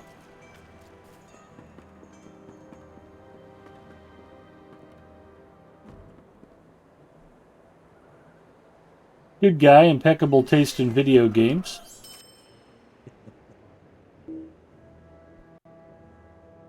We'll have to roll for the gold.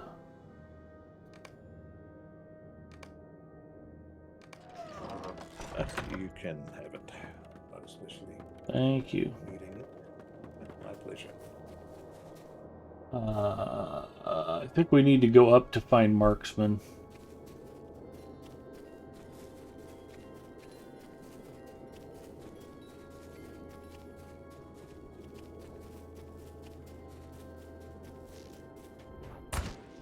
Yep, here's one, and a fight master. Okay.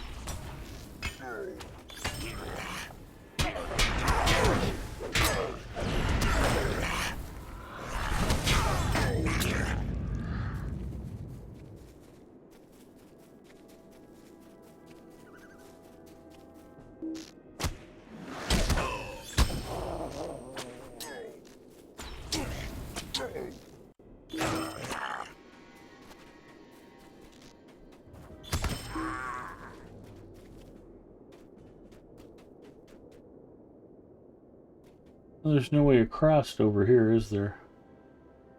Don't think so. Yeah, we're heading out of the area. Oh, I think I know. We have to go back where we came out of and go right instead of left. And right, yeah. Yeah.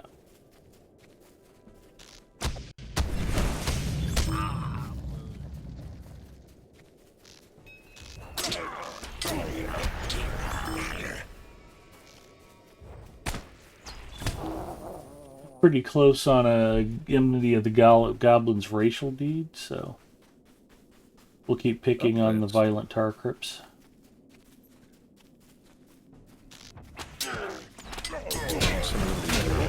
Good goblin is a dead one. You are not wrong. Is our lore master friend?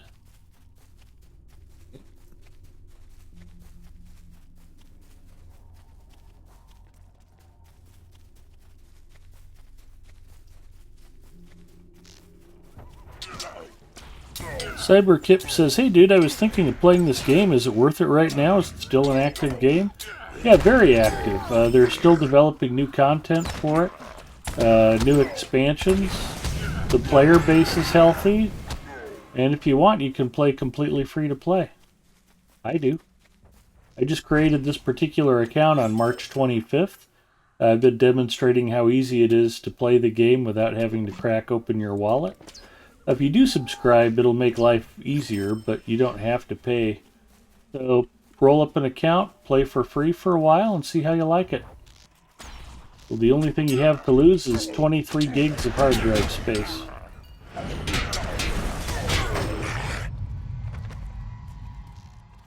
Getting close on Fight Masters. I think we just need the one more.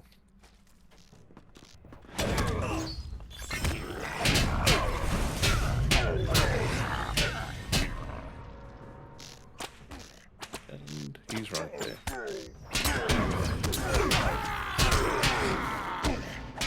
There we go. City Boy says extremely free to play friendly. You'll fall in love with the game without paying anything. I found that I have no problem shelling out $10 a month for VIP with how much I enjoy the game. Yeah, it's terrific storytelling and just a beautiful realization of Tolkien's Middle Earth.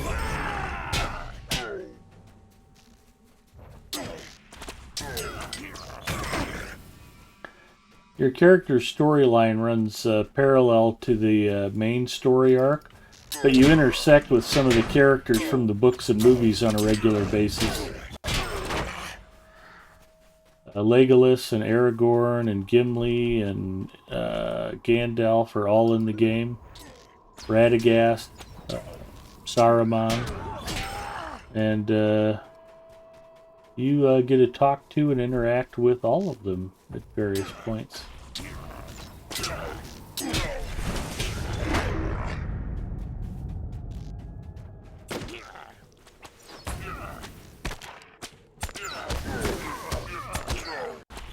Does it have a magic class? Yes, it does. It has several.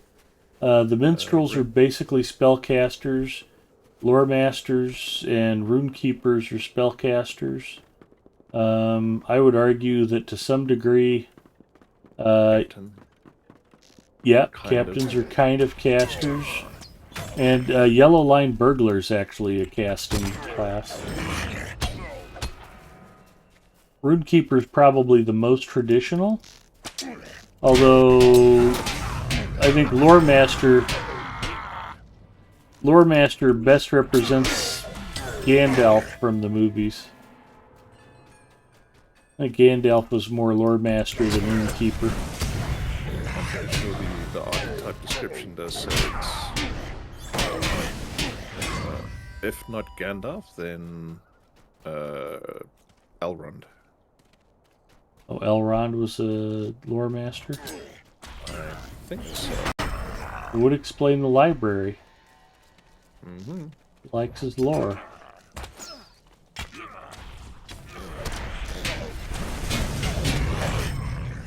Nice. And here we go. Ah, nice. I think I'm going to start the download now. Cool. Just a bit of advice if you want to try this game free to play. Try a few different character classes. If you just try to level up one main character, you're probably going to have to open your wallet sooner rather than later. But if you play several characters, you'll earn enough Lotro points just from completing game stuff to where you may not have to buy any points to keep playing.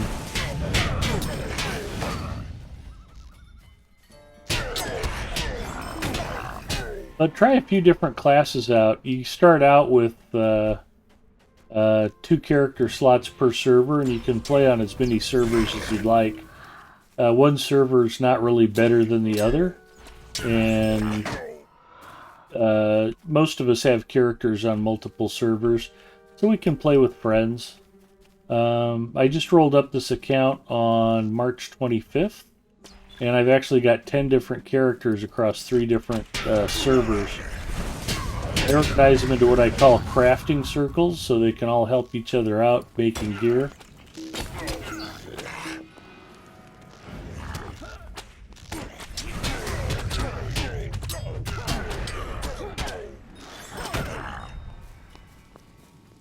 I might be more patient than most people, so that works for me. Your mileage may vary. We want to go up here? Or did we just come from up there? Excuse me. Yeah, we just came from up there. Okay. I think we may actually be finished here. Uh, Let's have a look. Yeah, I think you're right. Yep.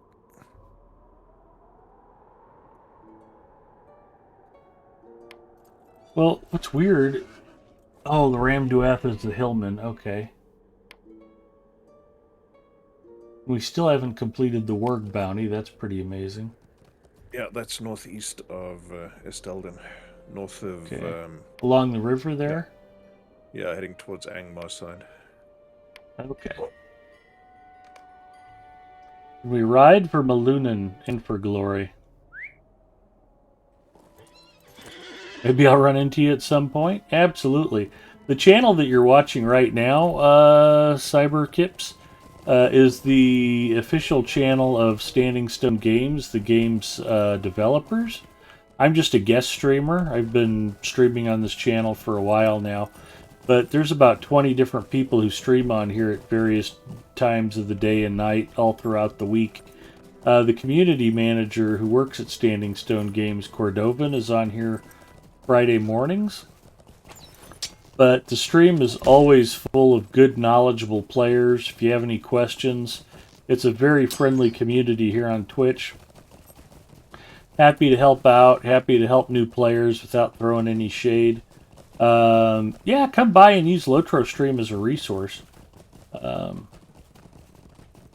If you do have any questions about something, or you're curious about a particular game mechanic, one of the nice things about Lotro is they kind of build the complexity layer by layer as you level up, instead of throwing you into the deep end of the pool right away. So it's easy to get started, and you learn the game as you go. A lot of fun. Especially if you enjoy Tolkien. Yeah, Well, if like you want a Tolkien MMO, it's the only game in town. Tolkien at all. And it is a good one.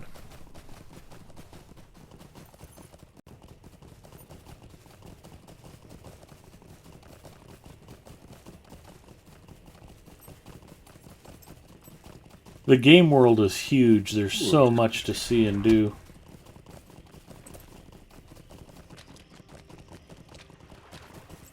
I'm the one who should be getting tired and yawning, not you. You should be waking up.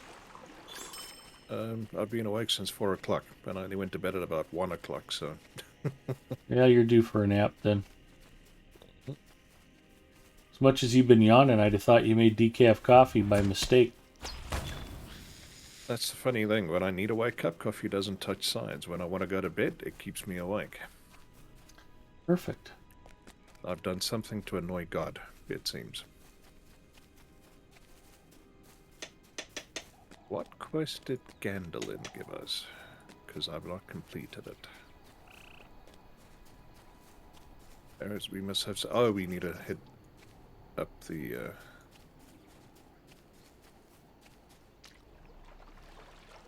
What are we doing? We were doing killing the wrong orcs, I think. Yep, that's okay. There should be orcs over here, aren't there? Yep. I'm pretty sure they want us to kill the ones to the north. Alright, I was going to try to find the flat stones on the way there. I think the north is for the bounty, but there's orcs near here. It's the ruins with the founding stone. That's where I'm headed. Where are you going? I'm following your little green marker on the minimap. Alright. Good deal. That way, when we get lost, it's your fault. Exactly. Anytime, Cyberkips. We've built up a pretty good Twitch community for Lotro as well. There's a lot of good, knowledgeable streamers who aren't on Lotro stream. And it's all very friendly. We try to support each other. So, with Lotro being as active as it is on Twitch, you can usually find somebody to watch. And I don't know of anybody who streams Lotro that has a problem with folks asking questions in chat. We love to answer questions about our game.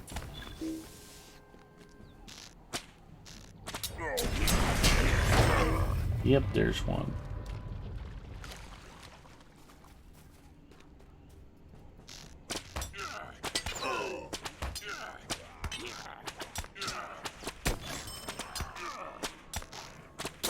In fact, I'll shout out a couple of them for you right now.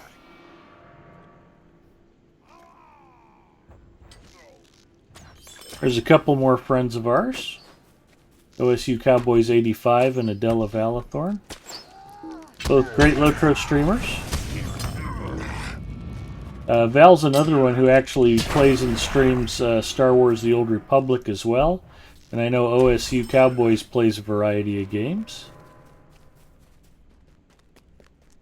Don't forget to hit the founding stone while we're here.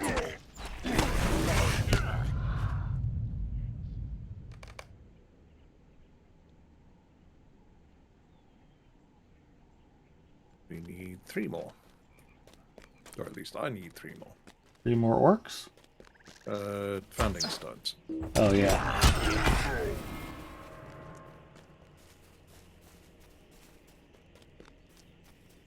We did the Defiler.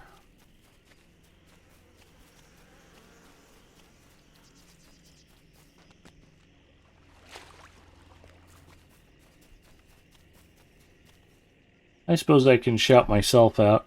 I will be streaming Lotro tomorrow night on my personal channel. So if anybody wants to come by and say hello, please do so. Rembenis and friends. Yeah. I found another one of the flat stones.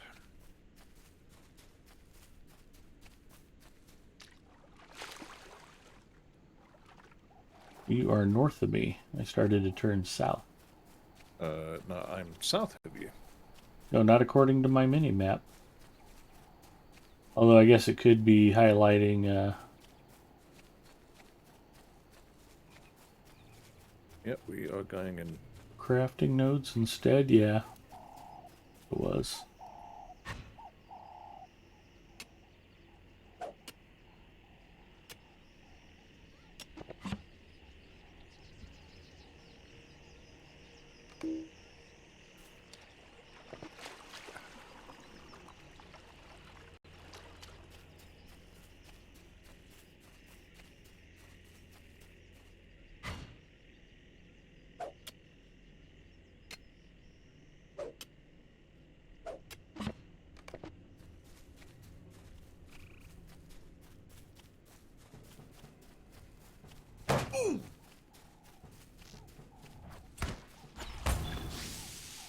There we go.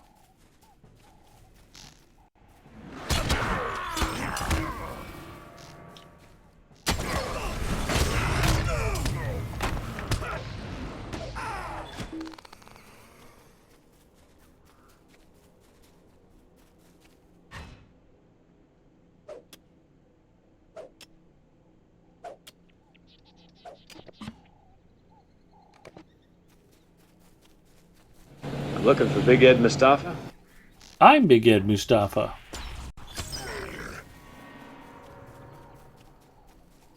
Zeddy boy, thank you for the follow.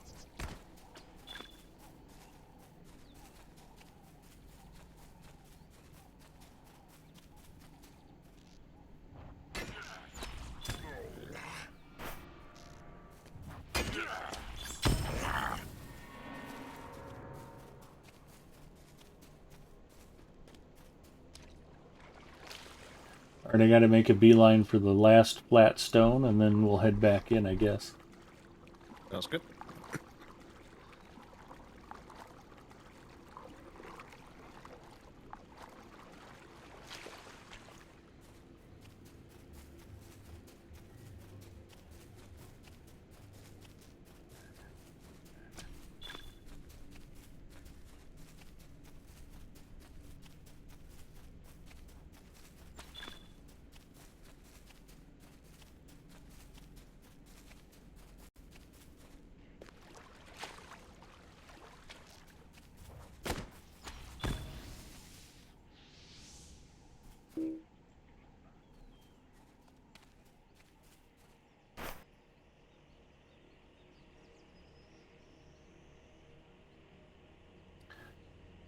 Oh, it asked us to... Okay, never mind. For some reason I keep thinking the Ram Durath is back where we came from. No, that's the area we haven't gone yet. Ed, calm down.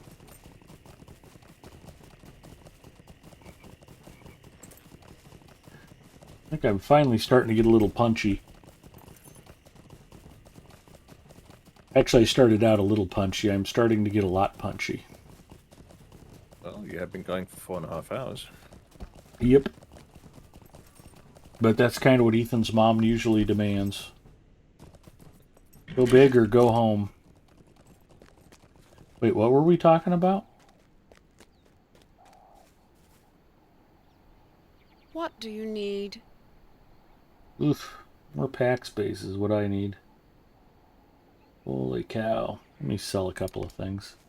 Come back and turn this in. Nick78 says, gotta slip the jabs. Hi, Nix.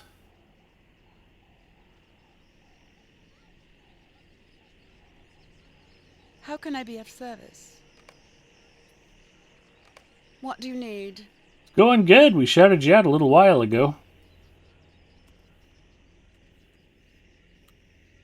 Didn't want anybody to tell you I was saying nice things about you. You might expect it all the time. Glad you stopped by. How goes your weekend so far?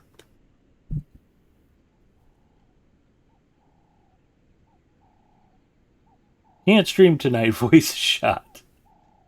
I know how that goes.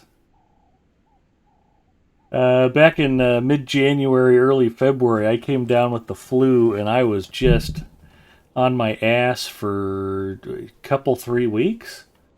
And yeah, some of my regulars were like, what happened to Ed? Did Mrs. Mustafa finally kill him? Did we not hear about it on the news?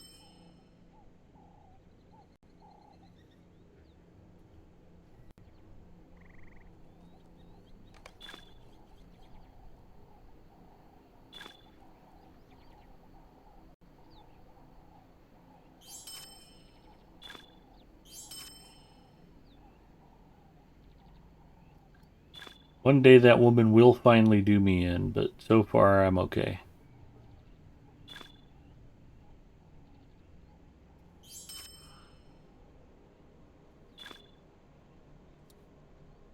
That's the interesting question. You guys should start putting a pool together where everybody guesses what finally puts her over the edge.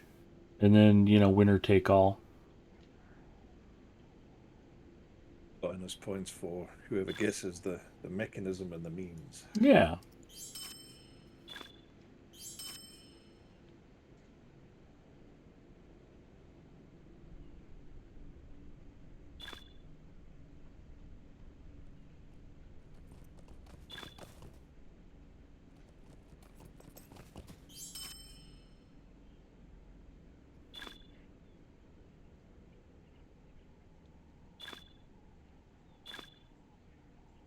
VIP ran out, so I have to find a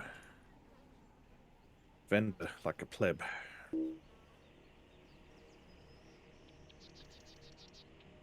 Nick says a Big Ed Deadpool. It's always the toilet seat up and never listens.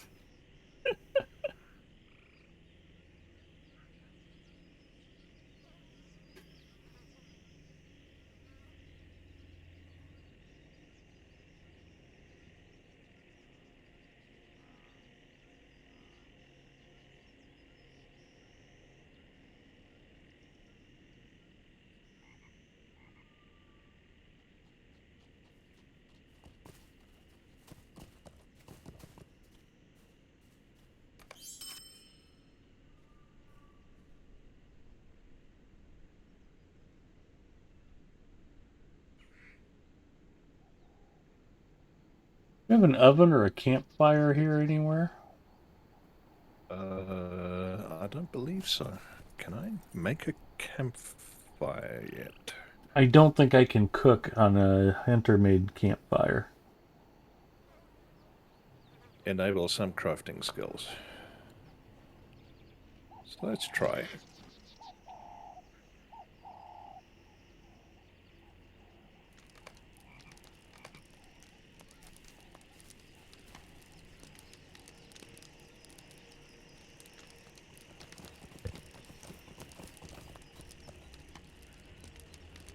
Oh, there you go. Oh, never mind. I'm on a metalsmith. I can't even fillet fish. I am an idiot. That's one of the problems of playing so many different characters. when I was That would be a little hard. yeah, I was playing Mandalinia with Lenorian, my minstrel on Arkenstone, kind of alternating those for a while. I just had a hell of a time trying to remember if I was on my minstrel or my runekeeper. And they both had different crafting vocations. Mandalinia is a jeweler, and Lenorian's a historian. And so I'd be trying to do scholar stuff on Mandalinia, and I'd be trying to do tinkering stuff on Lenorian. I just get all mixed up all the time. I'm not a smart man. What else we got?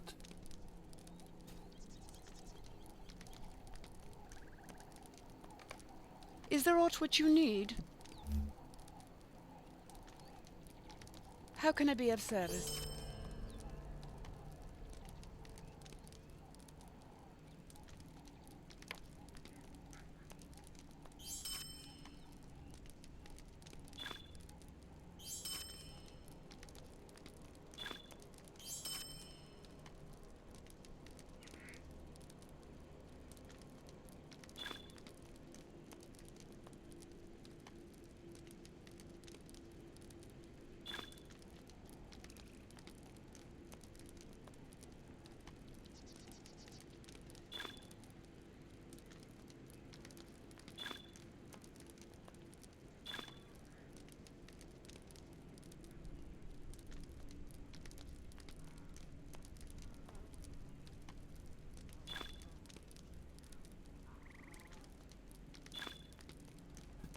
Who? Uh, I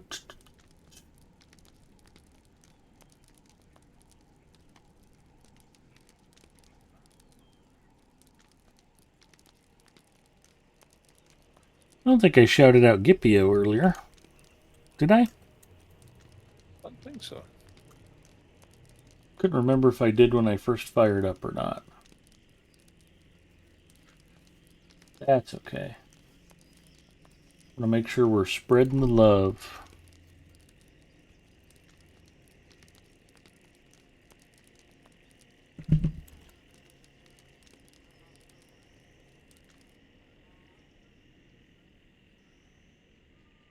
So many good streamers in the Lotro community these days.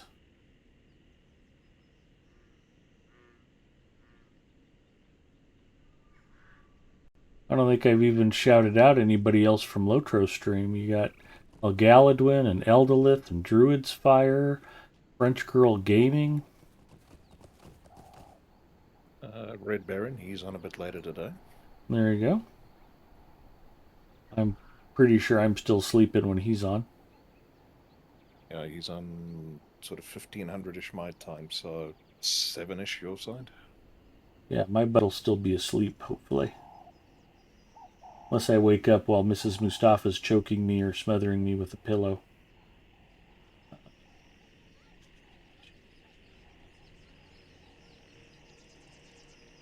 Yeah, planning to join him for a raid on, I forget which one.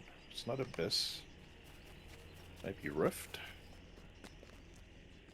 Is there a mailbox here? Maybe further off to the east. No, I think we maybe have to go back to Estelden. No mailbox. Ah, there's another quest here. Stolen ornament. I haven't been able to turn in the quests. I don't see it yet. I'm still trying to clear enough bag space, and What can I do for you? I'm just. Now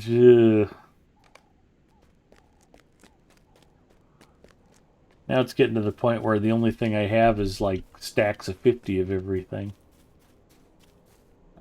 What do you need? May want to sell one or two of those, make a bit of space.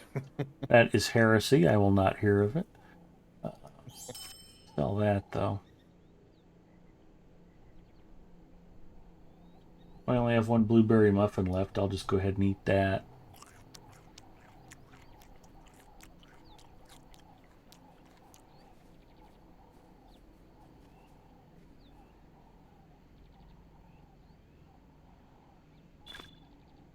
Restoration potions can maybe I don't know, 'cause I think we maybe have to go back to Estelden. Yeah, planning to join him for a raid on, I forget which one. It's not Abyss. Maybe Further off to the east. There we go. I'm If I'm getting single-use recipes, I tend to save those. I'll make an exception tonight.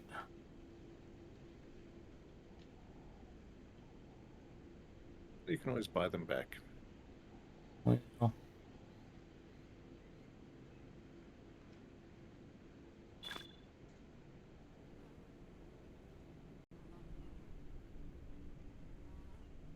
I'm not so sure that I don't have as many broken spears as I had shattered hatchets that one time.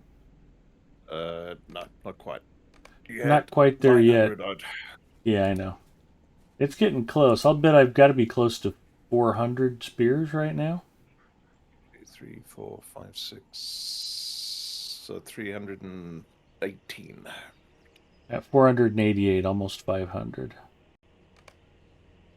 And, well, that's what's in your carry-all.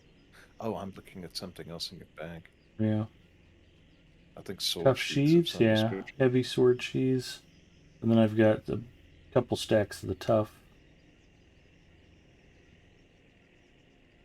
Alright, well, let's get these quests closed out so I can at least move on. Who else has something for me?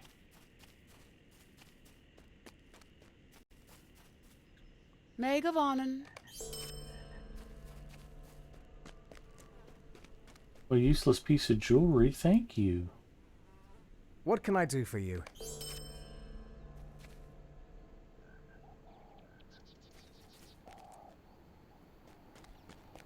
Bog guardians are marching through the swamp to protect us, even though they don't actually do anything.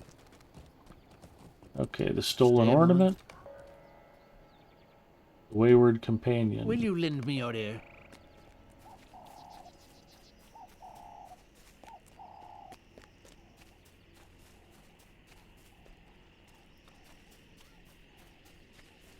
Did you get Barrenwind's quest? Stay a moment. Yes, I've got that one. Disarming the Valley. That's the one. Weapon chests and Hillman defenders.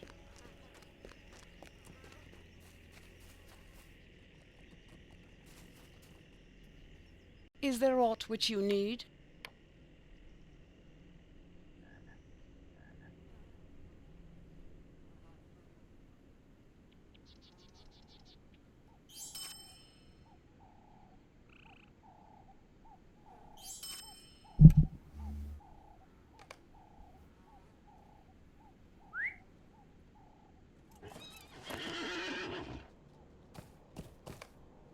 Alright, I got 27 minutes before loot starts falling out of my bags. What do you want to do? The ornament and the wayward companion first? Yeah, sure. Okay.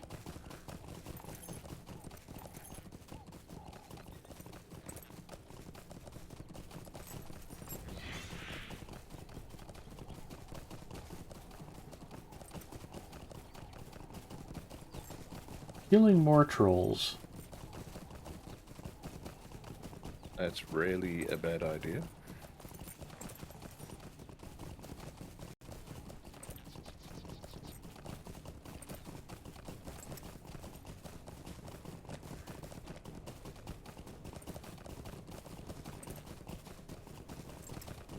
It's pretty down here.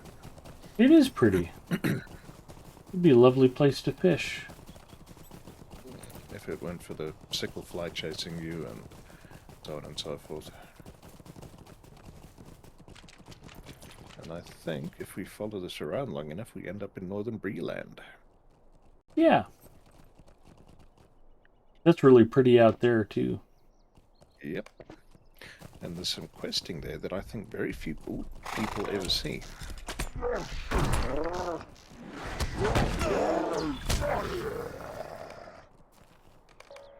Quest accepted.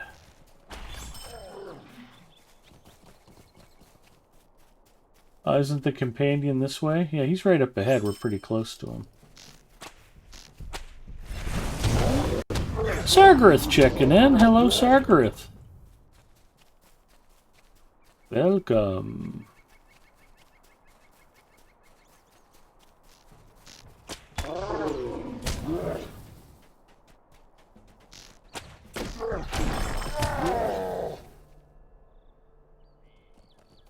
Stay a moment.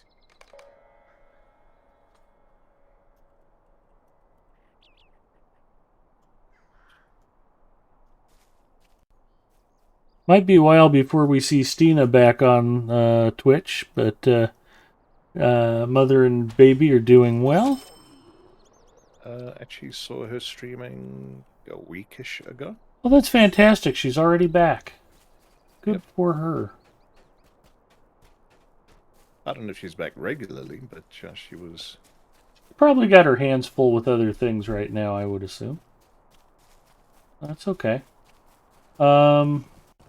Yeah, Bloodborne and Stina are both Twitch partners.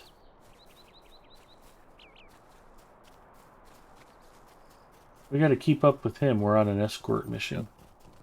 Yeah, okay. No, it didn't pop for the champion, so I was running back to see if I could quickly pick it up on her.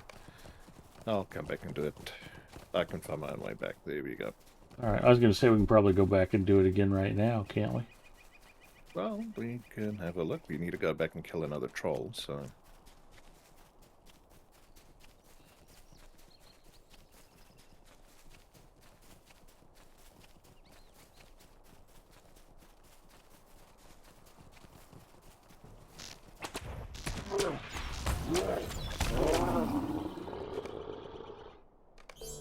And hasn't respawned yet.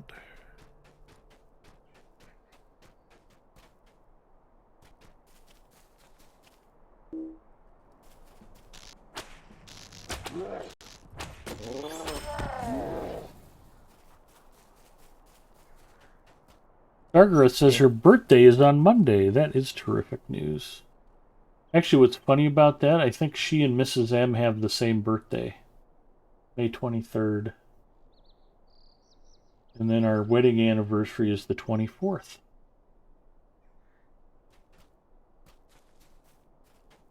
Okay, weird. But that's not responding? That's very weird. That's weird. Well, the champion didn't even have the quest. I've shared it, though, so... Zargareth says, are you kidding? It's my birthday, too.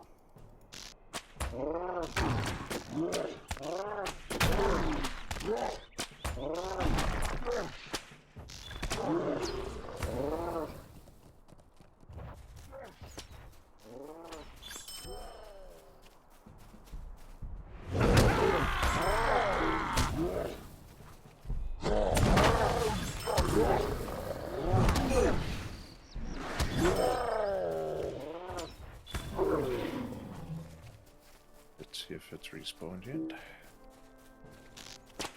Yes, there we go. Okay.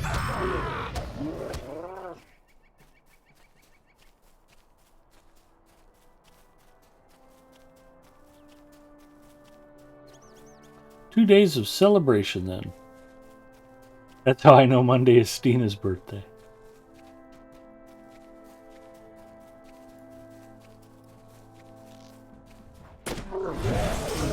I'd forgotten about her and Mrs. M having the same birthday until you mentioned it was Stina's birthday, and I'm like, wait, I know somebody who has a birthday the same day as Stina. I wasn't thinking of you, though, Sargreth. My apologies. I feel there's a lot of May babies. In our family, we have a lot of November babies, so I always try to be very careful around Valentine's Day. Historically, that has been a busy time for our family. There we go. Sorted. Okay. Now we need to find a broken amulet. I think it's on the chief. Troll chief. He's a ways up.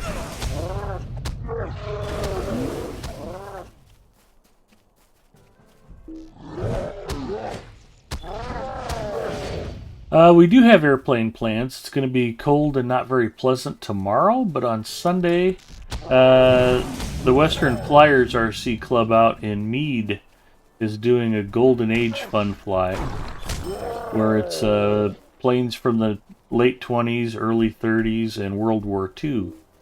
So stuff like the Monocoupe, Piper J3 Cub would qualify for that, actually.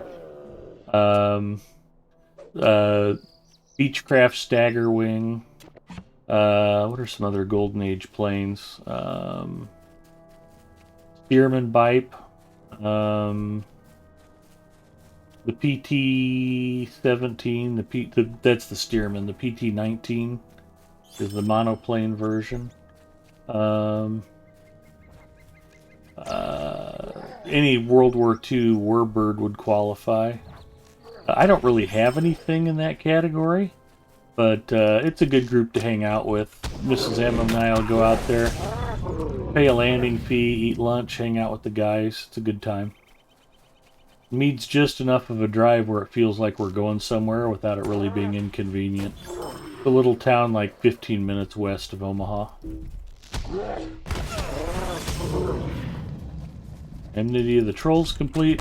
I think it's this chief has the ornament. Yeah, there we go. Yep.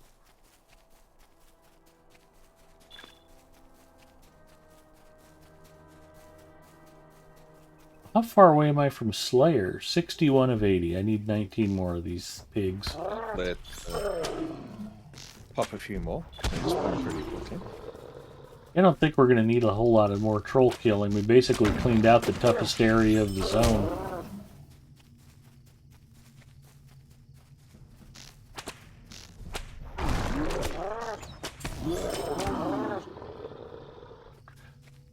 Yeah, the last time we went out there, Sargareth, they had hot dogs and chips and root beer floats and cookies and brownies, and I felt kind of bad. I paid $10 for me and the missus, and we ate like, I don't know, it would have cost us $40 in a restaurant.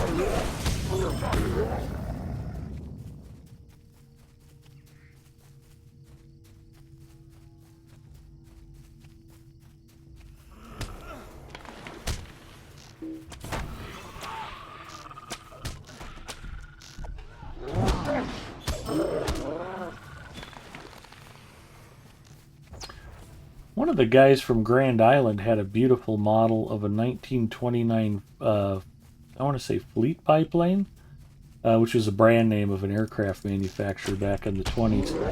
And it was a beautiful model, but what was special about it, he had a 9-cylinder radial engine, a little radial model airplane engine on it that all 9 cylinders worked. The thing just sounded amazing. It was super cool. That's a lot of cylinders crammed into a very small engine. It's a very expensive engine too. That's like and this was back in the day. It was an $1,800 model airplane engine. It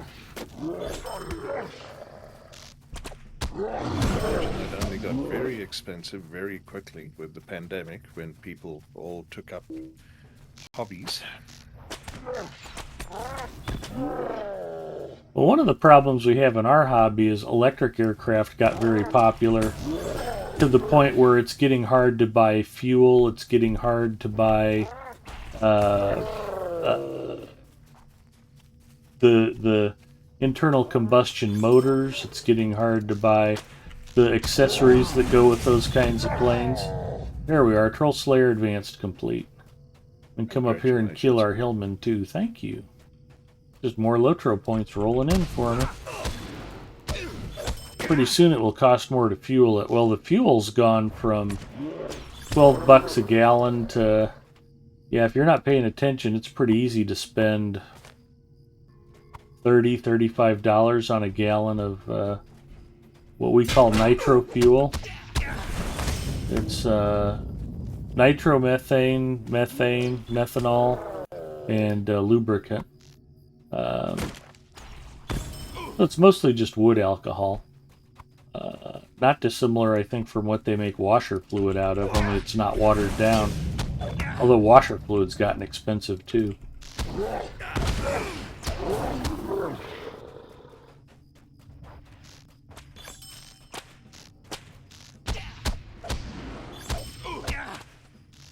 We definitely got our Hillmen all killed. Need 3 more weapon chests. There's a couple up here.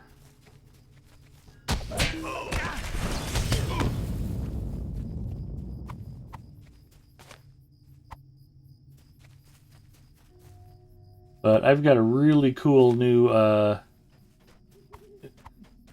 I say pattern plane, nobody will know what that means.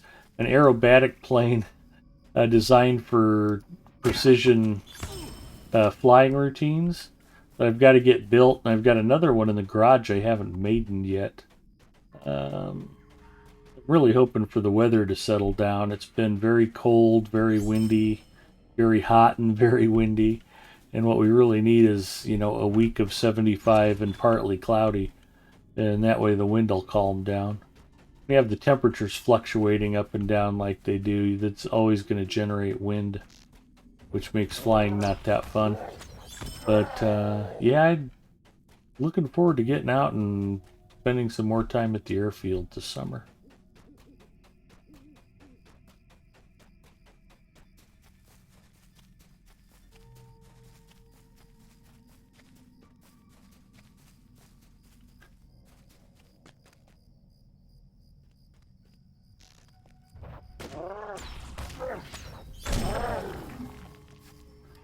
We can quit picking on trolls if you'd like.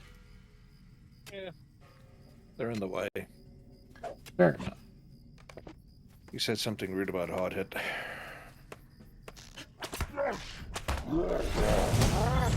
Guess it's competition for the affections of humans.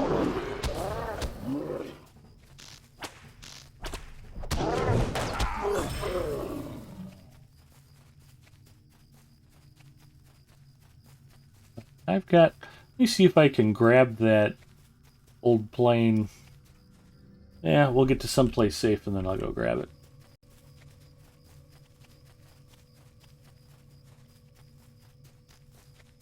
You guys might get a kick out of seeing this.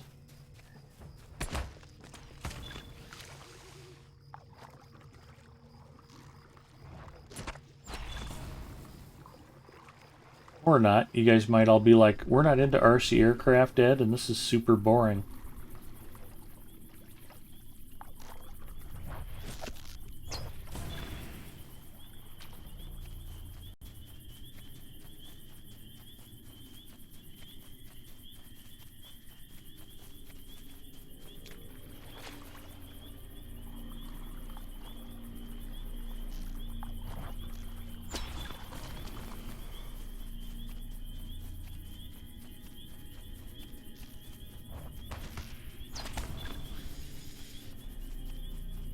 Some rich iron for you here. Yeah, it's okay.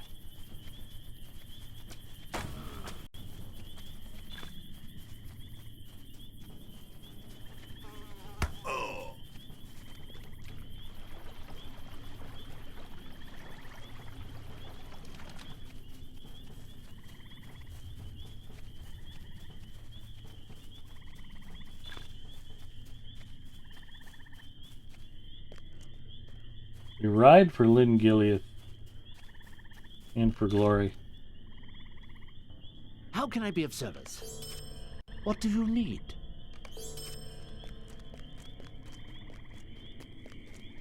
This quest turned in. Might Now you we've got spare a new moment of your quest. time?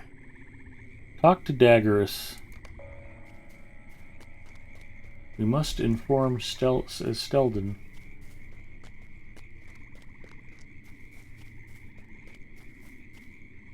And Baron one.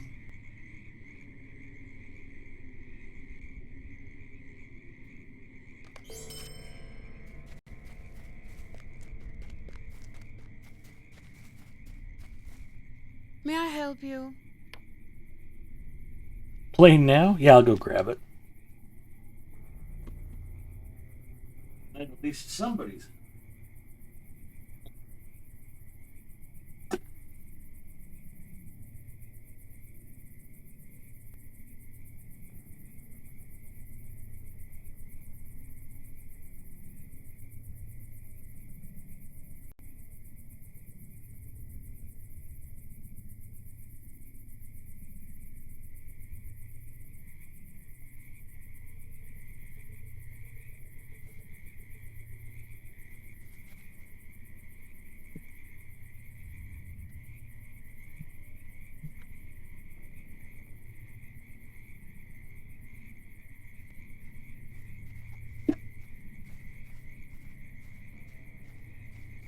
So if I knock this over and make a whole bunch of noise, Mrs. Mustafa will get up swinging at me.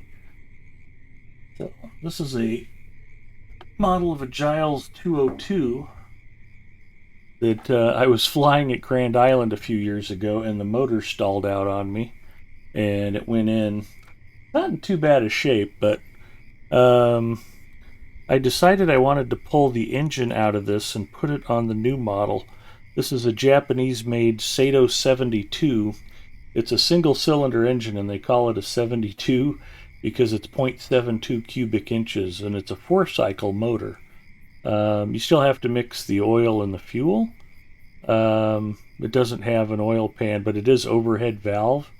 It's got an exhaust valve and an intake valve on it with a side cam. And this is just the fuselage. The wings out in the garage still. This is about a 4.5, almost a 5-foot wingspan airplane. And one of the tasks, I have to go through it and kind of pull some parts off of it. I may take the airframe out to the field and leave it for one of the guys if they want a rebuild project. But it's kind of interesting. You can see the electronics and the servos inside, and I can go through and reuse all this stuff. And there's a power switch and a charge jack on the side. It looks like I already grabbed the battery and receiver out of here. But you can see where the when it spun in, it didn't hit the ground super hard. It's not in too bad a shape, but the wing got ripped out of the saddle, and that's why the back of the fuselage is tore up. The front took a little bit of damage down below, and then the tail got kind of tore up. I mean, this is all repairable, but I don't have a lot of time to be repairing planes, and I've got a lot of planes. This was actually fun to fly, though. It's kind of a shame. Would have liked to have gotten more flights on this before I busted it, but that engine, that airframe was just over $100 when I bought it, and I don't think they're making that model anymore. But the motor was like almost $250.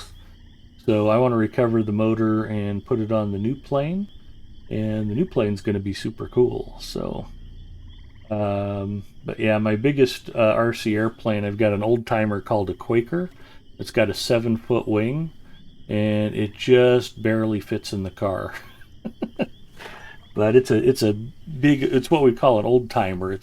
They originally designed that back in the 30s. I guess I could take my Quaker to the fun fly, because technically that's a golden age design. It's just a golden age model design, not a full scale design. Did you get a chance to see any of that, Bacchus? Yep, that was quite impressive. Okay. And actually, that's the small stuff. A lot of the guys in the club fly way bigger, cooler stuff than I do. My rule is if it doesn't fit in a Toyota Corolla or a Subaru Impreza, I can't buy it. I mean, some of the guys I fly with, they buy trailers to pull behind their trucks so they can put all their airplane stuff in it, along with generators, it's like, yeah, you guys are very enthusiastic. I suppose given the time, money, and room to store all that stuff, I would probably do it too, but one of my problems is I always have to balance out all of my interests. It's like, okay, if I get a truck and a trailer, can I afford all the computer crap I like to buy?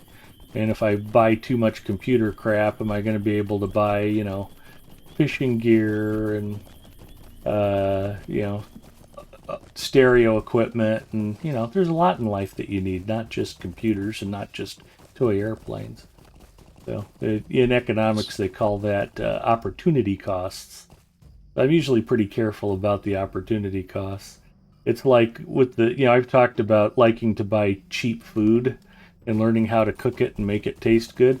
It's not that we can't afford to eat, New York strips or filet mignons 3 nights a week. But if you do that, then that's all you can afford. And then it takes away the opportunity to do other things. So, do you want to be able to go to the movies and actually afford popcorn, or do you just want to sit at home and eat steak instead of chicken? So, Watch Netflix, yeah. yeah. Do we want to go get the orc bounty knocked out? You may as well. We're in the area. Yeah. Certainly, I was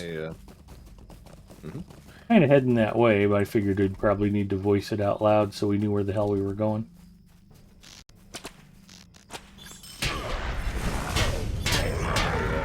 Chapters. DC'd again. Oh well, no biggie. With the fan says, I vote sit home. It's even more fun to fly than I thought it would be. Oh, Tuck says, how expensive is it to get into? If you want to get a decent-sized electric trainer with everything you need, radio, all the electronics installed, they make a really nice trainer plane called the Apprentice 15E that comes with a 2.4 gigahertz spread spectrum radio, battery, charger, everything you need to start flying. Little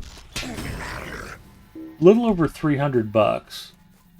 You can get smaller, cheaper stuff, but there's the old saying is buy cheap, buy twice.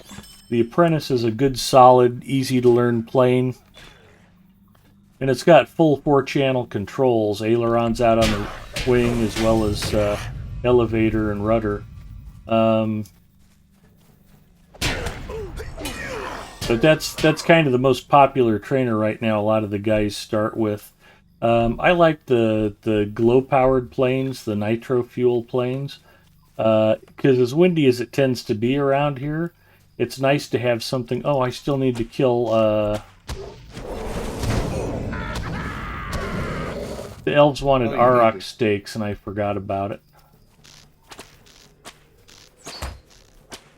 Fortunately, they only want a couple.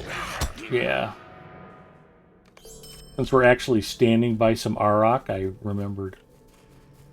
I think I'm okay on orcs again. Yeah. Just finished the bounty.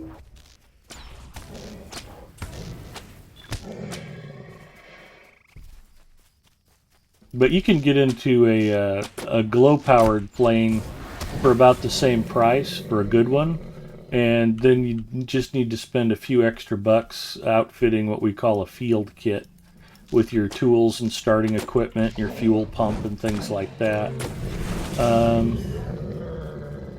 But the difference is if you buy an electric plane, you'll start buying, a bunch of $30 and $40 batteries, so you don't have to sit around and wait for your one battery to recharge. And with the glow-powered plane, as long as you've got a jug of fuel, you can pretty much charge it once and go out and fly all afternoon without having to stop and recharge the battery. So, I think I'm good on Auroch meat. I need to take that back down, and then we can head to Estelden. Or if you want, you can just head to Estelden, and I'll meet you there. Well, let me... Oh, you could have just ported us to Estelden, couldn't you? That I can.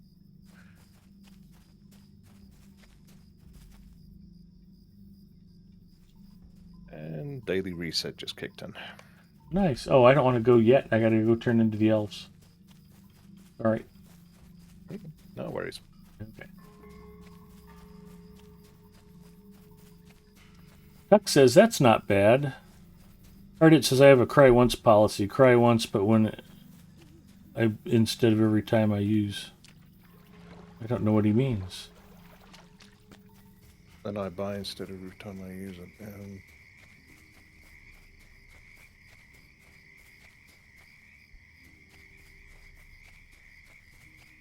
Oh, buy instead of every time I use it. Yeah, that's not a bad rule. But, compared to golf, flying radio control, you can get a couple of good airplanes for what a decent set of clubs cost. And, 18 holes in half a cart will cost you $40 or $60 most places around here. And I think Nebraska's cheap. We're overbuilt on golf courses. And that's basically the club dues for the whole year. So, yeah, you can... any hobbies like that, you can spend as little or as much as you want.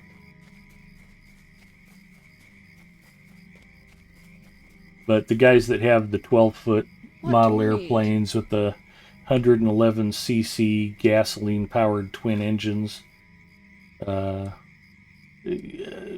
can spend $5,000, $6,000, $7,000 outfitting a plane. Some of the guys who fly actual turbine-powered models, those can run very expensive. But you can have a lot of fun with the more modest, inexpensive planes. One of my favorite planes I have, in fact, a buddy gave me free the first year I got in the hobby. I've had it since 2005. I've flown hundreds of flights on it. It's still going strong. I need to put a new canopy on it. The canopy finally cracked and peeled off of it. But I actually have a new canopy to put on it. That's just another project out in the garage I haven't gotten around to. Yeah, I think I can bring in some more gear here.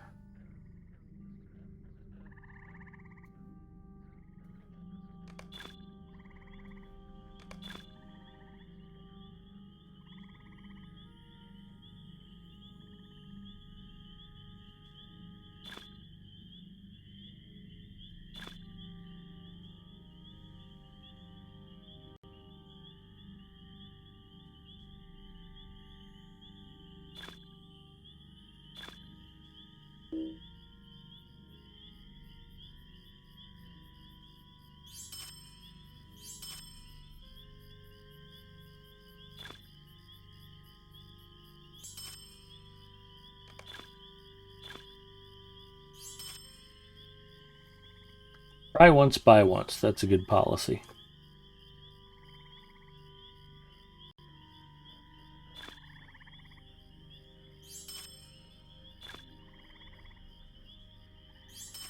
And they actually make some smaller park flyer models that fly really good for between, $80 to $200.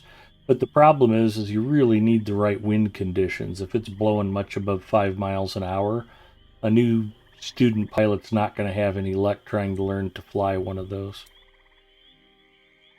A bigger, heavier plane is actually easier to learn on. It's pretty common for new pilots to actually start off with too small of an airplane. Like, if I just get this small plane, it'll be easy. And it's like, no, it doesn't work that way.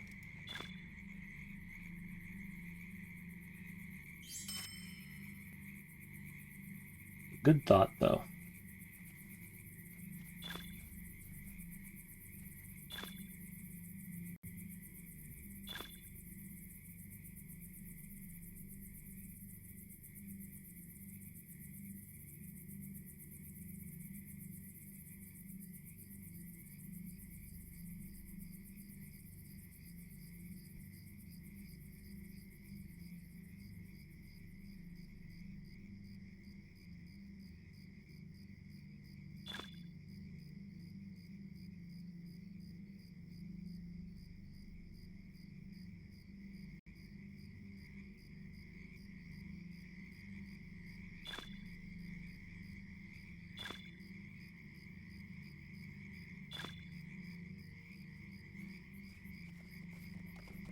Allegrion says, Big Eddie, you're very big with your heart. Well, thank you, Allegrion.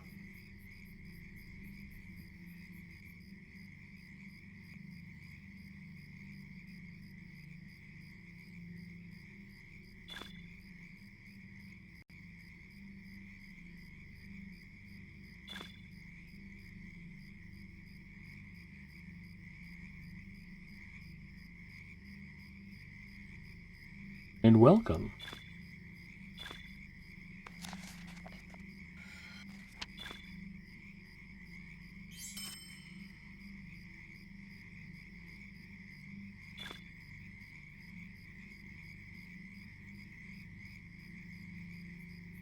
Oh, I've never seen that before. A banner ad just popped up on my stream replay on Lotro stream with a Dunkin' Refreshers Dunkin' ad.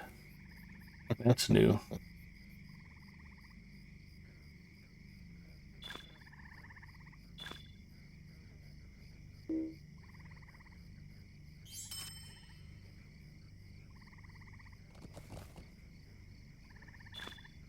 And the ad went away. How long's that been going on? Free contents for new players is finished, isn't it? There is some bonus stuff that you got with the anniversary, but the free content for new players is permanent. Yeah, the Belar pack and the Mordor content. I don't. Yeah, by the time you get to Mordor, if you're a new player, it'll probably be free anyway. I don't know. I'd worry about that too much. But all of the content up to level 95, I think, has been cleared. Still free, yeah. Yeah. So, but yeah, the anniversary bonuses that ended last week. The 18th, was it? That's about No, right. 13th. 13th. I think. 12th or 13th, yeah.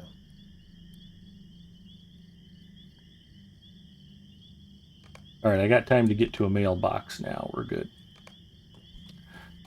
Oh. And Kalanus says, well, I think I'll try to sleep some more. Have a good one. Enjoy your nap. Get some rest, and thanks for coming by. Yeah, let's go ahead and just swift travel. I think we're done here. Oh, wait, stop. My bad. Somebody needs provisions for the glade. Got one more quest to turn in. Who gets the Auroch meat? Here he is. Must have ran right past him coming in. What do you need? What do we got? An earring I don't need. A dagger I don't need. 2-3 versus 290. We'll take the javelin. And I think we're good. Okay, let's travel. That's my final answer. Speak now or forever hold your peace.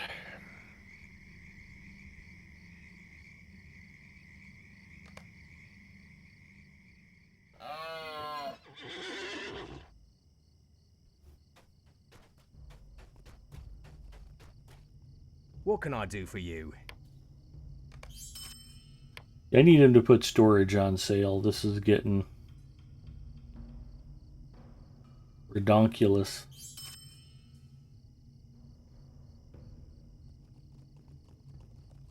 Oh, that was sudden and abrupt and doesn't seem to go much further.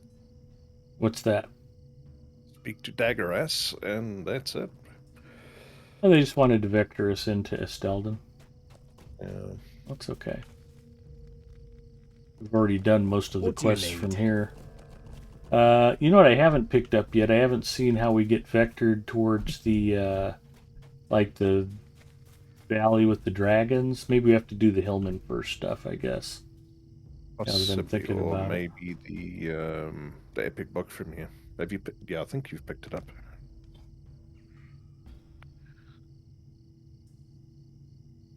Yeah, the quest flow in North Downs could maybe use a bit of a rework.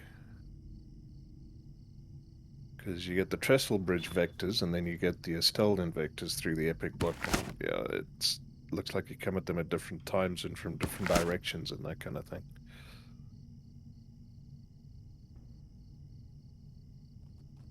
Well, with the Estelden being such a super secret hideout, it's tough to coordinate with everybody.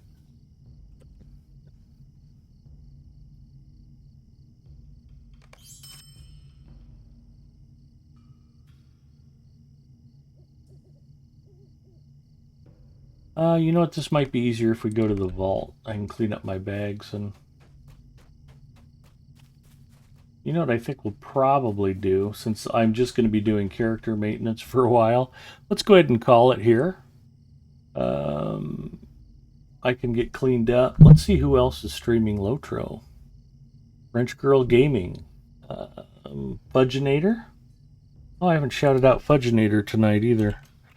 Fudginator's a longtime friend and member of the Lotro community. She generally tends to, you know, a little bit of coarse language. If that offends you, just be warned ahead of time. Very fun to hang out with. So I always enjoyed hanging out with Fudginator, even if It's not that she's overly vulgar or anything like that, but she just speaks her mind and occasionally might drop a word not safe for TV. But yeah, she's always fun to hang out with. But French Girl Gaming is a fellow Lotro Stream Team member. Let's go ahead and raid French Girl Gaming. Please pop over, say hi to her. And I will be back Friday again on Lotro Stream with more free-to-play Fridays. Again, the character I'm on tonight, the account's brand new. It's completely free-to-play. Haven't spent a nickel on it. It's easy to do. If you can't afford to subscribe to Lotro, or you just want to try the game in depth before you commit to a VIP subscription, you can have a lot of fun in this game and never have to open your wallet. I have for 15 years now. And it's not tedious, and it doesn't have to be a grind, and it's easy to do. So we're going to raid French Girl Gaming.